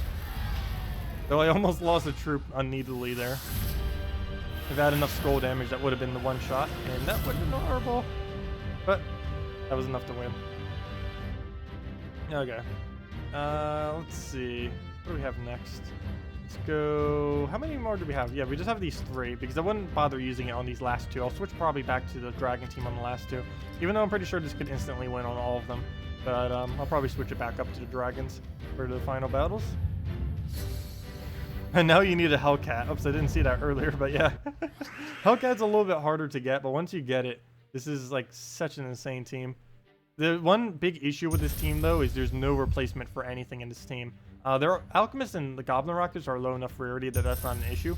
But the main problem is Hellcat, because it's not a Kingdom Epic, so you have to get it as a random drop. And some people can get very unlucky not getting it. I don't even believe I have every Epic on this account yet. But surprisingly, Hellcat was one of the first Epics we ever got on this account. I got very, very lucky, as that is one of the better Epics out there. Mainly because of this team. This is one of the reasons why it is one of the better epics out there, is exactly this team right here, and just other Alchemist Hellcat related loops that you can do. But particularly this team, obviously, especially with the Guild Wars that just came out about a month ago, or a week ago on console. Mana Surge. Okay, we got it. Oh no, we didn't get it going. I don't have alignment anymore. And we got entangled, which is annoying, because now we can't do anything off the skulls. Oh, and he almost killed our Hellcat. Really close. So this is the first time we don't get to use skulls, and it probably won't cleanse because we're basically never giving him any turns. Where do we use the Alchemist? I don't see an extra turn. That's an issue. On both of them, we don't have an extra turn. That could be bad. It could be very bad. I need to throw one of them, though. I can't just hold them. Or could I? Well, technically I could. But, actually, maybe I should. Maybe I should hold them. Can I move a green low enough? No, I won't. Yeah, I will. Yeah, here we go. No, never mind. I looked at that wrong. No, we did get it on brown, so that still works. We'll throw that down. Hello, Flux. Welcome. Corvash versus Behemoth. You use both regularly. Which would you trait first? Actually, that's a really hard choice. Normally I'd say Corvash. I don't know how I feel about Corvash after it got nerfed, though. But for Guild War purposes, I would probably say Corvash. Corvash is a lot more useful in Guild Wars than Behemoth is. For PvP, Behemoth is probably a bit more useful. But yeah, I'd probably stick with the Corvash, though. I don't really like the nerf that it got, but it's still useful. It has stuns. It's mainly used for disable these days, not really for his damage. Though you can use him for true damage, of course. That's what he has. But yeah, I would probably go with the Corvash. Mana Surge. Okay, we'll Hellcat the green, so we'll leave that as an opening. Do I just take the skull, even though it does nothing? I want to get it unentangled so badly. I guess we'll just kind of ignore using skulls this entire battle. We'll just keep exploding them, I guess. I need to make sure we keep the greens intact, though, so go and do that again. Try aiming over here and getting a skull right there, at least to remove it if nothing else. And then throw the Hellcat again on the green, get it going. Should be good to go from here. Okay. There we go. Alchemist on... Actually, let me throw these first before I go Alchemisting. Alchemisting.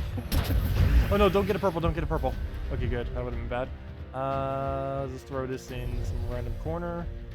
Right in there. Even that ends up blocking my mana. Anywhere I would have... Actually, I could have used it there without blocking mana. Should have. Oh well. Oh well.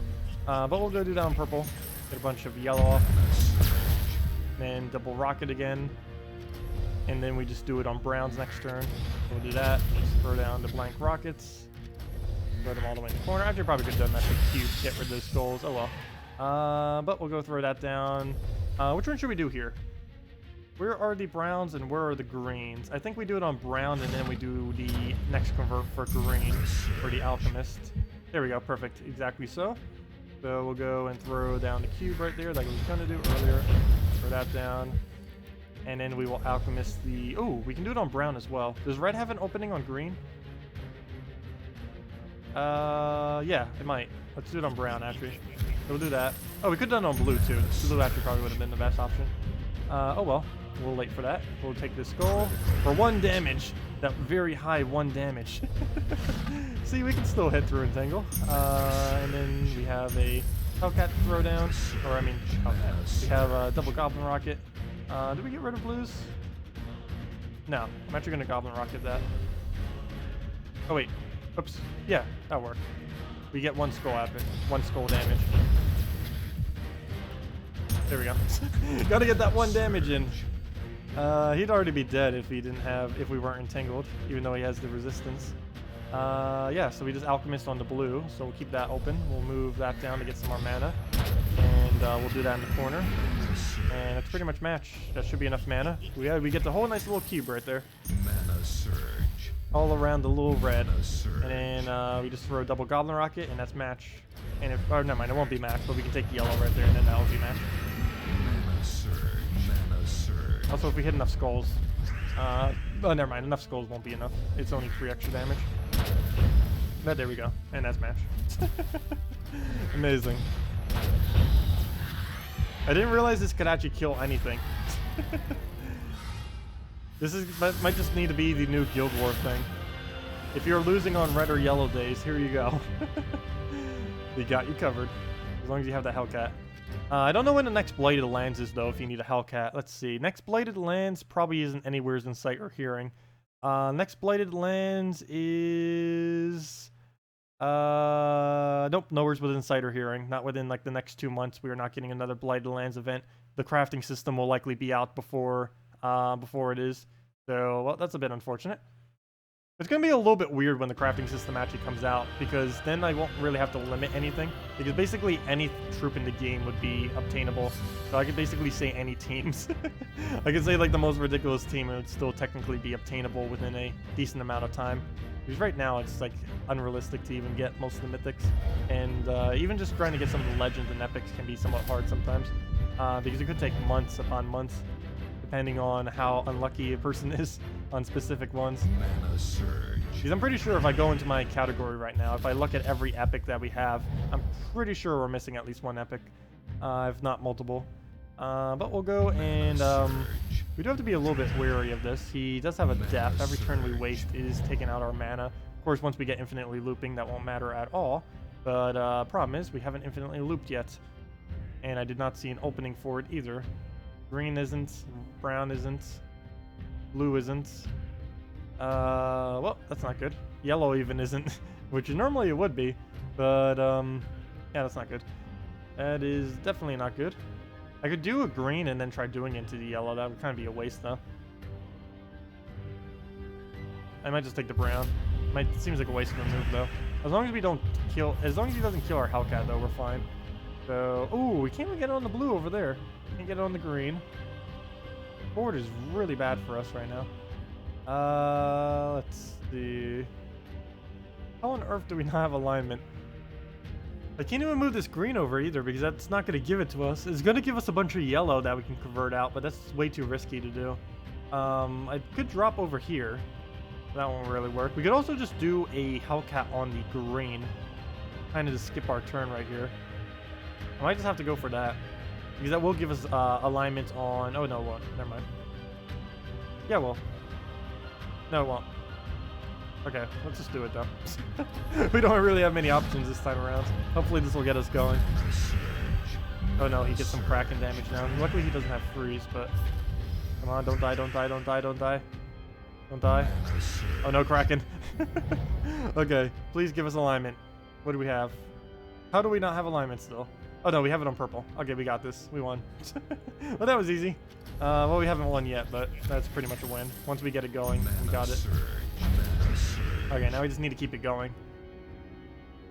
What to do? What to do? We'll throw the... Do I throw a blank? I'm gonna throw a blank, but anywhere as I throw this is gonna get rid of in the way of our blue accumulation. Let me go do it right there then. Could still have an extra turn on blue. Yeah, I just took away so much of my mana though, way more than I needed to. But let's go do that. Still enough to get full mana on everything, so I guess it doesn't matter. We can get rid of those greens. I think we'll hold though, and just do it in the corner over there. Actually, maybe this corner. No, both corners are just as dangerous. We'll just do it this corner. And then we'll do the yellow convert on the alchemist. No! That's exactly what I didn't want to have happen. Luckily, there's still an option over there. So that doesn't actually matter too much. But we'll go throw that down. Throw the alchemist on brown. Come on, go. Go on brown, and we'll go from there. Too bad we couldn't have a fifth troop of Kraken on this team fully traded. That would work out perfectly. I'll just move that over. And see what we can do with this Hellcat. What do you think of Dryad, Lady Ornerial, Tuskar, and Bull Taurus? Tuskar and Bull Taurus aren't that good, mainly because all the armor buffing ones are a little bit better.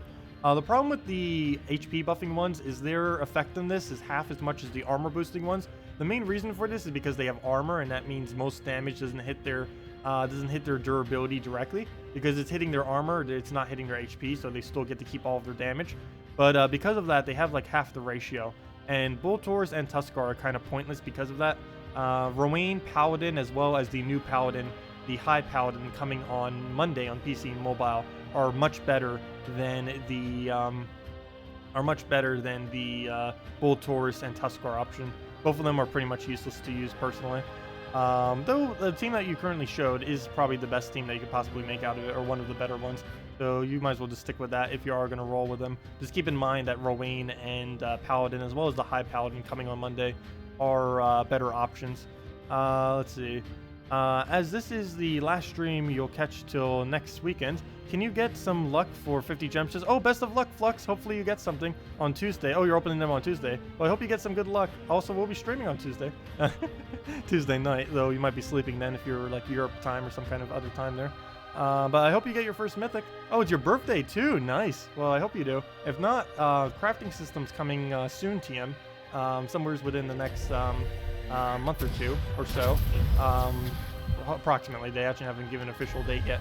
But that is coming. And once that comes out, you will be able to get your first mythic, whatever you might want to get. And you get to actually choose which one you get as well. Also, do keep in mind that June 2nd, the Silverglade Mythic is coming out for PC and mobile, and you may want to maybe save your keys for then. That, or maybe use your birthday luck and try it on your birthday. But June 2nd will be bringing a new Mythic that's actually pretty good from Silverglade. It's going to have a rainbow-colored link on its as its unique trait, which will be +1 to every color. So it's probably going to be used in Guild Wars Live. It's also used with fully traded Forest Guardian because it is a beast and it would gain half mana. So it's mainly a support troop for mana accumulation. Basically what that troop's going to be. But let's go throw these down. Let's see if we can actually win this. Should be able to. Once we get it going, it's pretty much just an instant win as long as we don't mess up anything. Which is possible. Very possible that I could just mess up somehow. But other than that, not really too many options to lose. As I say that, we'll probably lose this one. No, it's pretty safe. Safest team I can possibly think of for early on in the game, too. It's basically like the old Trent Alchemist, what was it? Trent Alchemist Valkyrie Banshee. That used to be another one that basically was like this team, which kind of still is. It's just not as effective as looping endlessly as this is. Where's our convert? I'll probably do the Hellcat on the blue, I guess. That'll be our next target. So we'll go throw that down. Let's see. Oh, that's 3 a.m. for you. Yeah, that is a bit late. Yeah. I think tomorrow morning I may end up streaming Oath Match because I haven't actually streamed that in the morning yet. And I don't know if there's actually anyone in the morning time zone that actually wants to see it or not. I'll probably just run the roguelike mode again. It's kind of interesting that someone actually made a game where they did, it's basically a match 3 roguelike. Never really thought of that kind of combination of genre, but it actually works out pretty nice. But yeah, I'll probably do that tomorrow morning as well. Normally I don't stream on Sundays. Actually, lately I've been streaming on Sunday a lot. I keep saying I don't stream on Sunday. Well, I'm not scheduled to stream on Sunday. I normally only, as far as scheduling, I normally only do Monday and Tuesday at 8 p.m. to 10 p.m. Eastern Standard Time, and Friday and Saturday from 10 a.m. to 4 p.m. Eastern Standard Time. Any ideas? Maybe a Spirit Fox and double Christinex with a 4th? You wouldn't Spirit Fox first slot. You'd probably go Christinex, Christinex, Spirit Fox, or Christinex, Spirit Fox, Christinex. And your 4th slot, are you doing a blue day? If you're doing a blue day, either a Kraken or, actually you wouldn't, yeah, you'd have something to feed the blue into. If not Kraken, you'd want to go Famine if you happen to have. If not Famine, another option. What's another option for that? I'm trying to think. What's a really high green damage that would actually be consistent in Guild Wars? A 3rd Christinex, but I don't know if you have one. That would work. But, I don't know, something that also... Well, obviously would need to be green if you're doing Guild War Day. Why can I not think of one? I'm thinking of many, but I'm thinking of things like Ranger and like kind of the weaker ones that you might want to go for a higher upgraded version. I just don't know exactly what you have. But yeah, just put your highest damage green that you can possibly find in there. Kraken would probably be best in slot. Another Christinex would also be good. And other than that, you can just try doing maybe Ranger if you can't think of anything.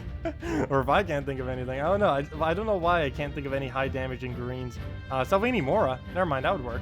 And Salvini Mora for the Entangle would end up working pretty well for it. Oh wait, are we still on the yellow-red day? Yeah, we are. We're on the final yellow-red day. Also, what was your previous message? Also, hello, Nasticus. I'm saying hi to you last. I don't know why I'm reading chat in reverse order. In Guild Wars, you're up against Urska, Valkyrie, Justice, Mab. And you're a little concerned about the freeze and the Urska's move because you're... Oh, go Manicore. Oh, if you're concerned about it, just go Manicore then. And stun out the Queen Mab before it can freeze you. That's all you have to do. Go focus your yellow first before you use the Spirit Fox, and then use the Manicore on it.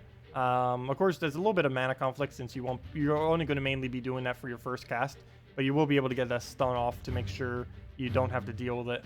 I don't know if that's I don't know if you want to disable it that hard, because it will make your team a little bit weaker if you do end up doing it, but you won't have to deal with the freeze for the first initial turns. That or just play the board very safe, and then they'll never get any extra turns. That's another option, though that's a little bit riskier, of course, since if they do get an extra turn, then that'll be a big issue. But we'll throw that down, get our blues right there. Get the Alchemist going. What's kind of funny about the team we're using right now, this actually works even if they have a freeze. It normally ends up working. So far, every time we had to use it against a freeze, it did end up winning. Let me go and do a little bit of a weird move. I'm going to do this, mainly because that will give us the brown alignment for our Alchemist. And then we can just throw that down for 5 times into the rest of the mana, and we're pretty much good to go from here. Oh, wait. We do not have alignments other than on yellow. Oh, wait, we can just do it for purple. Never mind. That's fine. Oh, we can also just use yellow. Never mind. We can just use... Oh, I want to try doing a different color, though. Let me do it on green or something. We'll do that. Then we'll Hellcat it on purple by moving that down. Or maybe just doing it normally. There we go. Perfect. I don't even need to move it down. So we'll go and poke in this little corner. It's going to be fine. Nothing can really interrupt it. Maybe we can get a skull randomly. Would be great. Oh, we do have to have one worry this battle. I never actually use this against Deathmark, though. As long as we never lose our turn, we don't. Even if we kill him, we don't have to deal with his Deathmark. So all we have to do is just not lose our turn ever, which is possible. That's very much possible. Let's see. What should I aim for here? I see 2 different extra turns on skulls. I kind of want to throw my Goblin Rockets before I go for them. Let me just throw them. Goblin Rocket number 1. Goblin Rocket number... Do I do this? I might regret this later, but we'll do it now. Goblin Rocket number 2. Mana surge. No! Okay, never mind. We still get double skull. Worth it. And we'll move that down. Def mark everything, though that's not going to matter as long as we keep extra turning. Let's see. Alchemist. Actually, let me Hellcat first for the purple. We don't get as good as an Alchemist cast. We'll do that first. Double Goblin Rocket. Make sure we have an Alchemist opening. We have it on blue. Not that good of a cast, though. Starting to run out of board. Let me get rid of some of these skulls that are just in the way. So let's get rid of all 4 of those skulls. Then we'll get rid of those 2 skulls. Or these 2 skulls. Which 2 skulls? We have our yellow next turn. So we'll do that for the blue. So yeah. We'll just throw this and take away these 2 skulls then. All the way in the corner there. And then we will throw the Alchemist on the blue. And there we go. Mana surge. And oh! Whoa, I thought we didn't have full mana on everything or on something. The Death Mark was covering up his ability. Mana surge. I was just full mana on his thing. I guess he got it earlier. I did not notice that until now. But we'll throw that down the corner. Do we get a skull? Do we get a skull? Yes, we do get a skull. It's gonna die.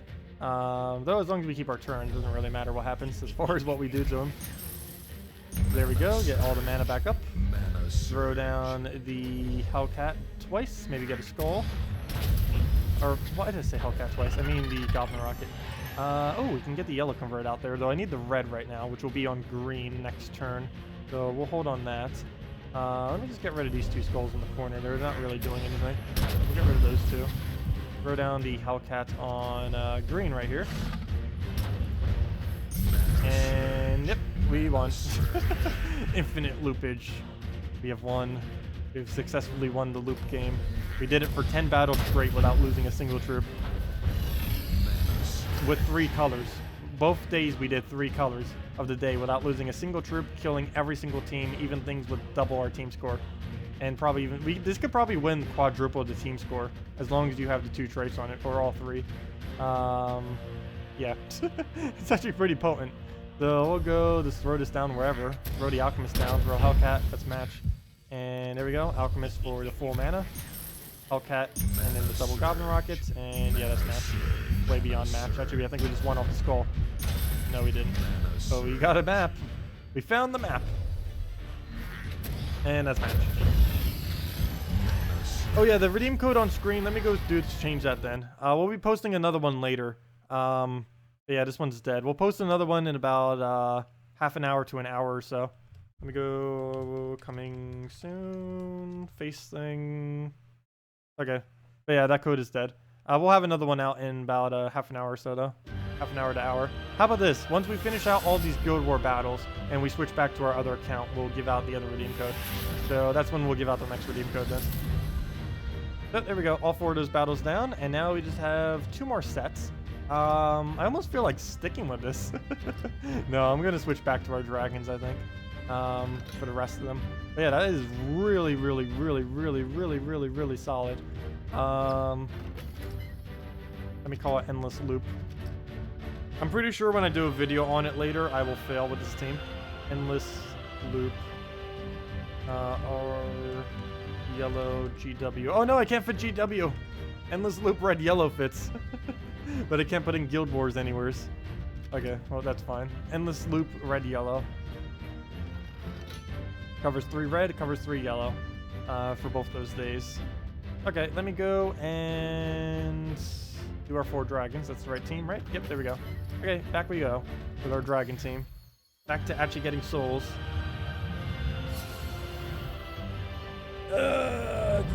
Okay. Now, let's go and take the blue and the green. Put that down. Put the red, sure. And sure, we'll move the green over into the purples. And we'll just throw a Christinix down somewhere. Not on blue, that will drop the other one. Oh, we can't take a skull. That'd be funny if I lose the very first battle after not using that. It probably will happen. I'm also only using 1 green. It wouldn't be too bad of an idea to actually just use the Goblin Rocket for literally all the battles. Wouldn't be too big of an issue. Is it worth investing time in treasure maps? Yes and no. For the most part, no. Unless it's actually the event week for the treasure maps where you get slightly more resources for actually doing them. But on a given normal week, no, it is pretty much not worth it. It is worth it in one case. If you find you're lower level and can't really win PvP at all, it's good to do a bunch of treasure maps because they don't actually level your level.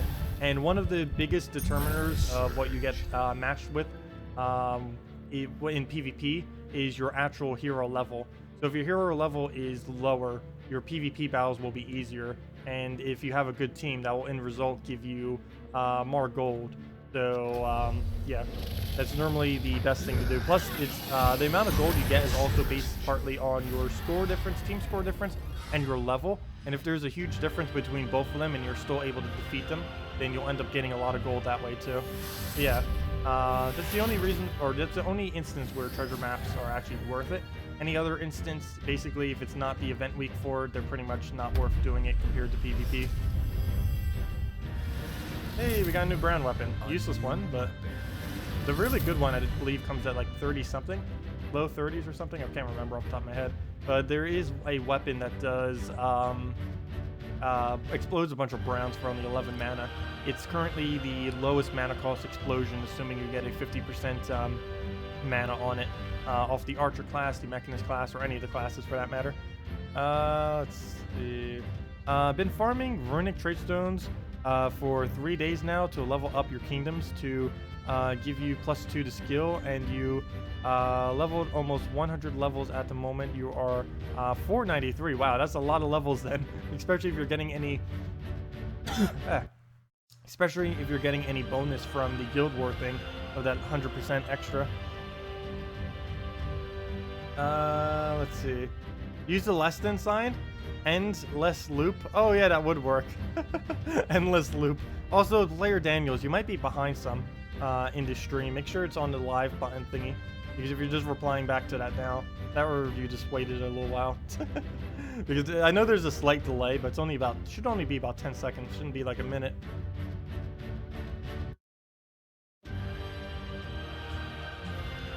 Okay, where were we? Let's get in. Get these battles down.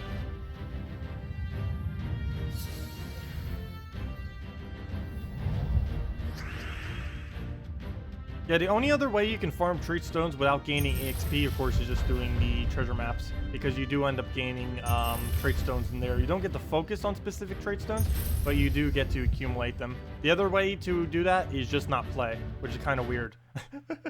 Maybe just like check in every single day, because technically if you just take your tributes and your guild rewards every single week, then you'd automatically be gaining resources too, though many guilds have minimums that you wouldn't be able to do that if you played like literally nothing. It's pretty good value-wise though, as far as your progression through the game, to always make sure that every single week you try getting 1.9k seals, or you get 1.5k rating in PvP. Like if you were to do it like perfectly to get like the least amount of EXP, the way you would do it is you would get 1.9k PvP points, and then once you get 1.9k PvP points to get rank 1, you would then do all of your battles and everything you do just doing treasure hunt. And then that would end up giving you a lot of resources while still maintaining a relatively low level for yourself as well. Oh, if I do that, I think I give him skulls. Do I? No, I only give him a skull here. I don't give him an extra turn. I think I'm going to do that. That's 4, right? Yeah, that is 4. And we do hit 2 blue-green, right? Yeah. So we'll do this. It shouldn't give it a skull. Or it should give it a skull, not an extra turn skull, though. Yeah. So we'll do that. Oh, excuse me. And then we'll throw down the Christinex, and then we'll throw the Dragon Soul into it, and then we'll go from there. So we'll throw down the Christinex there, get a Dragon Soul follow-up. Shouldn't die. It's not even coming close to dying. I keep forgetting that we're even on our other account right now. Imagine if I accidentally skipped on my main account. It's like, oops, I accidentally did battle in Guild Wars with a team like this. That'd be horrible. I'd lose so many points for... well, I guess if I noticed it after the first battle, that wouldn't be too big a deal. But that'd be horrible. Oh no, I can't do both of them. I gotta go for one or the other. Do I even bother? I guess. I need to make sure we take a lot of yellow though, regardless of which one of these two I take. Let's see. We can take 2 yellow there. That's one option. There's 1, 2... Oh wait, that's not an option. Never mind. Only one there. And what's the other options? 0 and 0. Okay, we'll go for the one that gives 2 then. So we'll do that. There we go. We did not get the barrier on what I needed to though, but at least we got the cascade. Well, we could have just done that from a manual move and get it to 5 times, but oh well. Mana surge. Does casual mode give as much XP in rank? Yes. No. Wait. It doesn't give as much. It doesn't give any rank, but it does give the same amount of EXP. Yes. Casual mode gives same amount of EXP. EXP is based on one thing and one thing only. Well, actually, technically 2. There's only 2 ways to gain EXP. One is from questing. Every single segment within a quest will end up giving you a boost of a little bit extra EXP. And as far as battling and where you're going to be gaining like 99.9% of your EXP, all that EXP is based on how many troops you kill and no other factor other than that. Every single troop you kill, regardless of its rarity, its amount of stats, or anything, will end up giving you the exact same amount of EXP. And that is what determines pretty much a good majority of all of your EXP.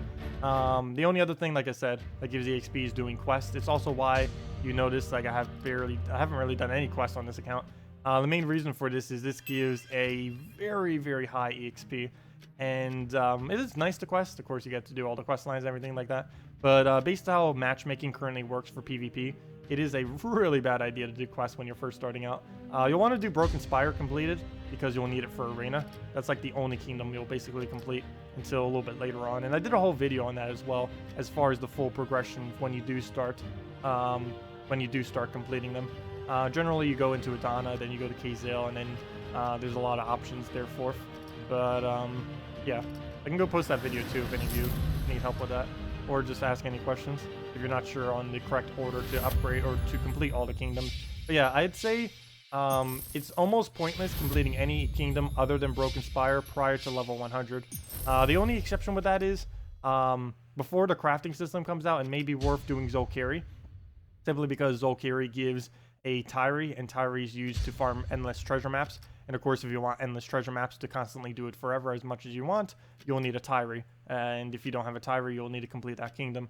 That would be like one of the only other instances where you'd kind of go and do a kingdom before level 100. But yeah, until everything after 200 is pretty much the same. But everything prior to 200, particularly prior to 100, it is really important to keep your level low if you can. Why do I keep going to PvP when I want to go to Guild Wars? I don't know why I keep doing that, but into the Guild Wars we go. So let's go do the final 3 battles here. Then we just have to do the last day. Oh, never mind. Today is the last day. I forgot. We can't do the other...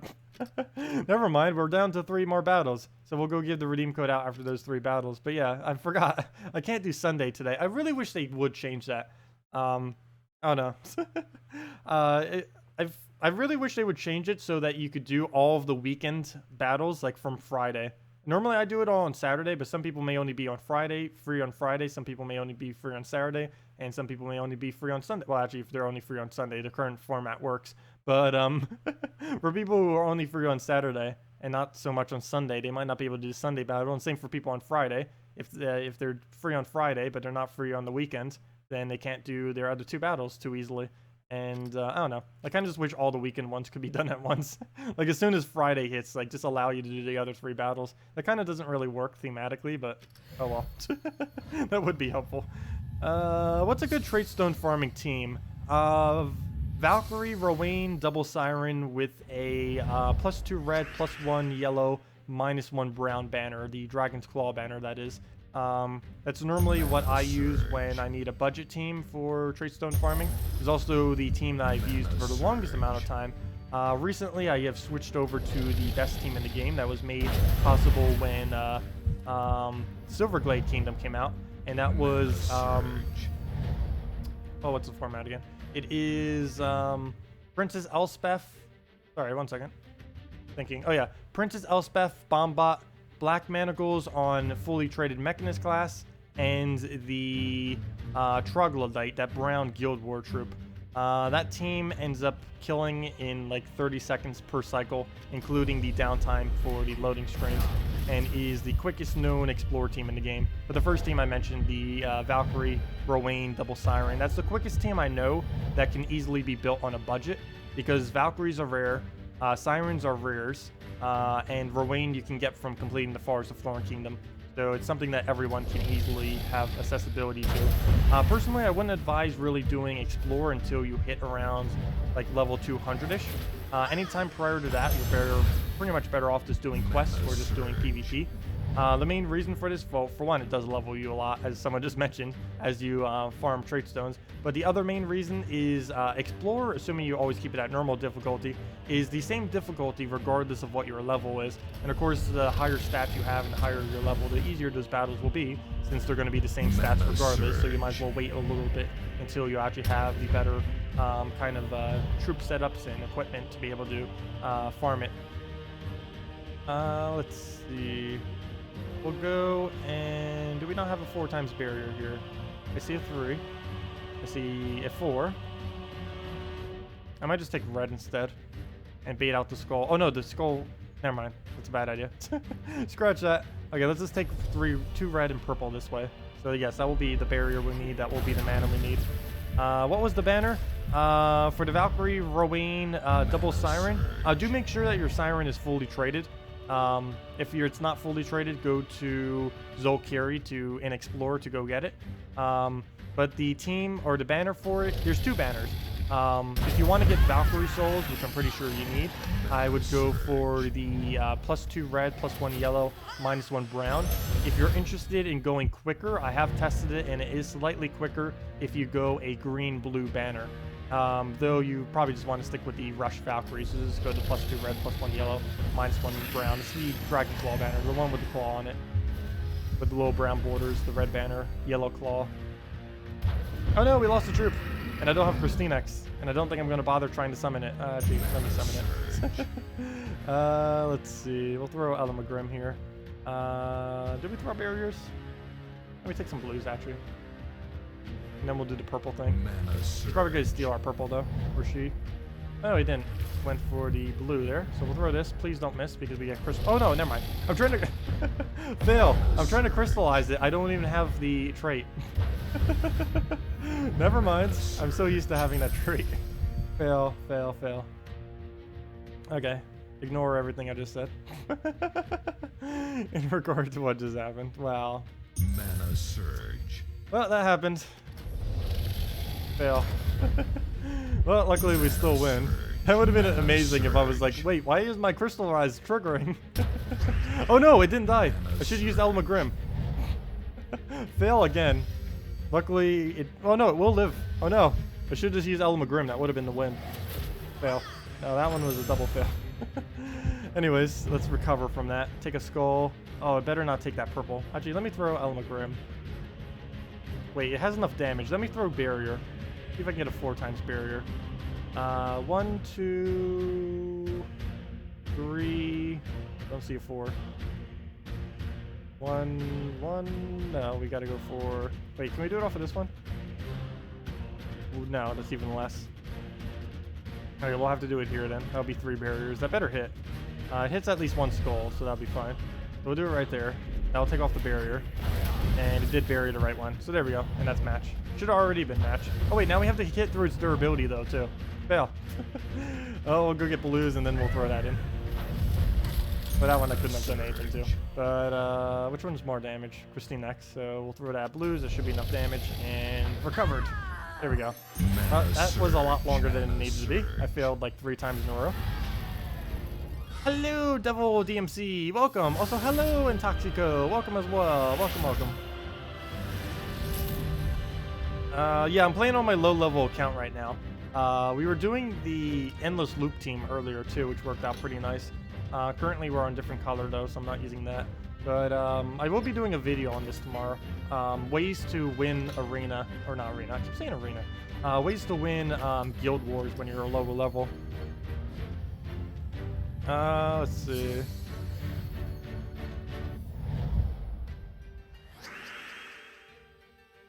Let's see. Yeah, no problem, Ray Reed. If you ever have any other questions, feel free to leave them all in chat. Yeah, this game is very easily playable with no money. All the Let's Play accounts I've ever made, including this account I'm on right now, have spent 0 cents on the game. So it's actually relatively easy to play this game with no money, which is kind of nice. Quite a few free-to-play games these days have so many paywalls and stuff like that. But this game is pretty good about not really having anything. Currently, there's only like 3 things that's currently really considered paywalls in this game. One of them is mythics, so that's going to be changed as soon as the crafting system comes out. So technically, there's only like those 2. And the other ones are the VIP system, mainly because of the free scouting that it gives, which saves time. So that could kind of be considered pay to win in a way, because it does save time. It saves like a couple seconds per battle, plus it saves you 50 gold, but it's mainly saving you time. But other than that, well, I guess it kind of goes under the category of grinding. But other than that, also the Death Knight armor, because it decreases the amount of grinding time by quite a bit as well. Because that has 100% bonus on everything. Those are like the only 2 things that are even remotely pay to win. Other than that, it's pretty solid, and you can easily get everything free to play. I don't know if they'll ever actually make Death Knight armor available though. They said after a year of it being released that they may consider it, though it's been slightly over a year now. It came out like I think 13 months ago, 14 months, somewhere around that general time frame. So I don't know if they'll ever actually make it available for free to play players. It seems like one of those things that they may never actually make available to free-to-play. Also, I think we just lost. I'm not even going to try killing this at this point. Well, I guess we can try. It's not over yet until we actually lose. But it is very close to that point. Let me go take this for 4 barriers. Oh, wait, we don't even need 4. Oh! I took that to try to get the red. Well, luckily we got an extra turn off the top. Ah, the mistakes. I'll blame it on the lack of sleep. I actually did only get 4 hours of sleep last night. That's no excuse, though. Let's see. What do? We don't have any drops. Can't even take the green over. Let's take a purple, I guess. Let's go distract them once. We have a barrier, so it's not going to do anything.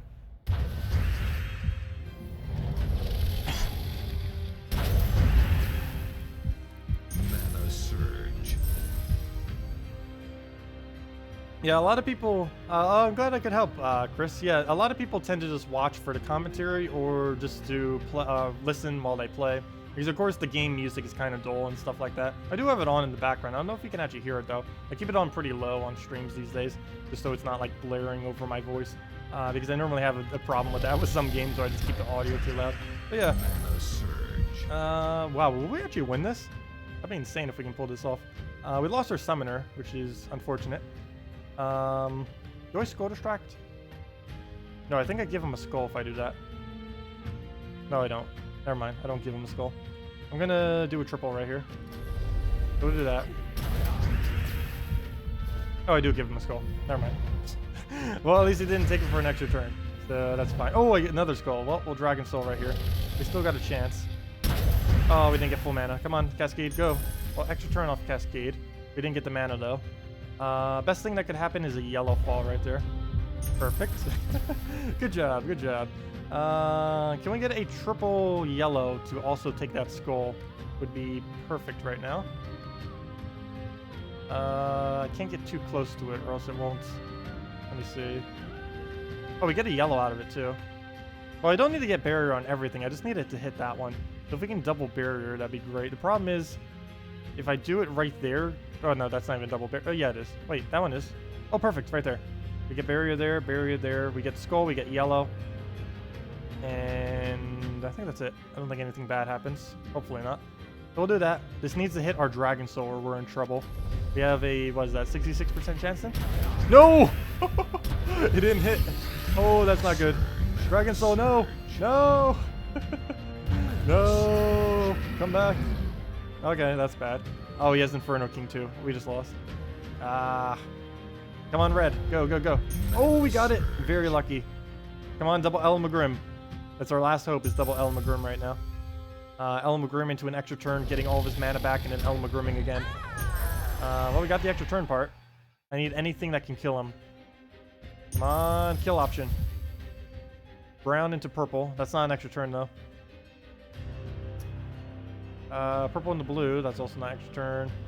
I'm just going to take the brown into purple then for mana's sake. We'll do that. Come on. Somehow, 3 yellows. Go. Oh, we almost got it. We got 2 yellows. We would have gotten 1 more yellow there. That would have been the biggest save ever. But as long as he doesn't revive, we win. Please don't revive. I'm not even, oh wait, we can extra turn right there. Perfect, he didn't revive either. Okay, well, that was a little shakier than it needed to be, but we still won. There we go. Was that our last battle? It felt like our last battle. Let's see. What's it? Nope, still one more. Now that's our last battle. What is it? Oh no, it would be this team. That would be our final battle. Okay, well, let's get this going. Oh yeah, that's one other thing that would be a little bit annoying against that Goblin Rocket team I had. If they have a Spirit Fox, that would actually counter it out pretty well. Because it would slow down how quickly you start by quite a bit. Against this team, it's not as bad, but still, we're probably going to lose. That's a lot of damage. I think he can actually one-shot with it. Yeah. That happened. Okay, well, we probably lost this. There goes our summon again, right off the bat. Though we did end up recovering last battle from it. It's possible, just not likely. Does he have enough to one-shot us off a skull? No, good, he doesn't. If he had enough to one-shot our Dragon Soul, he might as well just exit out of this battle right now. But yeah, as long as we can keep this Dragon Soul alive, that'd be great. So he just needs to not take 6 damage.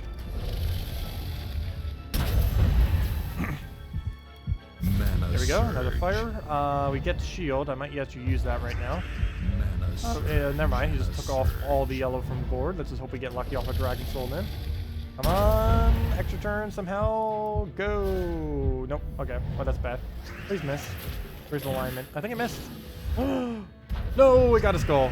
Well, that was almost a pure miss. Still got a hit though. Just like that. 5 times on the skull. Get a barrier down.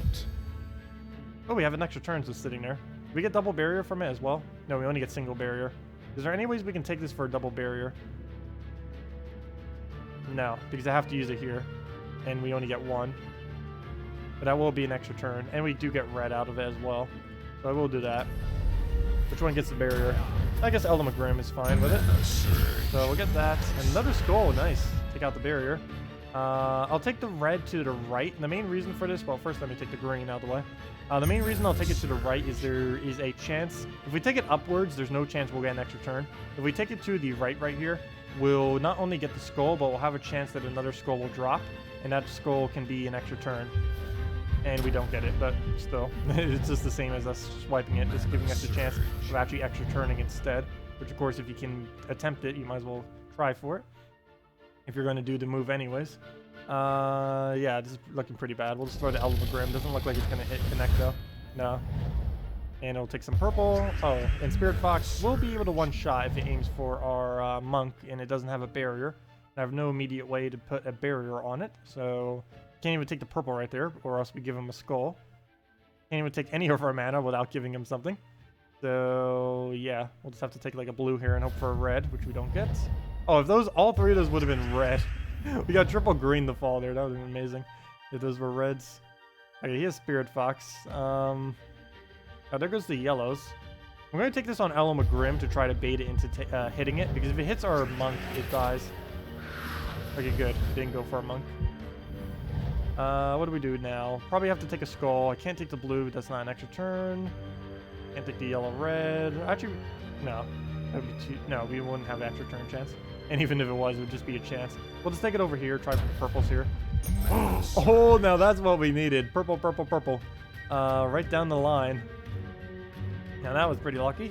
Exactly what we needed there, though. And do we take the red, green, or just the red? I don't think we really need to deny the green. The only problem is he's going to take his mana. Oh, he's going to take his mana regardless. And there's no way he can try attempting a skull, so we'll just take a red right now.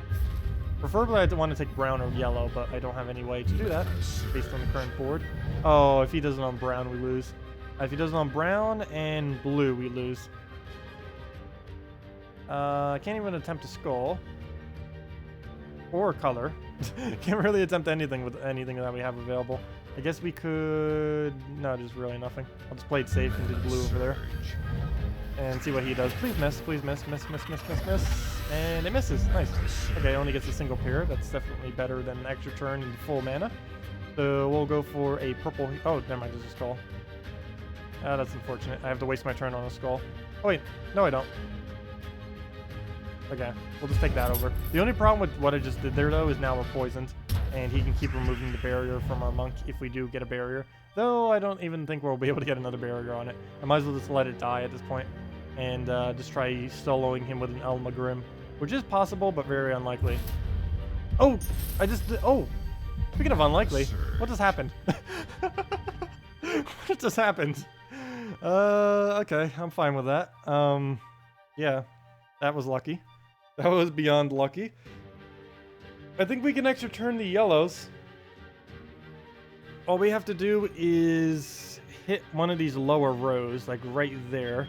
Boom, boom, boom, boom, boom. Perfect. We hit a barrier, and we extra turn, and we hit a skull. The value is immense. We shall get that.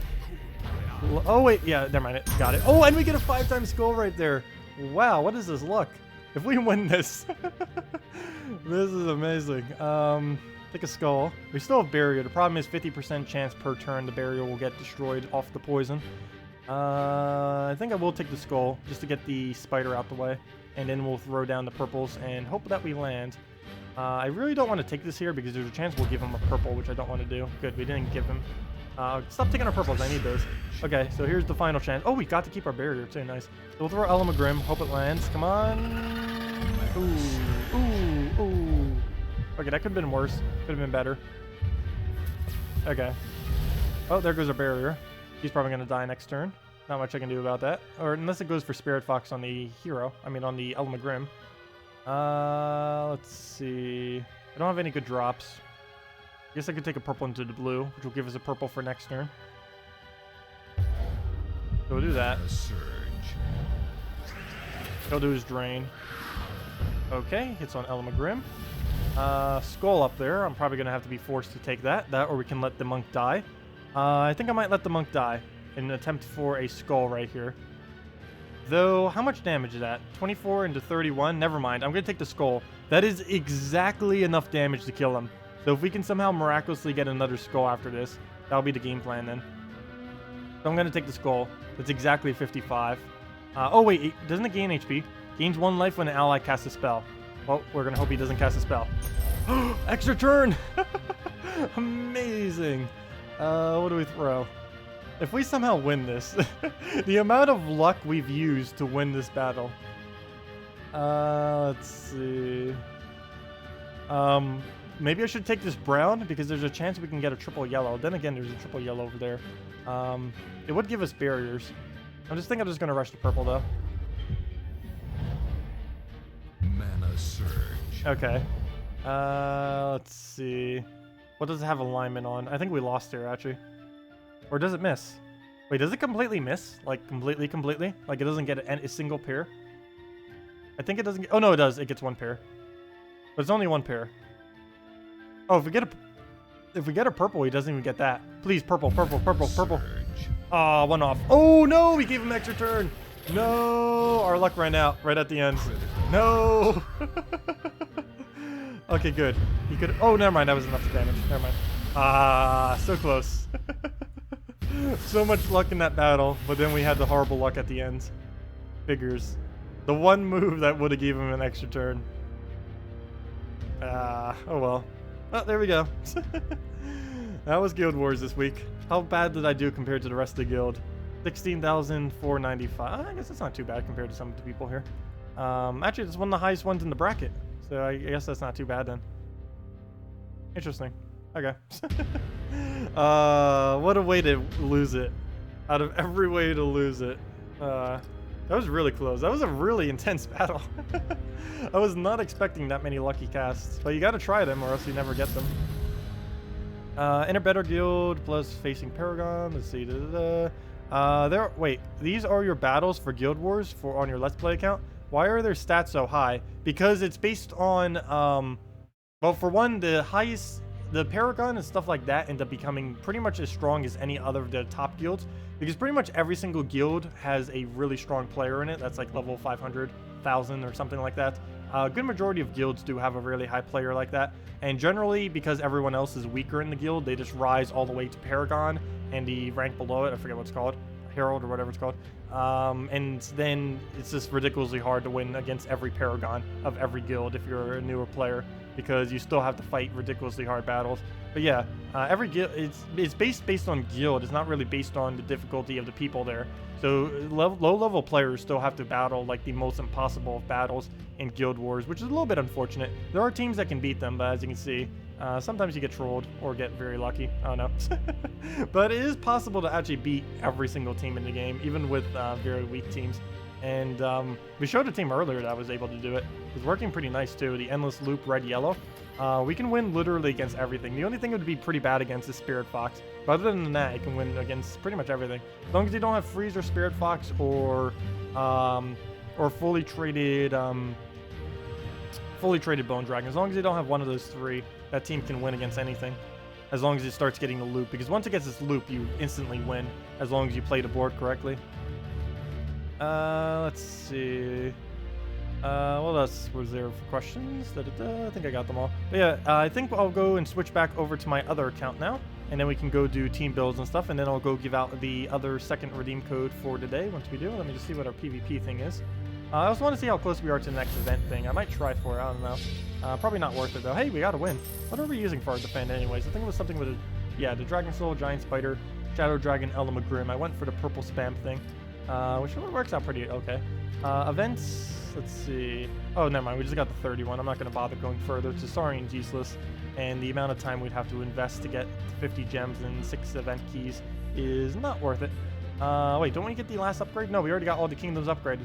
So that was one thing we did end up accomplishing this stream too. We have now completed the goal of getting all the magic attack kingdoms to level 10 and all of the other kingdoms to level 9. So that has been completed. And I'm probably never maxing them all out. We're keeping them all as is. But anyways, let's go switch over to our other account now. Am I streaming Oath Match today? No. I'm streaming Oath Match tomorrow morning, probably around the same-ish time that we normally start on a Sunday, or, you know, on a normal Friday, Saturday. Probably around 10 or 11 a.m.-ish to about 1 p.m.-ish. Kind of like what I did for Mother's Day. Pretty much the same exact thing, around that kind of time. So, I'm probably not going to make Sunday streams like a normal thing. But I do have time this Sunday, so we will be doing it then. But anyways, let me go... Wait, why is my stream lagged? Let me go refresh real quick. For some reason, my stream is very laggy right now. Let me go fix that. Sorry, one second. Let me go and refresh that. And then let me go switch my account. Not now. X out of that. Okay, so let me go give out the redeem code then. Let me just fix this one tab. Tab fails. All the tab fail.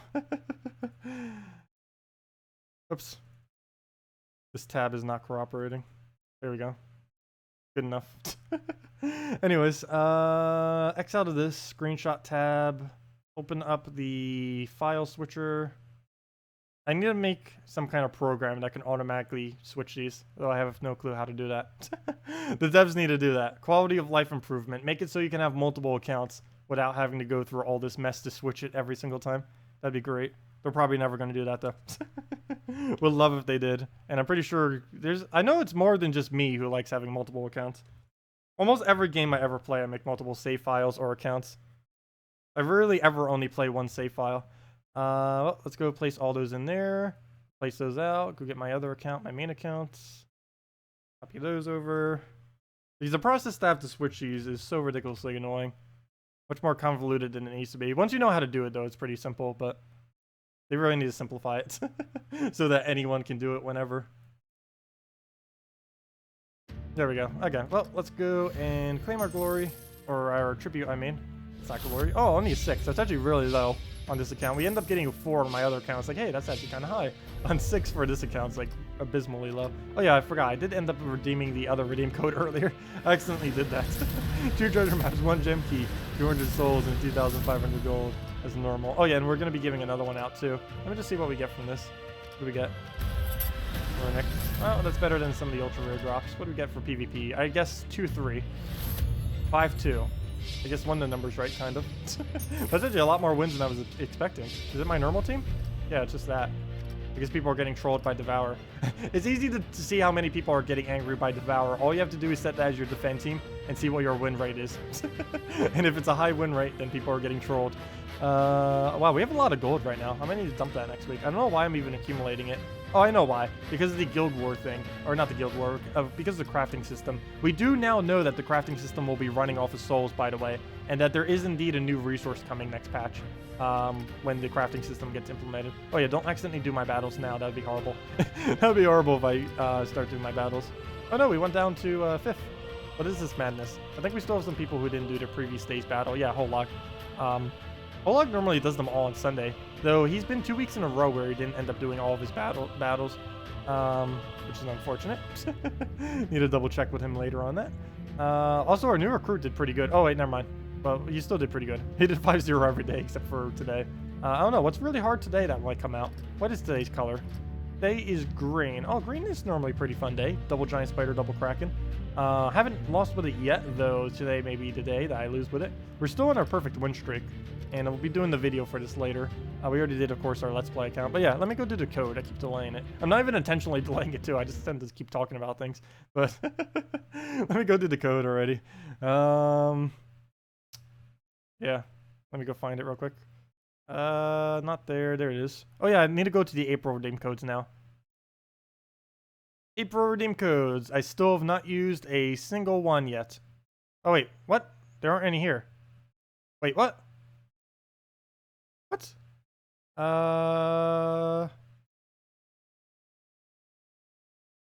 Wait. What? Hold up. I thought I had codes there. Hold up. 1 second. 1 second. That's weird. Okay. Why is there no codes there? Okay, that's interesting. I might need to ask for more codes then. I have no clue what happened to 30 of my codes. Well, they're dead forever. They are dead forever. Forever dead. Let me go double check.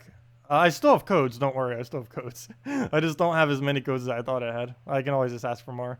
But, that's really weird. Guild recruitment, Marvel Quest.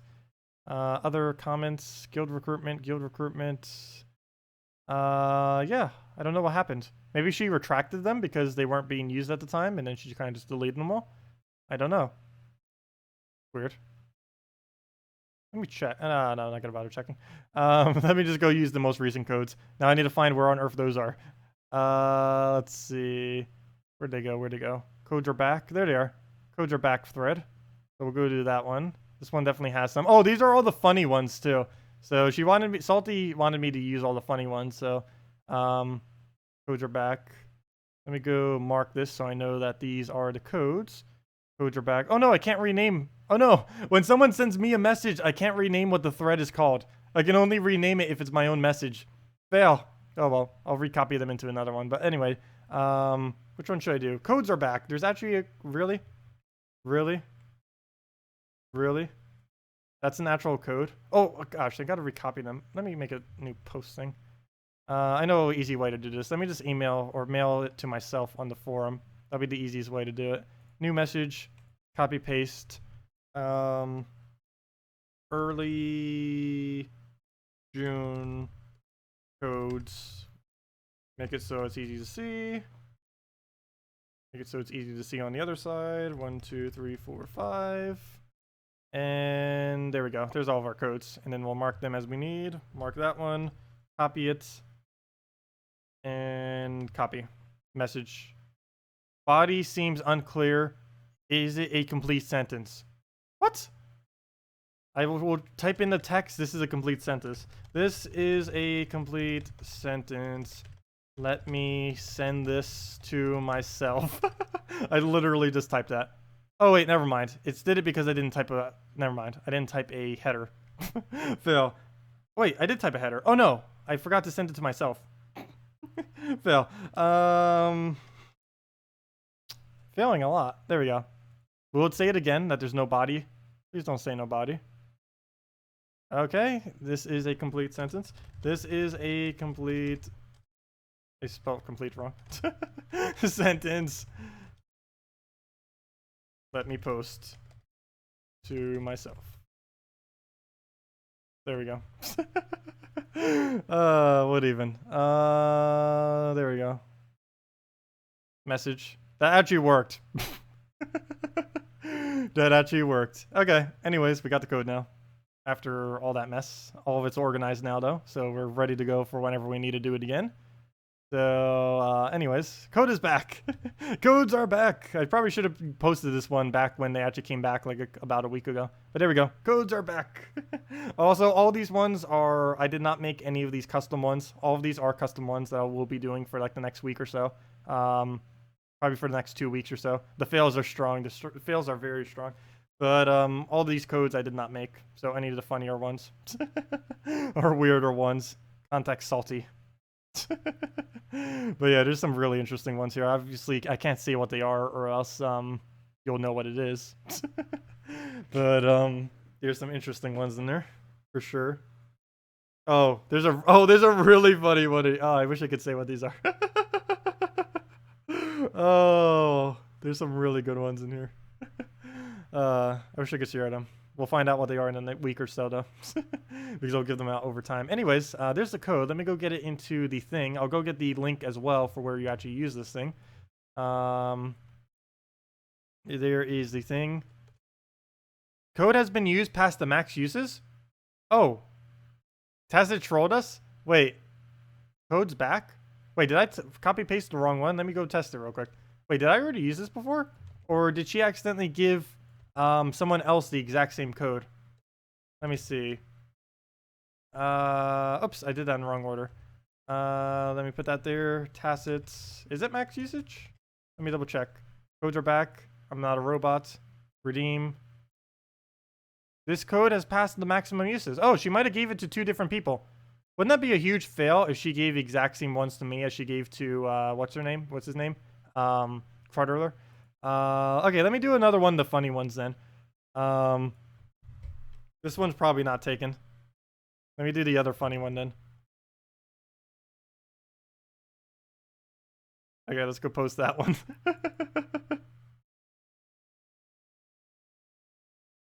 Salt is God. There we go. Salt is God. Let's see if that one works. That should work. There we go. Salt is God. Salty would make that one of them. There we go. Anyways, let me go and Tacet. Paste. Don't this one be dead too? Salty might be trolling us. Oh no, now I need to do a reCAPTCHA with a car. Select all images with cars. Car. Does a truck count? I think a truck counts. Verify. A truck does count as a car. Okay, that one's working. That one is definitely working. Let me go get the repost of the link. I'm pretty sure most of you know where to use it at, though. You just use it at the gemsofwar.com website underneath the game code, or use that link that I just posted, as well as this one right here again. But yeah, that one is good. I need to go ask Salty for more codes then. I have no clue what happened to all the April ones. They kind of just disappeared from existence. Maybe I never got them and I just didn't notice. That could have been also a thing. Okay, anyways, we're back on our normal account. What should we do now? If you guys have any other suggestions, team builds, or things you want me to show, questions, anything, feel free to leave them in chat. We can go do them all. Otherwise, I think I might be sticking with Justice Team. It is Queen Mab week. Freeze week. Lies, I tell you, lies. Let's see. We'll go take the brown. April code, April joke. Yeah, that kind of would make sense. April Fools. It's like, here's a redeem code, April Fools. It's not a redeem code.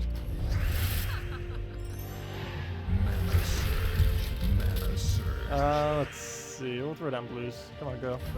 Or throw down the Queen Map, I mean. And then just keep spamming the blues. Oh, that better be on skull and not on purple. My finger slipped there for a second. Oh, no. Well, luckily it's frozen on blue. Otherwise, that would have ended pretty badly. We'll take a blue into his skull. Only big issue now is he's going to drain us. Luckily, we have 0 mana on our thing already. Oh gosh, stop getting mana. Stop getting all the manas. I think we'll kill it because that's the best thing to do at this point. Double skull. Get our manas. I give it a lot of brown. It doesn't actually use brown though, so nor does it do anything off extra turn. Gem key Nakriza. Oh yeah, I forgot to go open up my gem key. I should go do that. See what we get. Wait.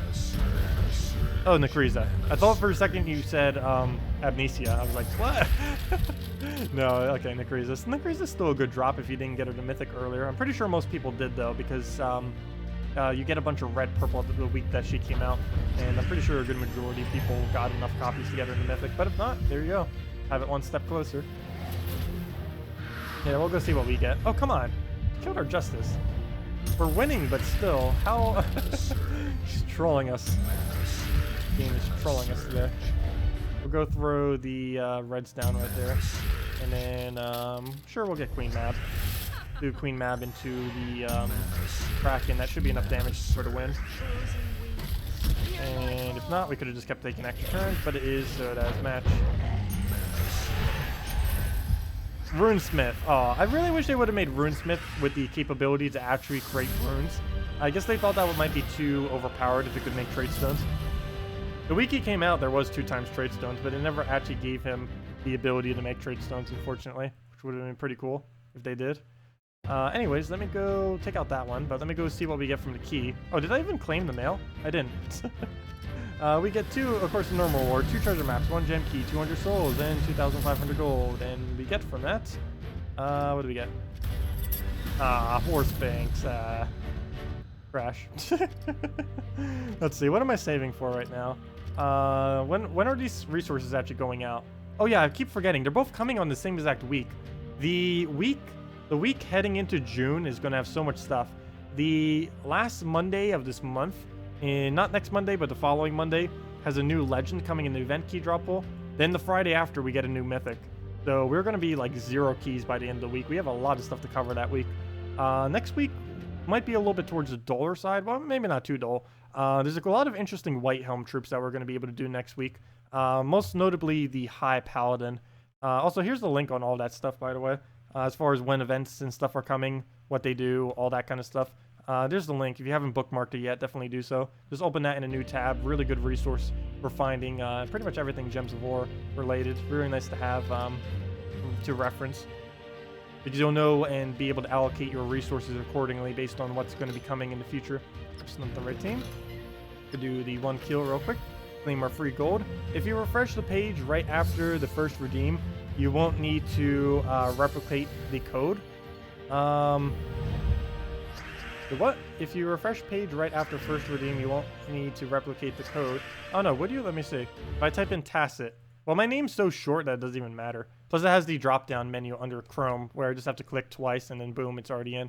But let me actually see. If I click refresh when Tacet's already in there. Let's see what happens. Let's click refresh. No, it overwrites it for me, but there's a really easy way to do it. All I have to do is type in T and then it brings in my whole name. And then I just click the name and then it's already auto-filled. I just need to put in the actual redeem code every time of whatever it is. Anyways, let's go Spirit Fox 2 or 3 times. I think 2. Yeah, 2. As long as there's any... Actually, I think we already do enough damage. Yeah, we have 20 magic. That's at least 21 damage, if not higher. Find them more difficult to get than Arcanes. What, the Runics? Normally for Runic trait stones, you just go for... Yeah, Runic you can run out quite a bit of. Normally, when traits kind of first came in the game, the easiest way I kind of did it was by doing glory keys from naturally getting glory keys and gem keys whenever of course mythics came out. But as far as keeping up with them, if you're just going to farm them, just go for any of the pure color kingdoms. Kaziel is brown, Stormheim is blue, White Helm is yellow, Karkaroth is purple, Forest of Thorns is green. I think I missed one. And which one did I miss? 1, 2, 3, 4, 5. Brown, blue, white, or sorry, brown, blue, yellow, green, purple. What color am I missing? Oh, and red. Sorry, Pride Lands, all the way over there. I hate that it's all the way over in the corner. But yeah, those are the 6 that if you need the colors for. The main reason for this is if you check what they actually drop, they only drop the pure colors. And while you won't be getting Arcanes that are particularly useful, you will be getting a lot more Runics, because instead of getting 2 Runics, you're only getting the 1, because any other kingdom other than the 6 I just mentioned drop 2 different Runics, meaning even if you get a Runic drop, there's only a 50% chance it'll be the one you want. Whereas if you do it in one of these 6 pure color kingdoms, you will, whenever you get a runic drop, it's 100% chance it'll be the runic you want. And those again are Pride Lands for red, Keysdale for brown, Stormheim for blue, Whitehelm for yellow, Erkaroth for purple, and Forest of Thorns for green. And that's basically how you go around doing pure color runics. Or there only is pure color runics, but that's how you accumulate runics. Well, let's go through our Justice team again. Get this thing down. Get the extremely high attack. Go from there.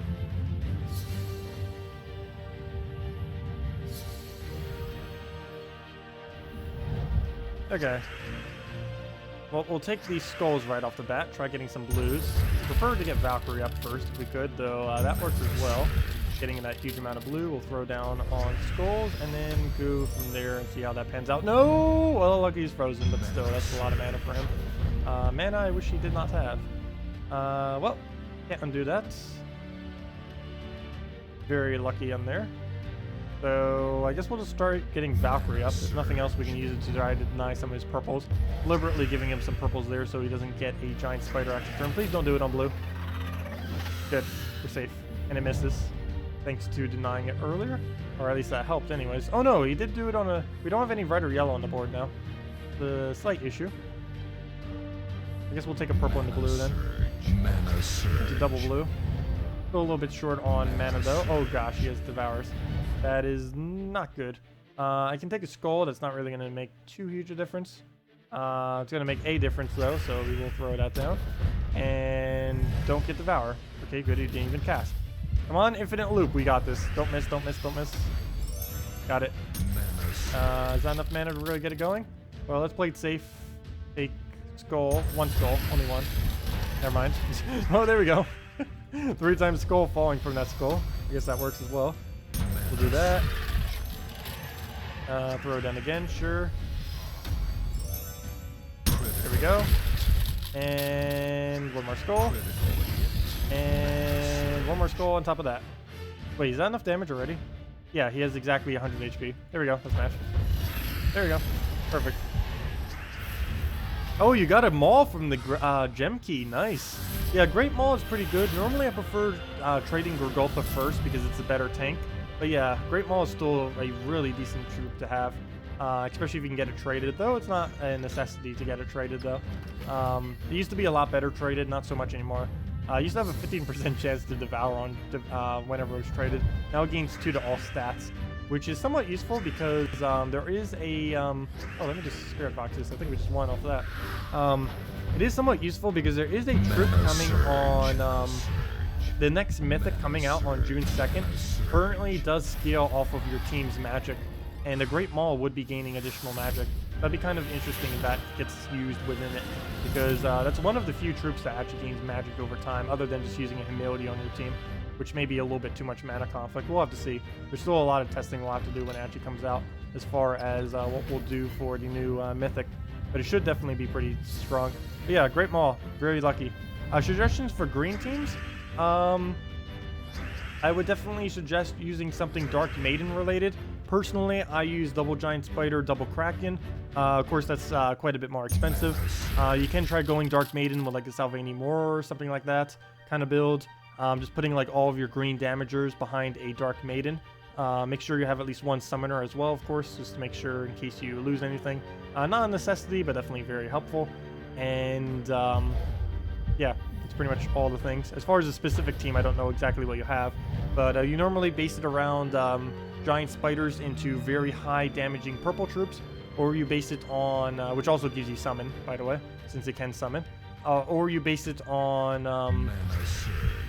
a Dark Maiden to rush up your mana, and then you can feed that into maybe something like a Web Spinner, which can loop off your mana, and then go from there. Oh no, I can't take this purple, because if we don't get a skull there, he doesn't live. So we'll just take a, we'll just take that.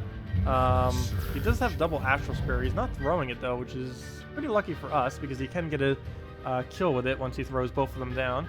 So we'll just throw that, get our mana, hopefully get some blues. Doesn't look like we have much on the board. Maybe it won't remove it. Good.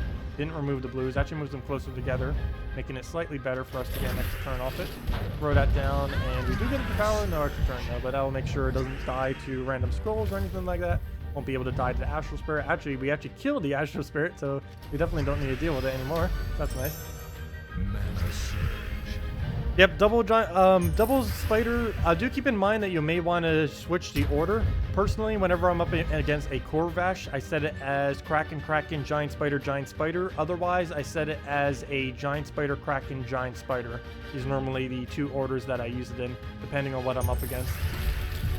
And there's a lot of other orders you can do too. Those are normally the stronger two. But yeah, other than that, it's pretty straightforward. All you need to do is get the Giant Spider up or the Kraken, depending on what the board is like, and then just keep spamming them. Once they get going, you're pretty much set to win. Haven't lost with it yet. I think I've gotten max score with it every single time too, though it definitely can lose. Got to be very careful around freeze, of course.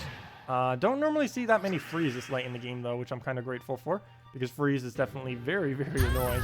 But I don't know, I just haven't really been seeing many freezes. Even against freeze, it'll work. Though, of course, it's a lot more annoying since it is based around looping. Any looping team is pretty annoying when it gets frozen. That applies to any team that's supposed to get extra turns constantly. And of course, Kraken, if you have it fully traded, gets, if you have double of them, 6 extra damage every extra turn. And that definitely stacks up after time. Hey, we're almost at 2 million gold. The most I've ever held at one time was about 5.5 million. I believe was the highest I've ever accumulated at one given time. I don't know if I'll ever pass that again. One person actually, the person that used to be in #1 like every single week, at one point got 1 billion gold. And I believe he's the first person ever and only person ever, if I'm not mistaken, to ever reach 1 billion gold in Gems of War. It takes a very, very long time. If I was to save all my gold and only do my minimum to my guild every single week, it would take around 6 months, I believe, to gain 1 billion gold. But yeah, that's a lot. I only gain at about approximately, I think, I know when I do explore, it's about 50,000 per hour as far as gold. I believe PvP is more towards 80,000 to 120,000. Of course, if you had higher VIP bonuses, which I think he had like max at the time, which was VIP 10. If you had higher ones, that would go even quicker. I believe the max you can really do, realistically, is about 150,000 gold per hour, approximately. Might be slightly higher than that. Really depends how lucky you get. Like, if we keep getting those 1 trophy battles, we could end up getting like 300,000 gold in an hour. But it's really unrealistic to keep using gems to refresh it, though. That'd be the only way to really keep it going. That, or if a lot of people just out of nowhere are actually using that for whatever reason, like a single Princess Elspeth, because those are the quickest possible things to ever win against. Let's see. You just got Borealis with opening 3 event keys. Nice. I just got it on my Let's Play account, the second one, and it ended up taking a lot more than that. It ended up taking, how many was it? It was, about 80? Yeah, we opened up 110, but we got it within, like, the 80. So, yeah, it took us about 80, though we did open 110 to get it, so we can kind of just count it as 110 to be able to get the Borealis. I didn't get a Queen Mab either. I have tried 2 times. I tried during the winter. The last event was basically Christmas week, I believe, when they did the last, on my Let's Play account, I tried getting a Queen Mab then, and Borealis. We got neither. And then I tried it again, and then we only got Borealis. I tried getting 2 Queen Mabs on 2 different event weeks. One during Christmas, one like 5 months ago, this week, literally today. And I still have not gotten a Queen Mab on that account. I'll probably just have to craft it if I want to get it later. I'm not really too worried though. We got Dragon Soul, we got Christina X, we got Element Grim, we're pretty much set. And we only need 3 more dragons, one of which we might get next week, because Celestacia is in the drop pool. I'm only going to throw 50. What'd be really annoying and funny, because I don't actually want it, if we get Guard's Avatar on my Let's Play account, that would be so facepalm worthy. Like, I don't even want it on that account. I will never use it a single time ever. Well, maybe just once to show it because we have it. But, that'd be awful. I would want to trade it in for another one. That's also something else I'm kind of curious about. If they're going to be making all of the... It's already been confirmed that all troops that get added into the game through the crafting system will need to cost souls and maybe something else, but definitely will cost souls to be able to craft. But as far as disenchanting is such ridiculously poor value right now.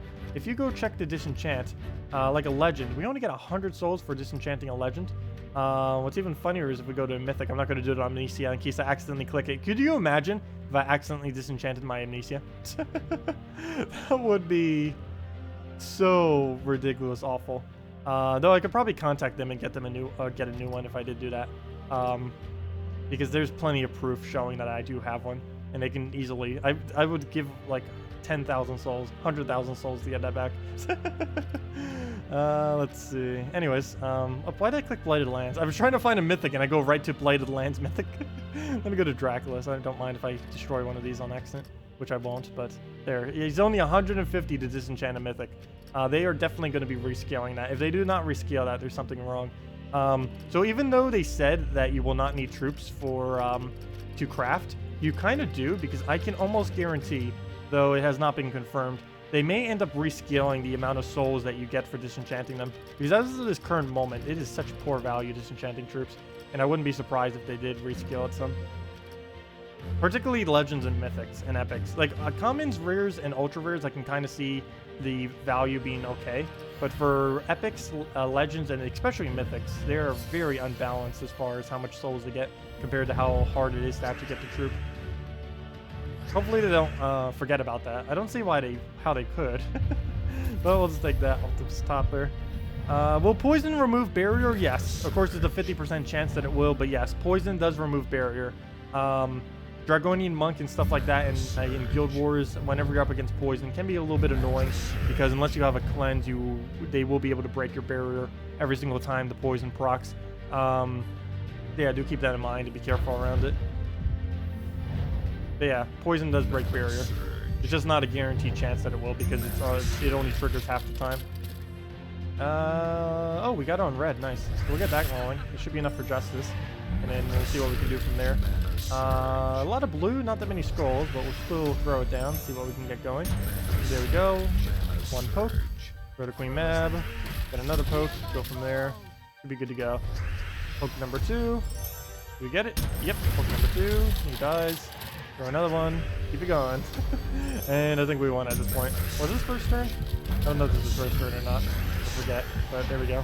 Whatever it was, it's matched. And that's over. There we go. I love when this team works the way it's supposed to. That's how it's supposed to go every single time. The problem is it doesn't do that every single time. But yeah, there we go. Perfect. That is the ideal situation of what this team will do. Sometimes it does a slower version of that, but that's what this team is basically aiming for every single time, is to do what exactly happened right there. Well, let's go take the blues right there.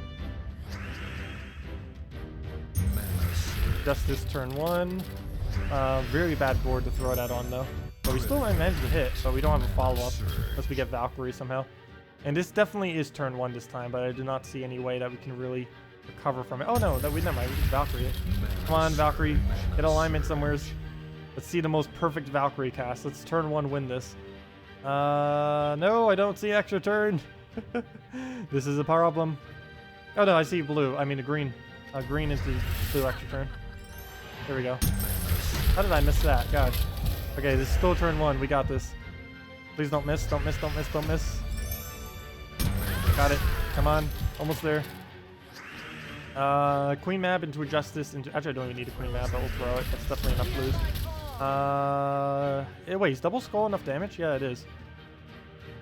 How do we double skull this? Get that down. Okay, there we go. Turn 1 win. And another one. There we go. Perfect. He didn't even get a single turn on us.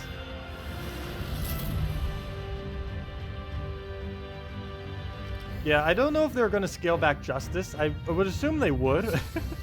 It's currently the most powerful Guardian, especially after they nerfed Courage. Like before it was kind of like, okay, which one's stronger? Courage, Humility, or Justice? And at the time it was kind of like, okay, Courage, mainly because of Skull Spam and how it behaves with it. But at this point, I'm pretty sure Justice is the most strongest Guardian. The main reason for this, though, is for one, it's so ridiculously easy to put stats effect on, and it's the best stats effect out of all of them. The freeze. Well, I guess the death mark is good too, but you don't normally use sacrifice that often. But as far as what really makes it powerful, it has the normal 4 times boost ratio, but the problem is it raises 2 different stats. It raises HP and attack, and it raises it at its full value. So yeah, every single bonus from that is an additional 4. So the whole team frozen at 16. That's 16 additional life and attack. Even if they half that, that would still be pretty amazing. But that's really what they need to do to rebalance it. If they're going to do any kind of change to it, just make it like every other Guardian by not making it like every other Guardian, and make it a 2x boost ratio, which would then still be a 4x boost ratio because it does 2 different stats. Right now it has the normal 4x boost ratio, but it has 2 stats that it raises. So it's gaining twice as much stats as any other of the Guardians for the most part, or it is literally off of its boost. It does have a lower magic, but like as far as like this number right here is lower on all of them compared to all the other Guardians, but still the boost ratio is the exact same, so it gets a lot more value out of its boost ratio than every other Guardian. It's twice as much value. Mana surge. So that's the main reason what makes it broken right now. But we'll go throw down the Queen Mab. Put that down. Is this turn 1? No, it can't be. We have damage. That'd been amazing. I just still can't recall if I've ever turned 1 in a row. Normally because I'm not paying attention to see if it's actually turn 1. I normally just play the battle as normal, and if we turn 1, then we just happen to turn 1. What do we do here? I think we take... I don't even know. I know I want to take a blue. I just don't know which one I want to take. There's so many different options on the board. We'll take this one, sure. I'll take the suggested move. Let's see how badly it backfires. Mana surge. Take the red, get some Valkyrie in case we need it, and let's get this thing rolling. Oh, you're facing me in PvP right now? Nice. Hopefully you win. I believe I'm using the Cabrera's team right now, so if you're going to lose, it's probably going to be to Devour. So just make all imperviouses or something. Well, we'll throw a Queen Mab. Oh no! Entangle! No! The worst thing that they can do to this team. The biggest thing they could ever do to slow this team is entangling it. That is very annoying. But there is a backup plan. We can go and get Queen Mab mana. The only problem with this though is he has Dragon Soul, and Dragon Soul is immune to the mana burn drain. Mana burn, yeah, the mana burn. So I can't actually mana burn him. So what we can... Oh, I did not mean to do that on brown. Fail. I meant to be on purple. Well, we'll take that. That dies. Got a Kraken. Please Devour. There we go. Match. That worked. Okay. And of course, we don't gain any attack because while it's entangled, we can't gain attack.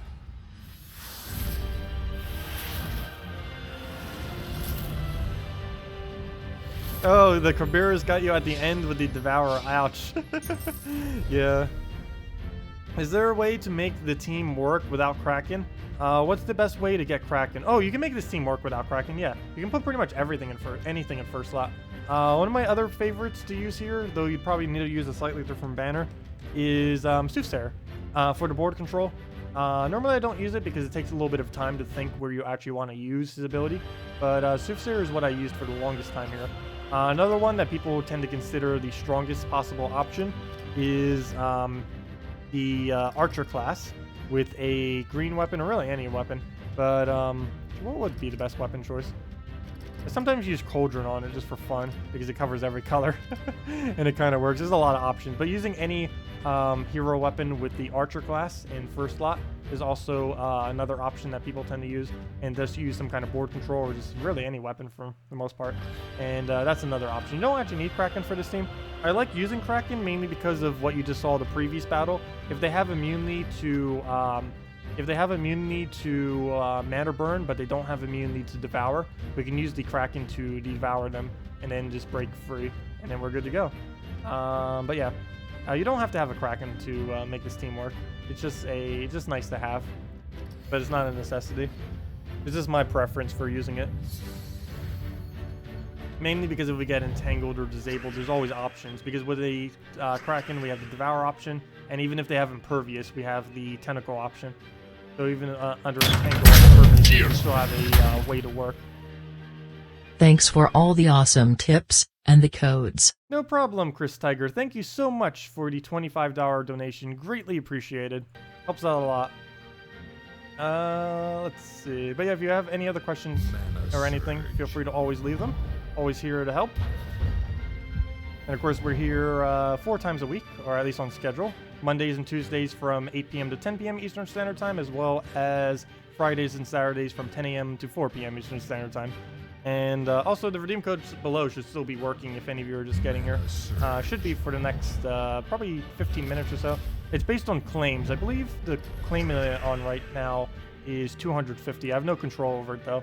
The devs control that, so unfortunately I can't make it higher. I would if I could, but I can't. There's also been talk about times codes, though they're working on so many other things right now that is like the last thing they are thinking of is like readjusting the code system. So unfortunately that won't really be adjusted anytime soon. But they may sometime in the future. Also, as far as console people, I don't believe you guys will ever be getting codes now. And it has nothing to do with them, it has to do with the policy side of the console versions that kind of prevents them from being able to actually post codes or, you know, give out codes on the console versions. There is currently a giveaway, though. I believe I still have the link in the description all the way at the bottom for anyone. There's a contest going right now for a PS4 competition that's being going on right now, and the 10 runner-up prizes, I believe there's 10, are in-game resources. So you may want to consider that if you're interested in trying to attempt that. I believe the deadline for it was June 16th, I think. I don't actually recall off the top of my head. How are we losing against this? I'm just kind of talking through the whole thing, but, fail. Well, we'll go kill that, We'll kill that. Yeti does so much damage this week, though. I think it's 80? Yeah, 80. That's exactly how much mine was doing during the video earlier. But yeah, that means he has max magic right now, which also means he has the Silverglade Kingdom upgraded. Didn't realize. I guess a lot of people are starting to get that upgraded at this point, because when it first came out, a lot of people didn't have it. But it's been like over a month now, so I guess everyone's kind of getting it already. What is that community thing of? It was posted in the global. It won't last long. Oh, was it posted in global? Wait, was it your post? Is the code dead already? Wait, what is this? Gems of War competition. Oh yeah, that's the Gems of War competition thing. That's what Max just posted, is the Gems of War competition for the PS4 thing. Is the code dead? Well, let me go remove it then. Salty is God. Well, let's go make it, more on Monday. There we go. There we go. We got our thing there. Let's see. But yeah, I can't actually give out any extra. We gave out 3 yesterday, but since we don't have all the April ones like I thought we did, I'm gonna need to ask him, I guess, next week, I guess. Because we only have like 11 more codes, I believe, which will last us all of next week and slightly into the next week. So we need to do it before like Wednesday or Thursday of next week to ensure that we do get it in time. Mana Surge. I've never actually ran out of codes when codes were being given out. That has yet to happen yet, so I need to make sure I did that ahead of time. Sometimes I forget, but I've yet to forget long enough to not have any. Let's see. Oh, I should have Queen Maps right there would have been the better option, especially since we're frozen right now. Not that good. But we'll throw the Queen Mab. That will be enough to kill. And a little bit of a bad situation. Though worst comes to worst, we will be able to win off a Queen Mab alone, since it's going to have very high attack damage. And the only thing that it might be able to do is barrier, but I don't think that's going to become too big of an issue against us. So we'll throw this down, get it over on the... Actually, let me throw Queen Mab. If that's enough. 1, 2, 3, 4, 5, 6, 7, 8, 9, 10, 11. Yeah, that's enough. We'll throw the Queen Mab, throw skulls into it, and we will be good to go. Do Green Seer, Giant Spider, Grim, and Plague. Sure, we can go do that. There goes our thing, but we can easily just take a skull, and that is match. So we could take one just directly there as well, but there we go. And that is match. The Bomb Bomb. The Bomb Bomb. Up against the Bomb Bomb. Okay. Let me go try JZG's team. Go throw that down. Oh, against a bunch of Spirit Foxes. Interesting. So we'll go clear this out and try that. Let me see, what are the slots? We need a Green Seer, a Giant Spider, a Green Seer, Giant Spider loop, nice. Giant Spider, Green Seer, Giant Spider, Grim, and we'll end it with the Plague as suggested. And we'll go see what this does. Banner will want to go for a +2 green or a +2 blue. I think we'll go +2 green for the obvious reason of we create the color. We already have a +1 on purple, which will be what we need to get green syrup. So should be good to go. So we'll throw this down. Spirit Fox may be annoying initially. We'll get past it though. What's your thoughts on Hellhound? Hellhound's pretty weak. Kraken, Giant Spider, and Paladin. I would say replace Hellhound with Marilith if you have. If you don't have Marilith. Or maybe try Gloomleaf. If you don't have Gloomleaf or Marilith, try... What I'm basically saying is you shouldn't use Hellhound. Well, wait, are you using it? No, you're not using it for any of the other reasons. So yeah, basically just replace out Hellhound for a better option. Other than that, you're pretty much good to go. Also, you may want to replace out Paladin for Ranger. I don't know how high your armor stats are, but Ranger is a little bit safer of a bet, mainly because the main benefit that Ranger has is the damage doesn't really decrease that much. If your Paladin takes any physical damage on its armor, and you don't have anything to buff it, like on your team right there, it might be a little bit struggling as far as when it starts taking damage. So at least with a Ranger, it keeps a pretty consistent amount of damage. And you may want to replace that in. Ranger does do less damage overall, but it's a lot safer. And for Guild Wars, you normally want to go safer instead of just powerhouse them down. But I don't know, Paladin might still be useful. I don't know what your armor values are or anything like that. But yeah, I would definitely consider replacing out the Hellhound there. There isn't really much need to use Hellhound. It is a pretty weak troop. Has never really been good. Definitely is one of them that needs a buff. Things like Hellhound, Salamander, a lot of those like ones that do like those random burns, Ifrit, stuff like that. They've been pretty much dead content almost since they came out, mainly because they don't scale well compared to newer troops that they've released, or even at the time of where they're released, they didn't really scale too well. Of course, if you don't have other options, but Marilith is definitely the best thing you should put there if you need it. I would maybe even put it back a slot if you do end up going for the Marilith, just so you can get its attack up to pretty high values, and then you can just start one-shotting with it. Or you can just use it in the first slot. It's just a little bit risky, because if you do use something like a Marilith, it has a relatively low base HP. Actually has one of the lowest. Actually, I think it's tied at the lowest base HP in the game. But, yeah. Otherwise, you can just do a Gloomleaf. You're just using Hellhound for attack up front. Paladin is maxed out. Okay, then the Paladin's probably fine to keep in instead of the Ranger. I'd still consider replacing in a Marilith or something though if you happen to have it.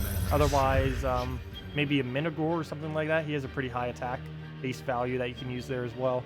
And he does triple damage if he has a higher attack than your enemy, which is also pretty useful. Where do we go? So, what do we do right here? I don't even know which one I should throw. Plague into Elamagrim, I think it is. Hey, we actually hit HP. Nice. So we'll let it do that, and we'll take a skull right there. Reduce its magic. We'll go and, sure, we'll Elamagrim that. Hopefully get our extra turn. We do end up getting our extra turn. Nice. We have our Giant Spider to give you even more mana. I do want to keep the greens and stuff on the board. Let's go redo our Plague, I guess. Do that on yellows, get the Giant Spider on whatever we can aim at. Sure, blue's fine, we'll go do that. Yeah, 2 pairs and that nice 3 pairs actually. So it's a little bit overkill on the mana, more than we really even needed there. But better more than less. We'll go and throw Elamagrim. Not the best of the board. I guess we could have thrown another Giant Spider, but we hit it anyway, so I guess it doesn't matter. And that's match. And that's done. There we go. And that worked out pretty nice. That's a pretty good loop. Green Seer Giant Spider, of course, can always make it so we have a really large amount of mana on the board, and then all the leak goes into Plague.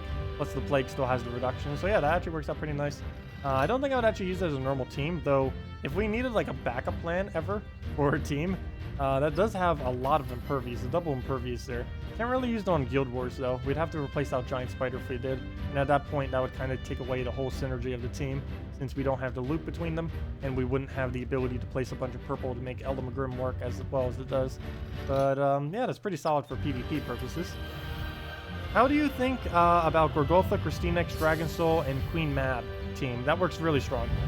Personally, Gorgolfa, Christinex, and Dragon Soul is my absolute favorite triple team to use.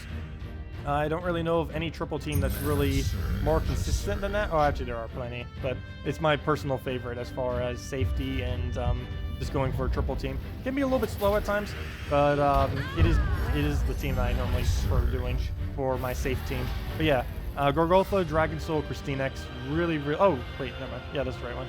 Gorgotha, Christine X, Dragon Soul, or Gorgotha, Dragon Soul, Christine X is a very, very solid team, and you can put anything in 4th slot and it will work.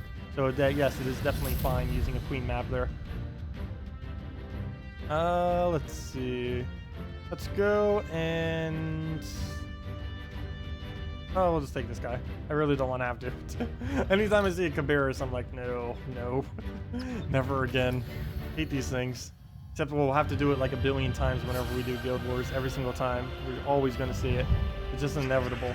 Though then again, the other day we ended up going an entire Guild War battle, an entire day of it, without seeing a single Cabarrus. Not yesterday, the day before yesterday. We ended up going without seeing a single one, which was pretty lucky. Mana Surge. Okay, well, there it goes on all of the mana right there. Let's see. Can we take anything? I guess we could try getting the Valkyrie up there, so we'll go start working on that. We'll just take whatever off the board. We'll go and... We don't really have a good Valkyrie cast right here. Really poor moves. We'll just move that down.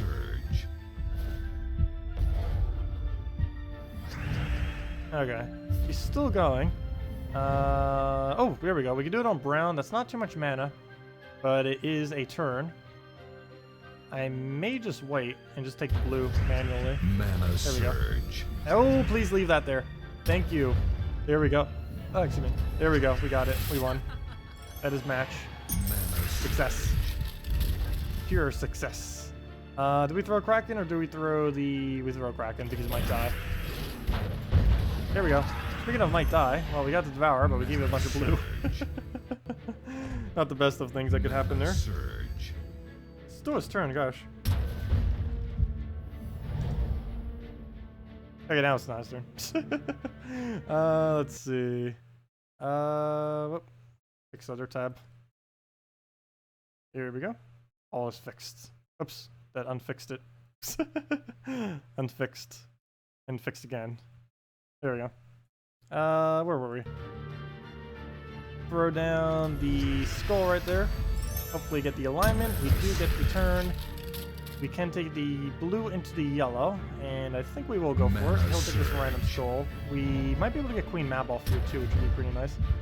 1, 2, 3, 4, 5, 6, 7, 8, 9, 10, 11, 12, 13. I'm not going to recount. Let's hope that's enough. Perfect. And we'll throw that right back down. Good to go. Mana Surge. Nice. Nice. Extra turn on top of that. Throw it down on another skull right there. And we are good to go. Put an extra turn over there. More extra turn. Where's the skull win though? Oh, we can just do that. Never mind. We don't even need a skull win. Oh, never mind. Yeah, we do. 4 HP. Well, as long as we hit at 2 extra turns, we win. Doesn't even matter if we hit skulls. There we go. And I say that, and then it doesn't hit skulls, and he lives with 1 HP. Figures. Mana Surge. Yeah, Kraken is a really nice troop. It covers quite a bit of ground. You have the damage that you do constantly to all enemies. You have the HP gain on it. You have immunity to stun, so it gets to keep doing all these things. And of course, it has Devour, it has damage, and it has some board control because, well, actually, not really board control, but it helps you mana generate because it has the blues that it puts onto the board, which of course you will then use to accumulate your blue mana on whatever you might be using. And yeah, Kraken is a pretty nice troop to have. I can't believe they actually made the final trait that strong. When I first saw it, I was like, okay, they're never going to make it that strong. And then they actually released it like that. It's like, oh gosh.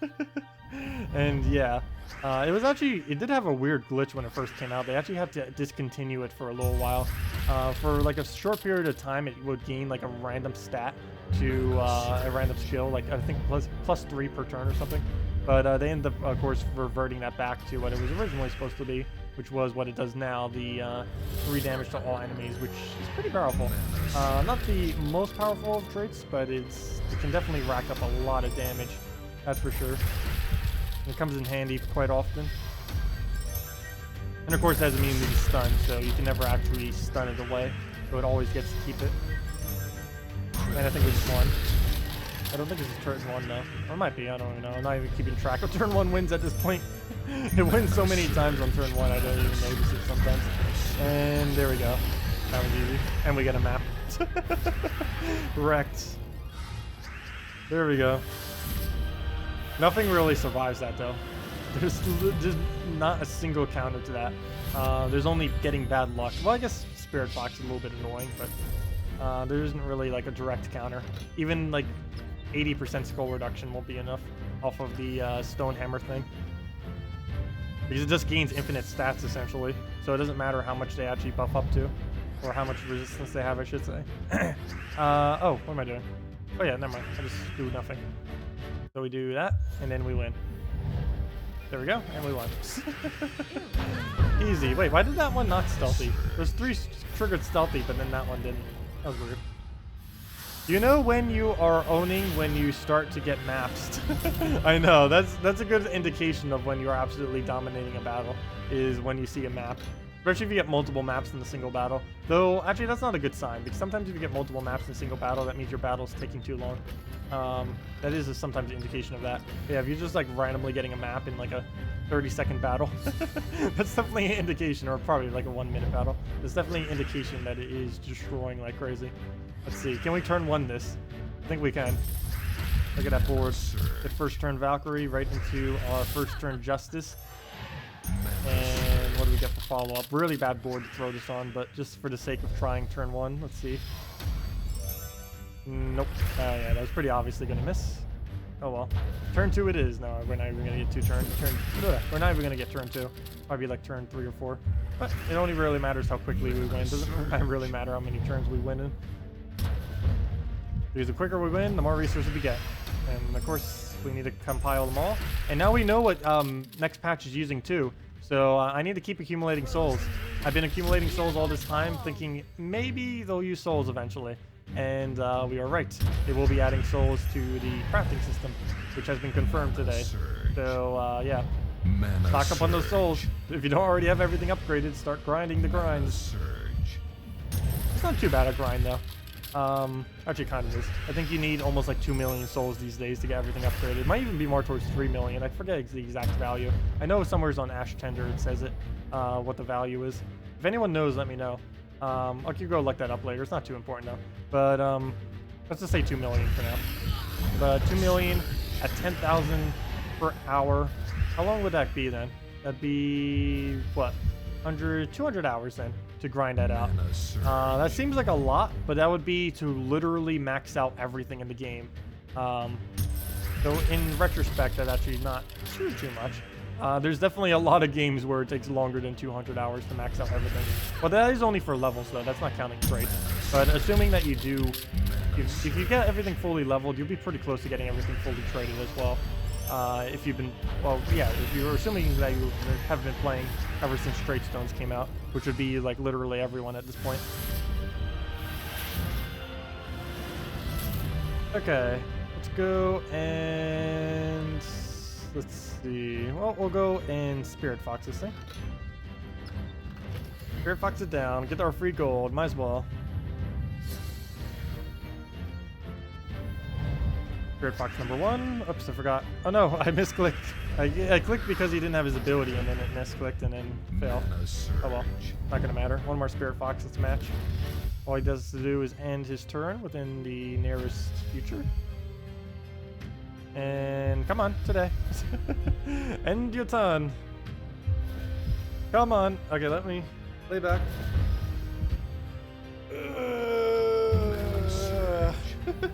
Stretch. Gonna take like an hour to do this turn. There we go. And that's match. Imagine if they ever add the ability to battle friends. I really want them to do that. I don't know if they're gonna do that anytime soon. Probably not. Maybe by the end of the year, maybe by the end of next year. But the button's already in. The button already exists. All they need to do is make it work. Which was a lot harder than just saying it will work. Like right there. Coming soon. Friends button. It even has a heart and 2 people on it. Let me battle other people.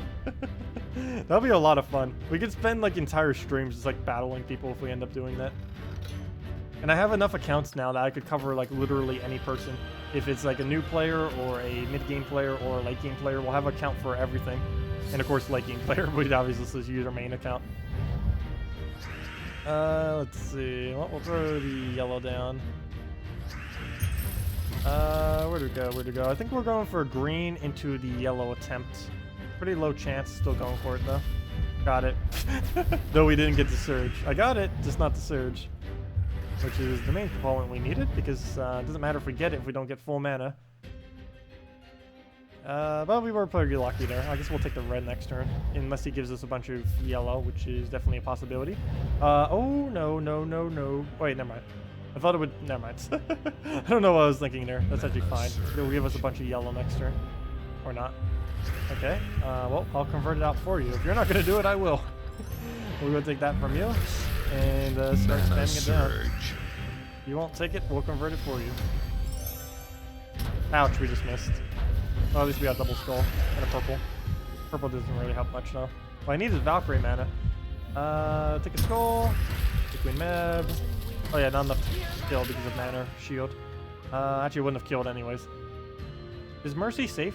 Yeah, Mercy's safe. It just gets 2 pairs, so we'll just take a skull right there. Let's see.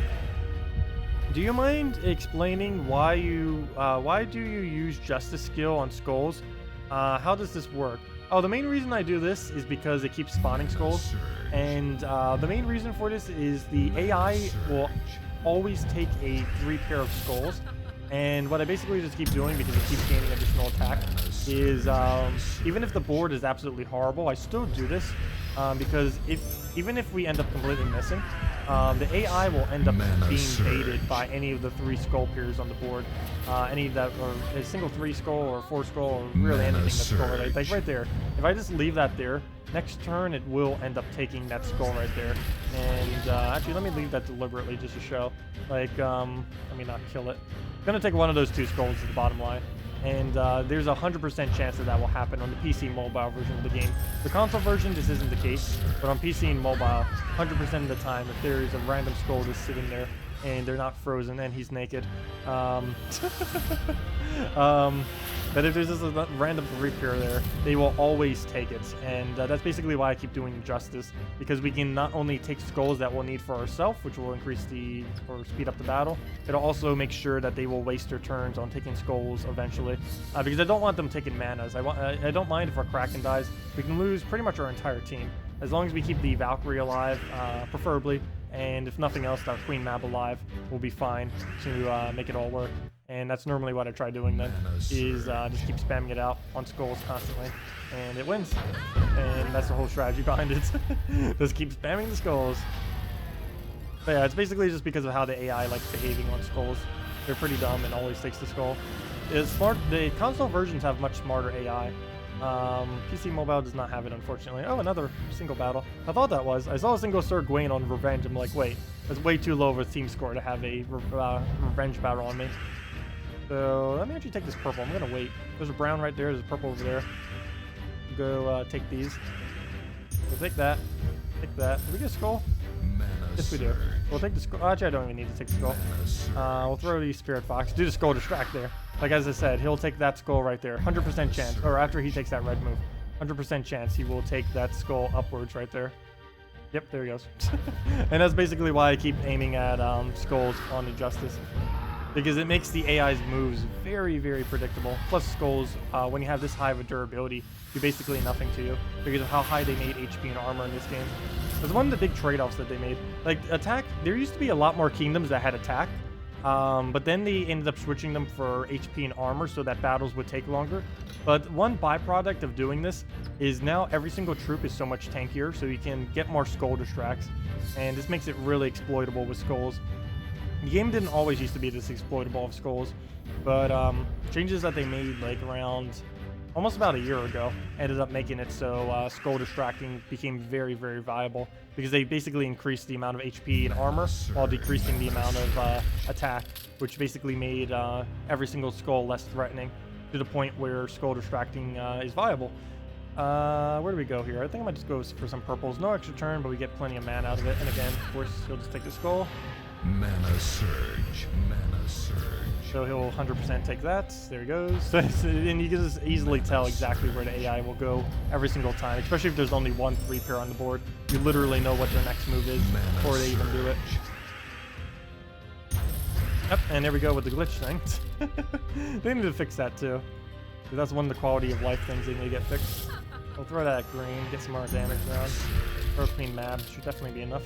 Come on, quick. I almost just swiped a skull on accident. I did that earlier this stream too. One of the first times I ever did that, swiping a skull on accident from a misclick off the ability cast. Oh, could have taken brown there for 3 more damage. I don't think it's going to be that big a deal though. Well, there's skull number 1. Where's our other skulls? Come on, skulls. Oh, I got a map. Let's throw that again in that match. That does match. Come on. There we go. And we still ended with full mana. Hey, had the bunny ears too. Bunny ears for the win. I don't know why I'm still using this hero class. I did this for Easter, on Easter weekend. And then I never bothered switching my class back to a different visual. I just always kept it as this. Whoa! Wait, am I on my Let's Play account? What is this madness?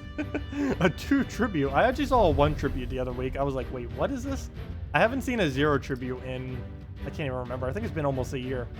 But a 2 tribute, that is ridiculously low. Same as a 1. I can't recall the last time I've seen a 0 though. That would be baffling. I might not even notice if I get a 0 because, I don't know, nothing really happens there. I'll probably not pay attention one morning. It's like, oh, 0 tribute. Oh well. The chances of me getting a 0 tribute, I think, is lower than me getting a, like a 15 tribute or something like that. Let's see. We'll go and take the purple right there. Get the blues going. Throw the justice. But yeah, if you guys have any other teams you want me to do, any other questions, any other team builds, any other anything, I just said teams twice. But if you guys have anything, just let me know. We can go and do them all. Otherwise, we'll be going for about another hour, kind of just messing around, tearing apart everything with this team. The team actually doesn't have that high of a bonus this week. The only thing that's really gained is the queen map doing a little bit extra damage, which isn't too big a deal. The best week this kind of team would be on is if Kraken actually had 50% bonus, which may happen next Blackhawk, probably not. If they ever do a Blackhawk event, I can almost guarantee it'll be a Blackhawk rogue. It will not be a Blackhawk monster. Or I don't know, maybe they will. I'm pretty sure they won't do something like that though. Okay, queen map that for the kill, then we just take the skull and then there we go. Oh, wait, what? How did that not kill? Okay, never mind. We'll throw that down. Thought he had less HP than that, but yeah. And it's still our turn, so we can still keep killing it, even if it had something alive or revived.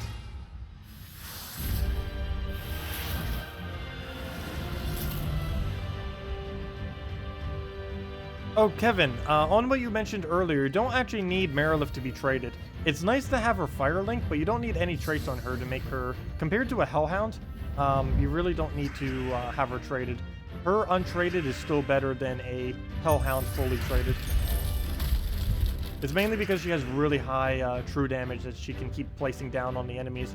And depending on what their HP values actually are around your level or what you're facing, it can be very devastating. Marilith is one of the strongest troops earlier on in the game, mainly because of her very high static true damage that always does 6 true damage to all enemies. Plus has board control and can gain an extra turn. If I'm not mistaken, yeah, it's the only true damage troop that hits all enemies that can loop. Tesla can't, Crimson Bat can't, Draculus can't, and those are all 3 options. I don't think there's another one. So yeah, it's actually the... And Corvash can't, even if you start counting that. So I actually didn't notice that until just now. I don't believe there's another one. But yeah, Marilith's the only true damage... Oh, never mind. I lied. Never mind. That's why I didn't notice it. It's Marilith and Vinoxia. Those are the only 2. So I guess there is more than one option. Vinoxia isn't really used that much though, mainly because it's a lot less inconsistent. I'm pretty sure Marilith has a higher chance to hit an extra turn than a Vinoxia does. Mainly because the problem with anything that spawns double gems is those gems can overwrite the other gems. Like let's say if we did like a yellow-purple spawn right here. I mean a blue-purple. Well, I guess it doesn't matter what 2 colors we're referring to. But let's say we get a bunch of blue. We get like a 5 times right there in that little arc. Like let's say all these reds were blue and we got it from the blue-purple cast.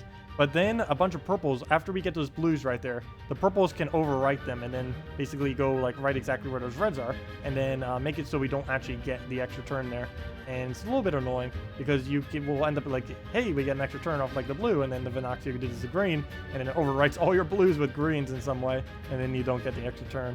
I normally try staying away from any troops that do the double spawn. Lady Ornero is about one of the only one, and as well as Sir Gawain. Sir Guild Wars was about the only troop I kind of stick with that do a double spawn, that are consistent, or they're not really consistent enough, but they have a good enough ability that it is worth taking the risk of possibly missing to use their ability. Those are the only two instances that I tend to prefer. I sometimes use Euro too, but I use Euro more for his trait than I do for his fact that he can actually loop. I normally just use him for burn purposes. Have you ever seen a 28 tribute? No, the chance of it is like a 0.00000 something 01. I don't know. I forget what the exact math was. Someone did it at one point. It was many zeros. It was like to the 6th power or something, maybe even further than that, of zeros. Probably even further. It was some kind of ridiculously absurd chance that would probably never happen ever. Though that chance will be increased drastically whenever they get the 30% kingdoms in. Though 30% kingdoms are probably like early next year time away. That's like half a year away, if not more. Because currently we're just getting, not even every single kingdom hasn't even reached the 3 blue stars yet. And we don't get the extra tribute until the 4 blue stars. And of course, to really maximize it, we would need to have every single kingdom at that point. And that probably will be like 2 years away, probably. Who knows? I don't know when they'll have enough troops. But yeah, until that comes out, that would really increase the chance. But as of this current moment, no, I don't believe anyone has even hit over 20 yet. Everything above 20 is insanely hard percent-wise, especially once you start getting over 25 with the current amount of kingdoms goes into like decimals of a percent. Let's see. Well, we'll go through this down. If you just got here and you were wondering what the game is about. Oh, you just got here and you're wondering what the game is about. This is a match 3 RPG game in which you are conquering a bunch of kingdoms. The main end goals is basically just to accumulate everything, accumulate every single kingdom, and then just dominate the world. No, but it's basically just team building, trying different teams, seeing what you can do with them, destroying all your enemies, and kind of general stuff like that. Some of the end content is mainly just Guild Wars, PvP, and that's about it. It does have a couple mini games. We'll be having more mini games in the future. Currently doesn't have a crafting system, but it will in the future. Currently all drops are completely randomized, but that will be changing soon. And yeah, other than that, it's basically just a pretty standard match 3 game, just with a lot of more RPG elements, more of a team-oriented build. Most of the match 3 games that go with the RPG style these days do tend to do a single mana pool. Gems of War is a little bit more unique in that it does do a mana pool per troop. And if that troop dies with its mana, it loses all those manas. Whereas many other games focus on a single mana pool, particularly the old Puzzle Quest games and all that. They focus on a single mana pool, and even if you end up losing one of your troops or something like that, you would still be able to use all of your other mana. Actually, in Puzzle Quest, you didn't even have multiple troops. It was just a single hero with multiple weapons that you were able to use, and you, of course, just used a single mana pool for all of it. Yeah, it is a pretty fun game. Very addicting. I have over 3 hours in it. 3,000 hours in it. Let me see. I believe Tuesday's stream we ended up hitting 3,000 hours. Right now we are... How many hours has it been? Right now we are 3,018 hours into this game. I'm pretty sure this is the top 3 games I've ever put that much time into. Yeah, it's pretty far up there. Really ridiculous amount. The only 2 I believe I put more time into is Warcraft 3 between Dota and all the other things that were associated with it. Also, if you just count Dota as a whole, from Dota and Dota 2, I have like absurd, probably like 7,000 hours in it. But I've been playing it since I was like 5, so that makes up for this amount of time. But other than that, what was the other game? Why can I not remember it? Oh no. But yeah. Anyways. Yeah. It's a really fun game if you haven't tried it yet. It is free to play, so you might as well try it if you haven't already. No reason not to. If you enjoy match 3 games, definitely a match 3 game that you should try if you are interested in the genre. Oh, there we go. ODX just got the exact percent chance. There we go. There is a 0.0000000 to the 13th, 14th. Let me count. How many powers is that? 1, 2, 3, 4, 5, 6, 7, 8, 9, 10, 11, 12, 13, 14, 15, 16, 17, 18, 19. Wait, do you have to do 20 because it goes down another one? Sure, let's just say 20. 0 to the 20th power or negative 20th power, whatever the thing is. 0.2684. So yeah, I'm not even going to try saying what that number actually is. Not even going to try to attempt that, but yeah. That is why no one has ever gotten a 28 times tribute. Also, if you do that math... Wait, ODX, do you mind doing the math of what a 20 times tribute is? I'm kind of curious now. I'm pretty sure it's only to about the 10th negative power, but still, that's pretty ridiculous. Of course, the system was never made to try to get that high of a tribute, obviously. But, yeah. Let's see... I'll just take a blue, I guess. Yeah, no problem, Jinja. And if you have any questions about anything, feel free to leave it in chat. And we always stream weekly this game on a regular basis. So if you ever have any questions in the future, we will always be around at some point. We always stream every Monday and Tuesday from 8 p.m. to... choking on my own saliva. We always stream every... oh gosh, Devour. Distracting game.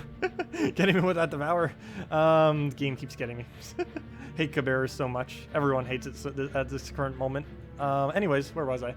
We stream every Monday and Tuesday at 8 p.m. to 10 p.m. Eastern Standard Time, and every Friday and Saturday from 10 a.m. to 4 p.m. Eastern Standard Time. Okay, let's see if we can bounce back from that. Oh, I'm taking yellow as if we still need it. Poor Valkyrie. We don't use red or yellow anymore, so that'll limit us quite a bit. He hits like a tank off the skulls, and I think we lose now, especially since I'm probably going to give him skulls if I miss. Nope. Okay. Oh, if we can loot this, we could still win. 1, 2, 3, 4, 5, 6, 7, 8. No, we don't have 13. We need that 13 to be able to get the extra turn off the Queen Mab. We don't have it, but we'll just keep spamming this until it misses, and once it misses, we probably lose. But hopefully it will not miss. Though there is a good chance that it will. Not enough blue? I'm not even going to count it. Looks like enough. Could be. There we go. Good. Good thing that was enough. Let's throw another Justice. I'm not going to throw the Kraken yet. Still good enough for to do a... When I... Oh, okay. Oh. This team. This team, though. Like, right when you... It can make something from, like, losing into winning in a matter of seconds. That is insane. I miss using this team. This is why I'm using it so much today. I know Queen Mab isn't making much of a difference with the 25% bonus this week, but still. I haven't used this team for the longest time for I have no clue what reason. And I'm like using it like crazy this week. And that is exactly why. Oh gosh, that is still a very low number. ODX with the math. There's a... How many powers is that? 1, 2, 3, 4, 5, 6, 7, 8... 9, 10, 11, 12. 1.05% chance to the negative 12 power. Interesting. Oh, times 10 to the negative 12 power, sorry. Is the chance of getting a 20 tribute. And that is why no one has ever gotten over 20 tributes. Highest I've seen, I believe, is 14. Highest recorded, I believe, was 16 or... Yeah, I don't think anyone got an 18 or anything. Somewhere around there. No one has gotten into 20s yet, that's for sure. And that's the reason why. Okay, well, we'll go take a yellow right there. Let's see. You have, wait. Deep Borer and 3 Rockworms. Oh, I used to use that. That is a really big budget team that people tend to use. Yeah, people tend to really use as a budget team when early on. Order for it is Rockworm, Deep Borer, Rockworm, if you are going to try the Deep Borer Rockworm team. I normally don't do it because it is a bit inconsistent, but if you were like a newer player and you have like absolutely nothing to do and you find that you just have those laying around, it works out really nice. You can kill pretty much everything with it, assuming that you can get the loop. You just have to be careful. It's a great way. That is a really good starting team to learn when it's good to use a gem spawn and when not to. Because, well, generally you just want to wait until you get specific clumps on the board. Like, for example, if we were using Rockworm team right now, we would actually want to use a Rockworm right now. Even though there isn't too many browns, there is a nice area right here where we have several different patterns in which we can get an extra turn. We can get 2 browns there, we can get brown brown, we can get brown brown, we can get brown brown, we can get brown brown. There's so many different options right off of this little area. Oh, we can also get brown brown due to that one being there. There's so many, even though there's only 1, 2, 3, 4, 5, 6 browns on the board, there are a lot of options. But like, for example, let me try getting a different board. And generally, rule of thumb, you'd want to wait till there's like 13 brown on the board or something, or at least 10. But when there are clumps like this, it's similar right here because brown, brown, brown, brown, brown, brown, brown, brown, brown, brown, brown, brown, brown. I shouldn't do the triples there, but yeah, this is actually a really good format again. But yeah, you just have to. It's a really good way to try learning it if you do want to try learning it for any match 3 game. Like right on this board right here, we would not want to use a Rockworm. It would be a very bad idea. Even though those came in, it's still a really bad idea to use a Rockworm on that board because there's just no way. There's very, very small chance that we'd actually get the extra turn off it. And we'd be better just wasting our turn and holding our mana and then waiting a few extra turns. Same as this board right there, we probably wouldn't want to do it, even though there's a chance that we could double brown right there. There's only double brown right there and double brown right there. That's not too many options for us to, oh, and a double brown right there. Well, I guess there's a few, but a lot less than if it was more towards the middle of the board. Whenever they're on the edge like that, that does decrease the chance that we'd actually extra turn off of it. But you'll learn it over time, like how you need to match those. Well, see ya, Ginger. Have a good day. Have a good weekend.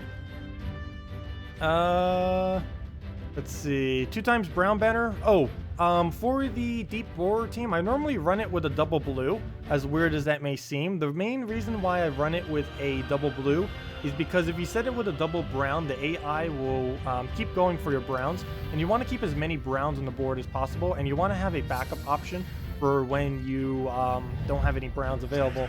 So I normally just go double blue on the deep borer for that. Because if we set it to double brown, the AI will literally every brown it sees take the brown. And while it still might do that, even if you set your banner to double blue, at least if it takes all of your brown, you'll be able to get up your deep borer really quick, and then you'll be able to replenish the browns. But yeah, I normally don't run deep borer with double brown. I did when I was first starting out the game, when I was first trying it, but after testing it later with more experience, it is a lot better to do it with double blue, assuming you have the trait on it. If you don't have the water link on it, then I guess you could just stick with the double brown.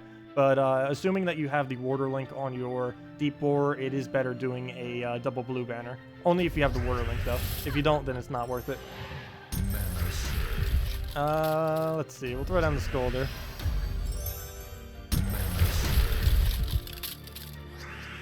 Let's see. That's still a ridiculously low chance, ODX. But thank you for adjusting it.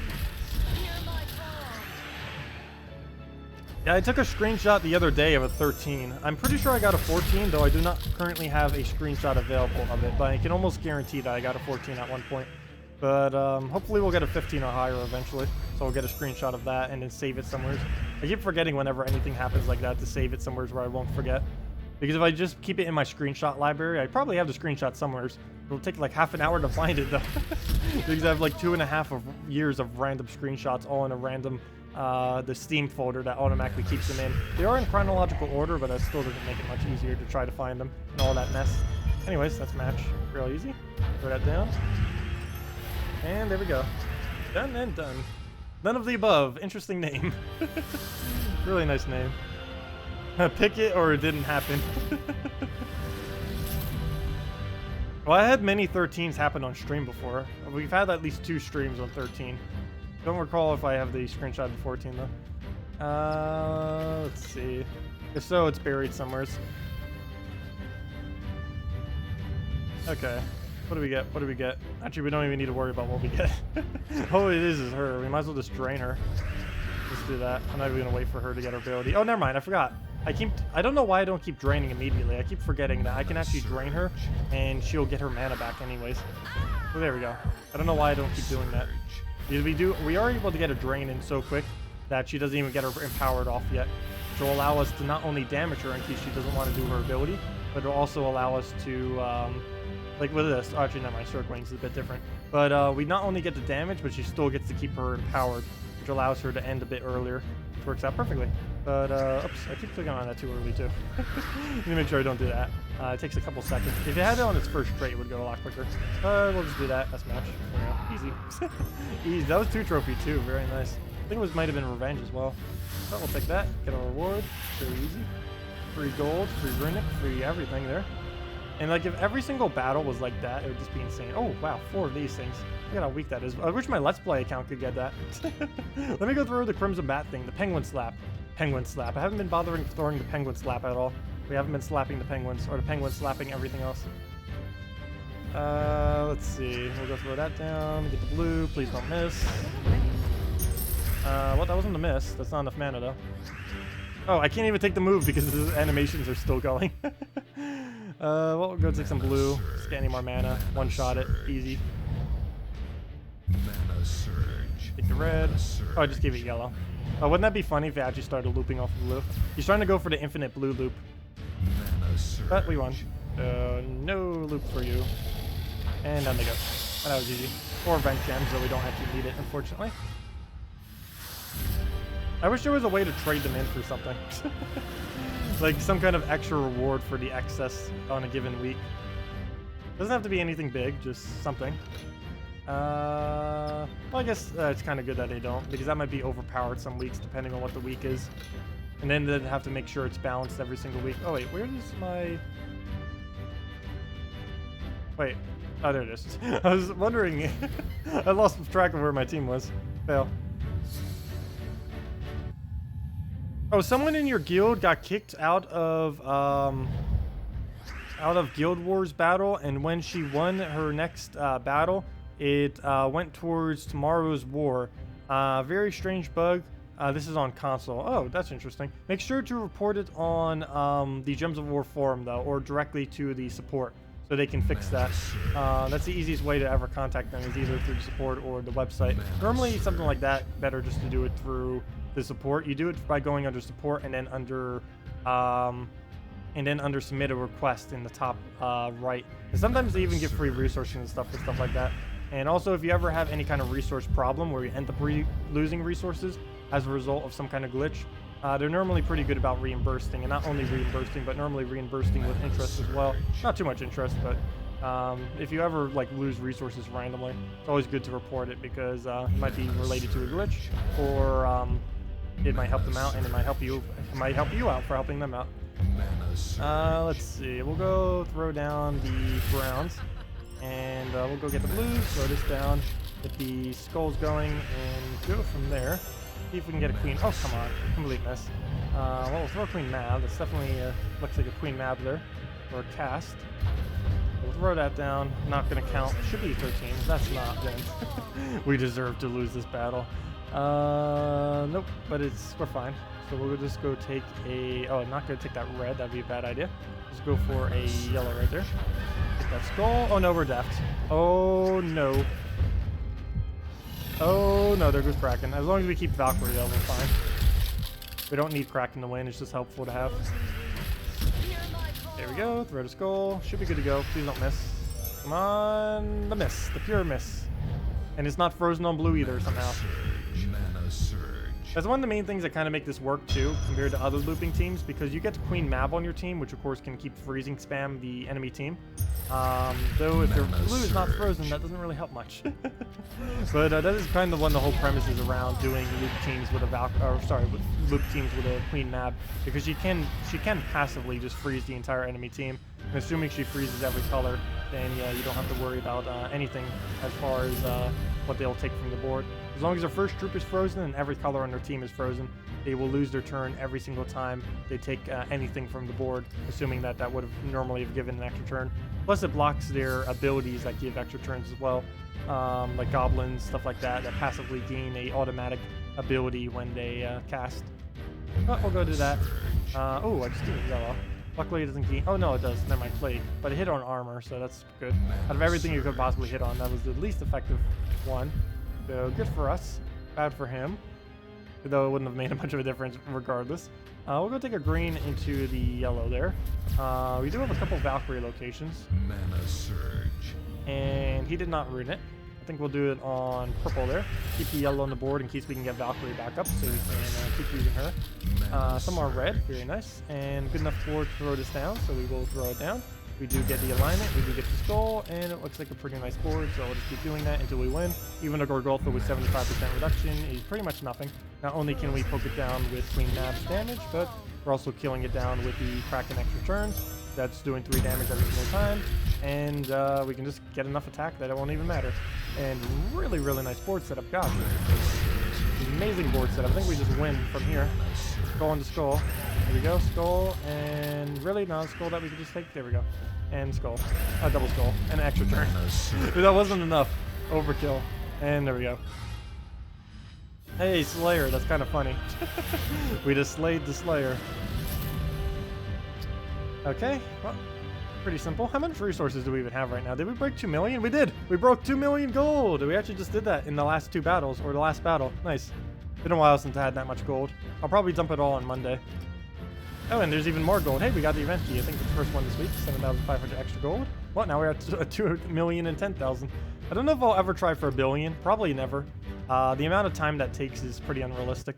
Especially since it wouldn't really serve much a purpose. It would just go straight into the guild. Well, I guess that does serve a purpose. But I'll probably just dump it all on Monday. There's really not too big a deal. Especially once we know, now that we know the crafting system doesn't play at all into gold. Well, I guess you could use gold on gold keys, but that'd be a bit of a waste. Oh wow, Intric is like 20,000 ahead of us, though I haven't done my battles. Still have quite a few people who haven't. Also, I still have a couple of people who haven't done their battles from earlier. Mini Glory, Nathan, Holag. Holag normally does it on Sunday, like almost every time. As long as he gets them done, but he hasn't been the last 2 weeks. He keeps missing like a battle or 2 here and there. Hopefully we'll have time this time around though. But we should place around 3rd by the end of this. Pretty easily. We're pretty much there right now, even though it doesn't look like it. But we have plenty of battles on reserve that will end up boosting it back up. But hopefully we'll make 3rd. That's a pretty big difference. 100 gems is definitely nice to have compared to not 100 gems.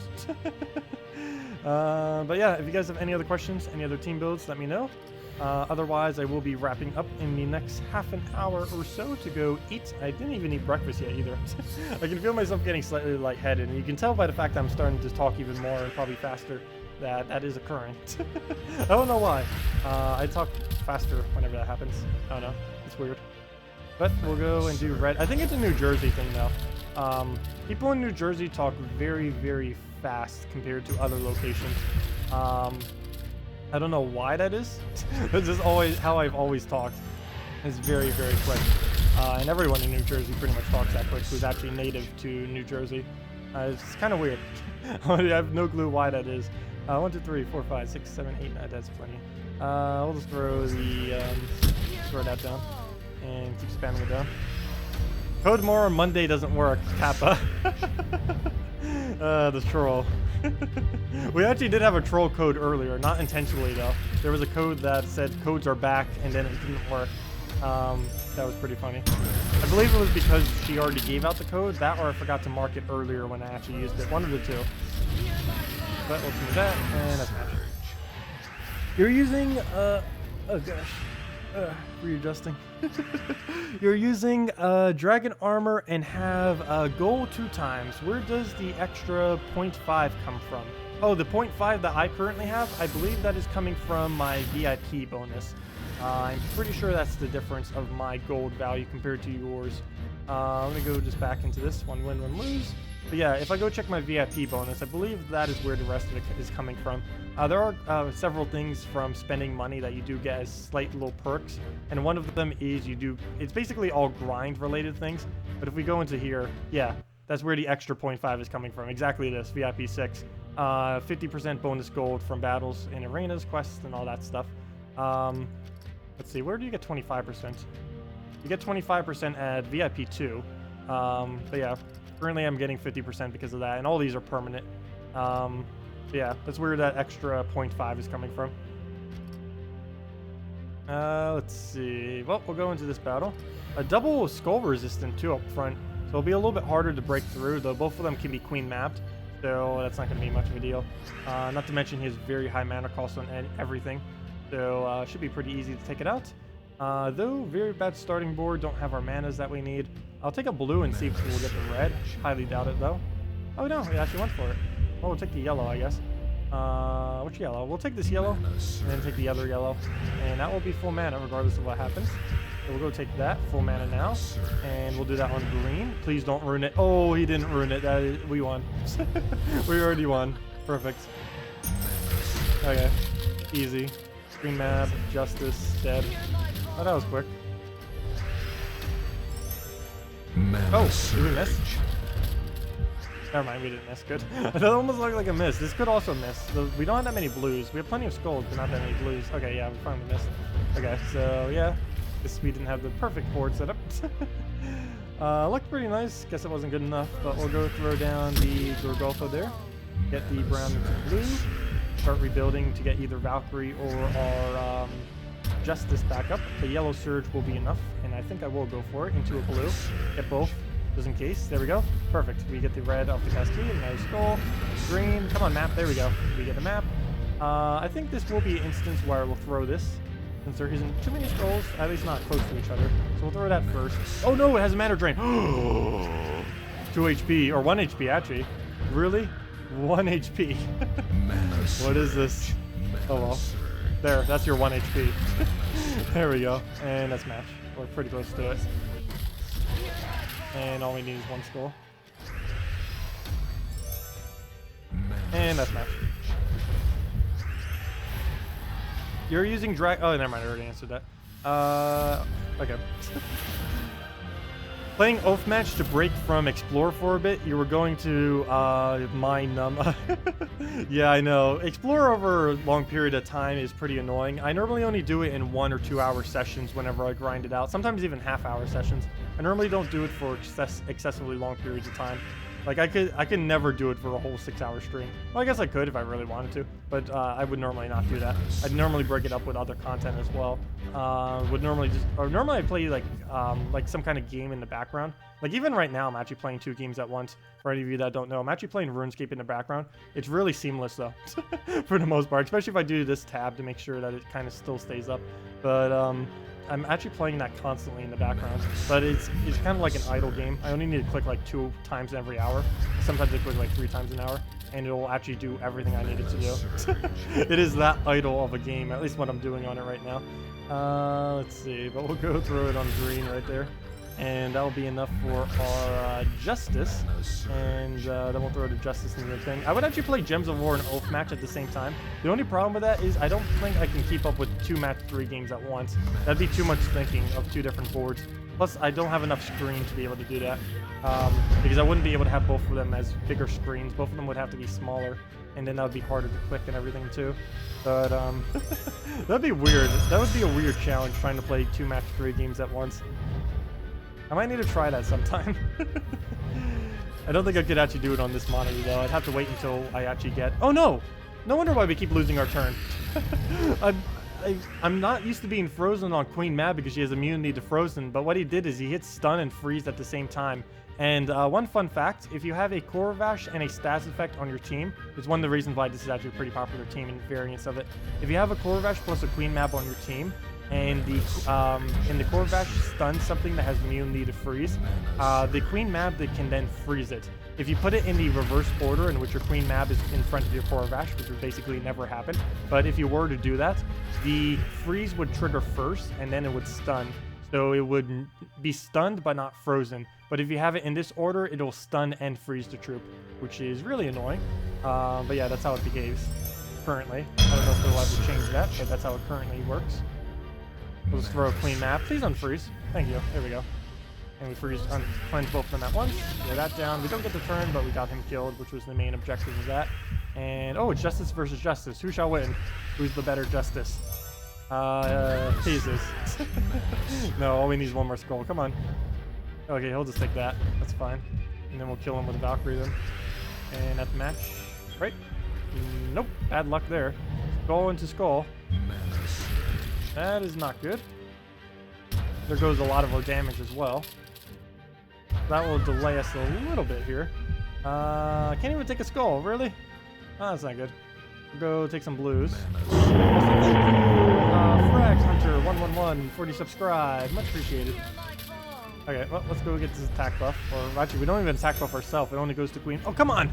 It only goes to Queen Mab. Well, I guess that doesn't matter if we end up losing our Justice at this point. It would actually help us. We'd be doing more damage if our Justice dies, surprisingly. But that would be what happens. I didn't take the blue because we're frozen on blue. So we'll just let him take it. Insulated, can't freeze us.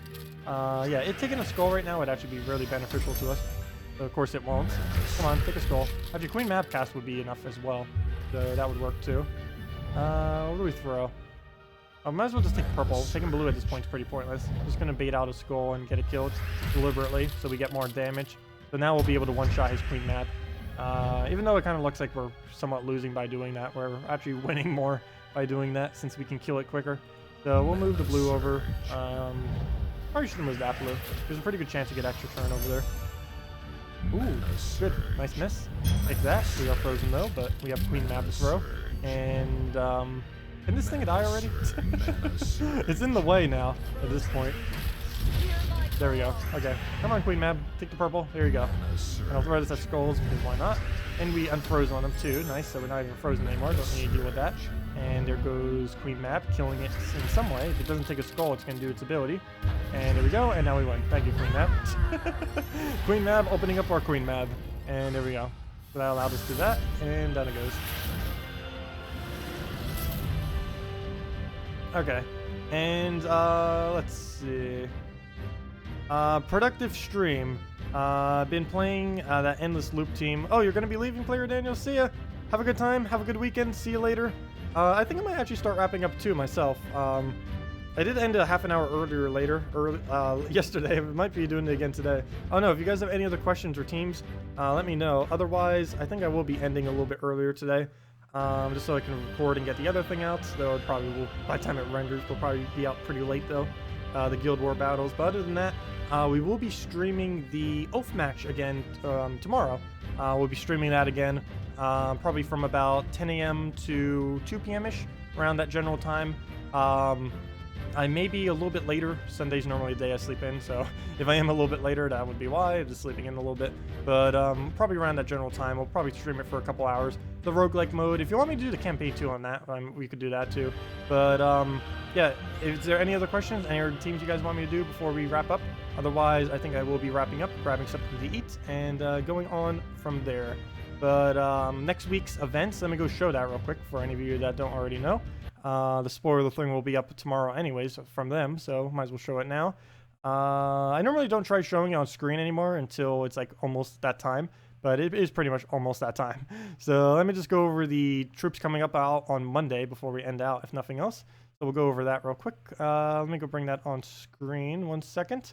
Where is that? Also, here's the link to where all the information is, but I might as well show it on stream for anyone who might be catching it at the end. Oh, see you, Kill Screen. Have fun at work. Could you show us your favorite team?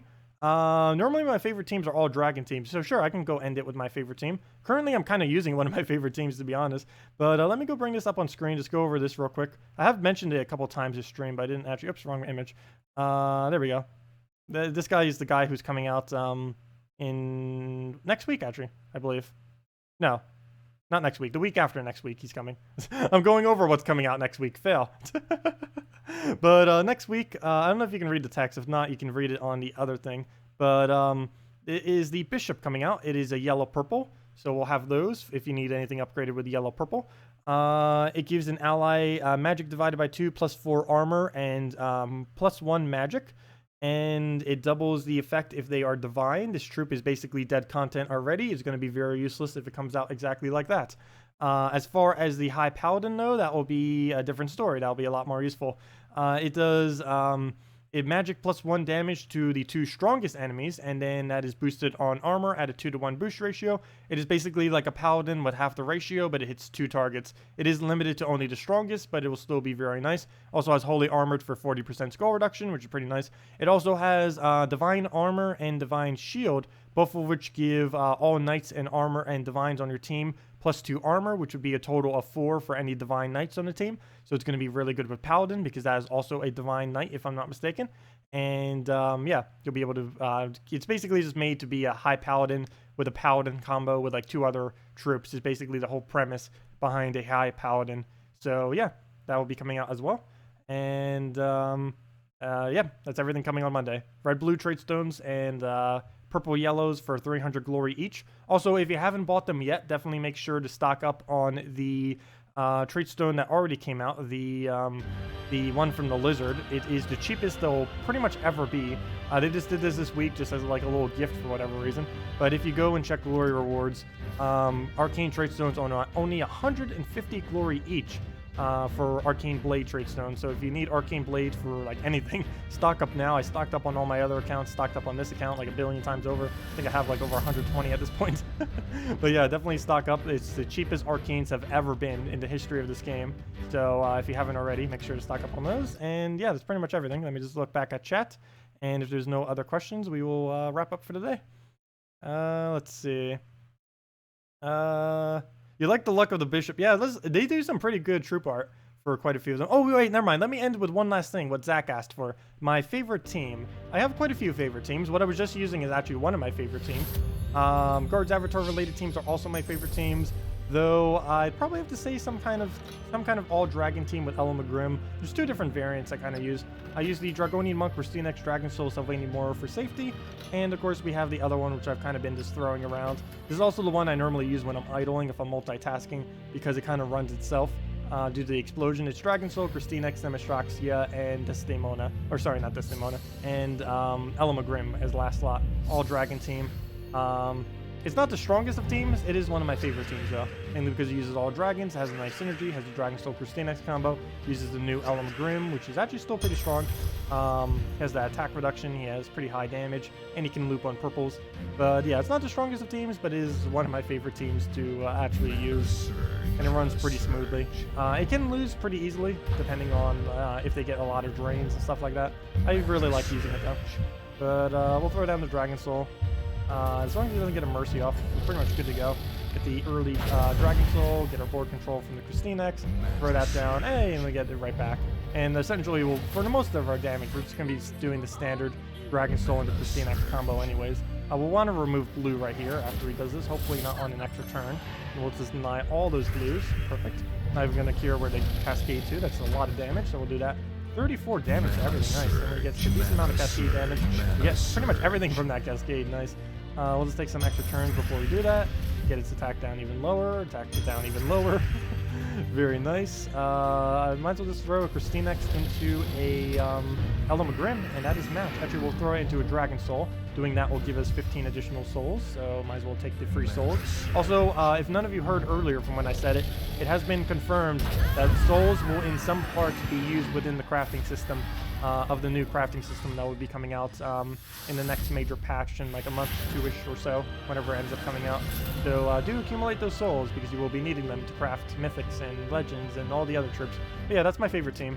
Not the best of teams, but is relatively solid, and it's one that kind of runs itself, as I said, because you have all the explosions. The only thing you really have to think for normally is the Rustinax for the most part. That, and if you're going to throw the Elamagrim, you normally want to have a burn down if you can. It's also annoying when it doesn't burn, since it's only a 75% chance instead of a 100% chance, but still ends up working pretty nice. Anyways, I will be ending the stream for today. No problem, everyone, for the stream. Glad you all could join us today and spend your Saturday with us. I will be streaming again tomorrow morning. We will be playing oTheRani though. I won't be streaming any Gems of War tomorrow. Only thing Gems of War related I'll be doing is the event video thingy, or the Guild War thing. And I will most likely be doing a video later on in the day on low-level Guild War, how to play Guild Wars at a low level, especially since there's a lot of new players coming in, as well as the fact that console got it recently. I've explained it many times on stream, but of course it would be nice to have an actual designated video for it, which is what I will probably be doing later on Sunday, though by the time it gets uploaded it might actually be Monday morning, but that'll be just in time for the switchover. So we'll have that out. Anyways, thank you all so much for watching. Have a wonderful rest of your weekend, and I'll see you all tomorrow morning if you come for the match 3 oTheRani. Otherwise, I'll see you Monday night, which is when our next Gems of War stream is, from 8 p.m. to 10 p.m. Eastern Standard Time, or next Friday at the normal 10 a.m. to 4 p.m. Eastern Standard Time in the mornings because I know sometimes time zone wise. That's why I have them 2 different times, mainly because I know some people time zone wise can't actually catch the stream if I do it at the same time every single week. But anyways, see y'all.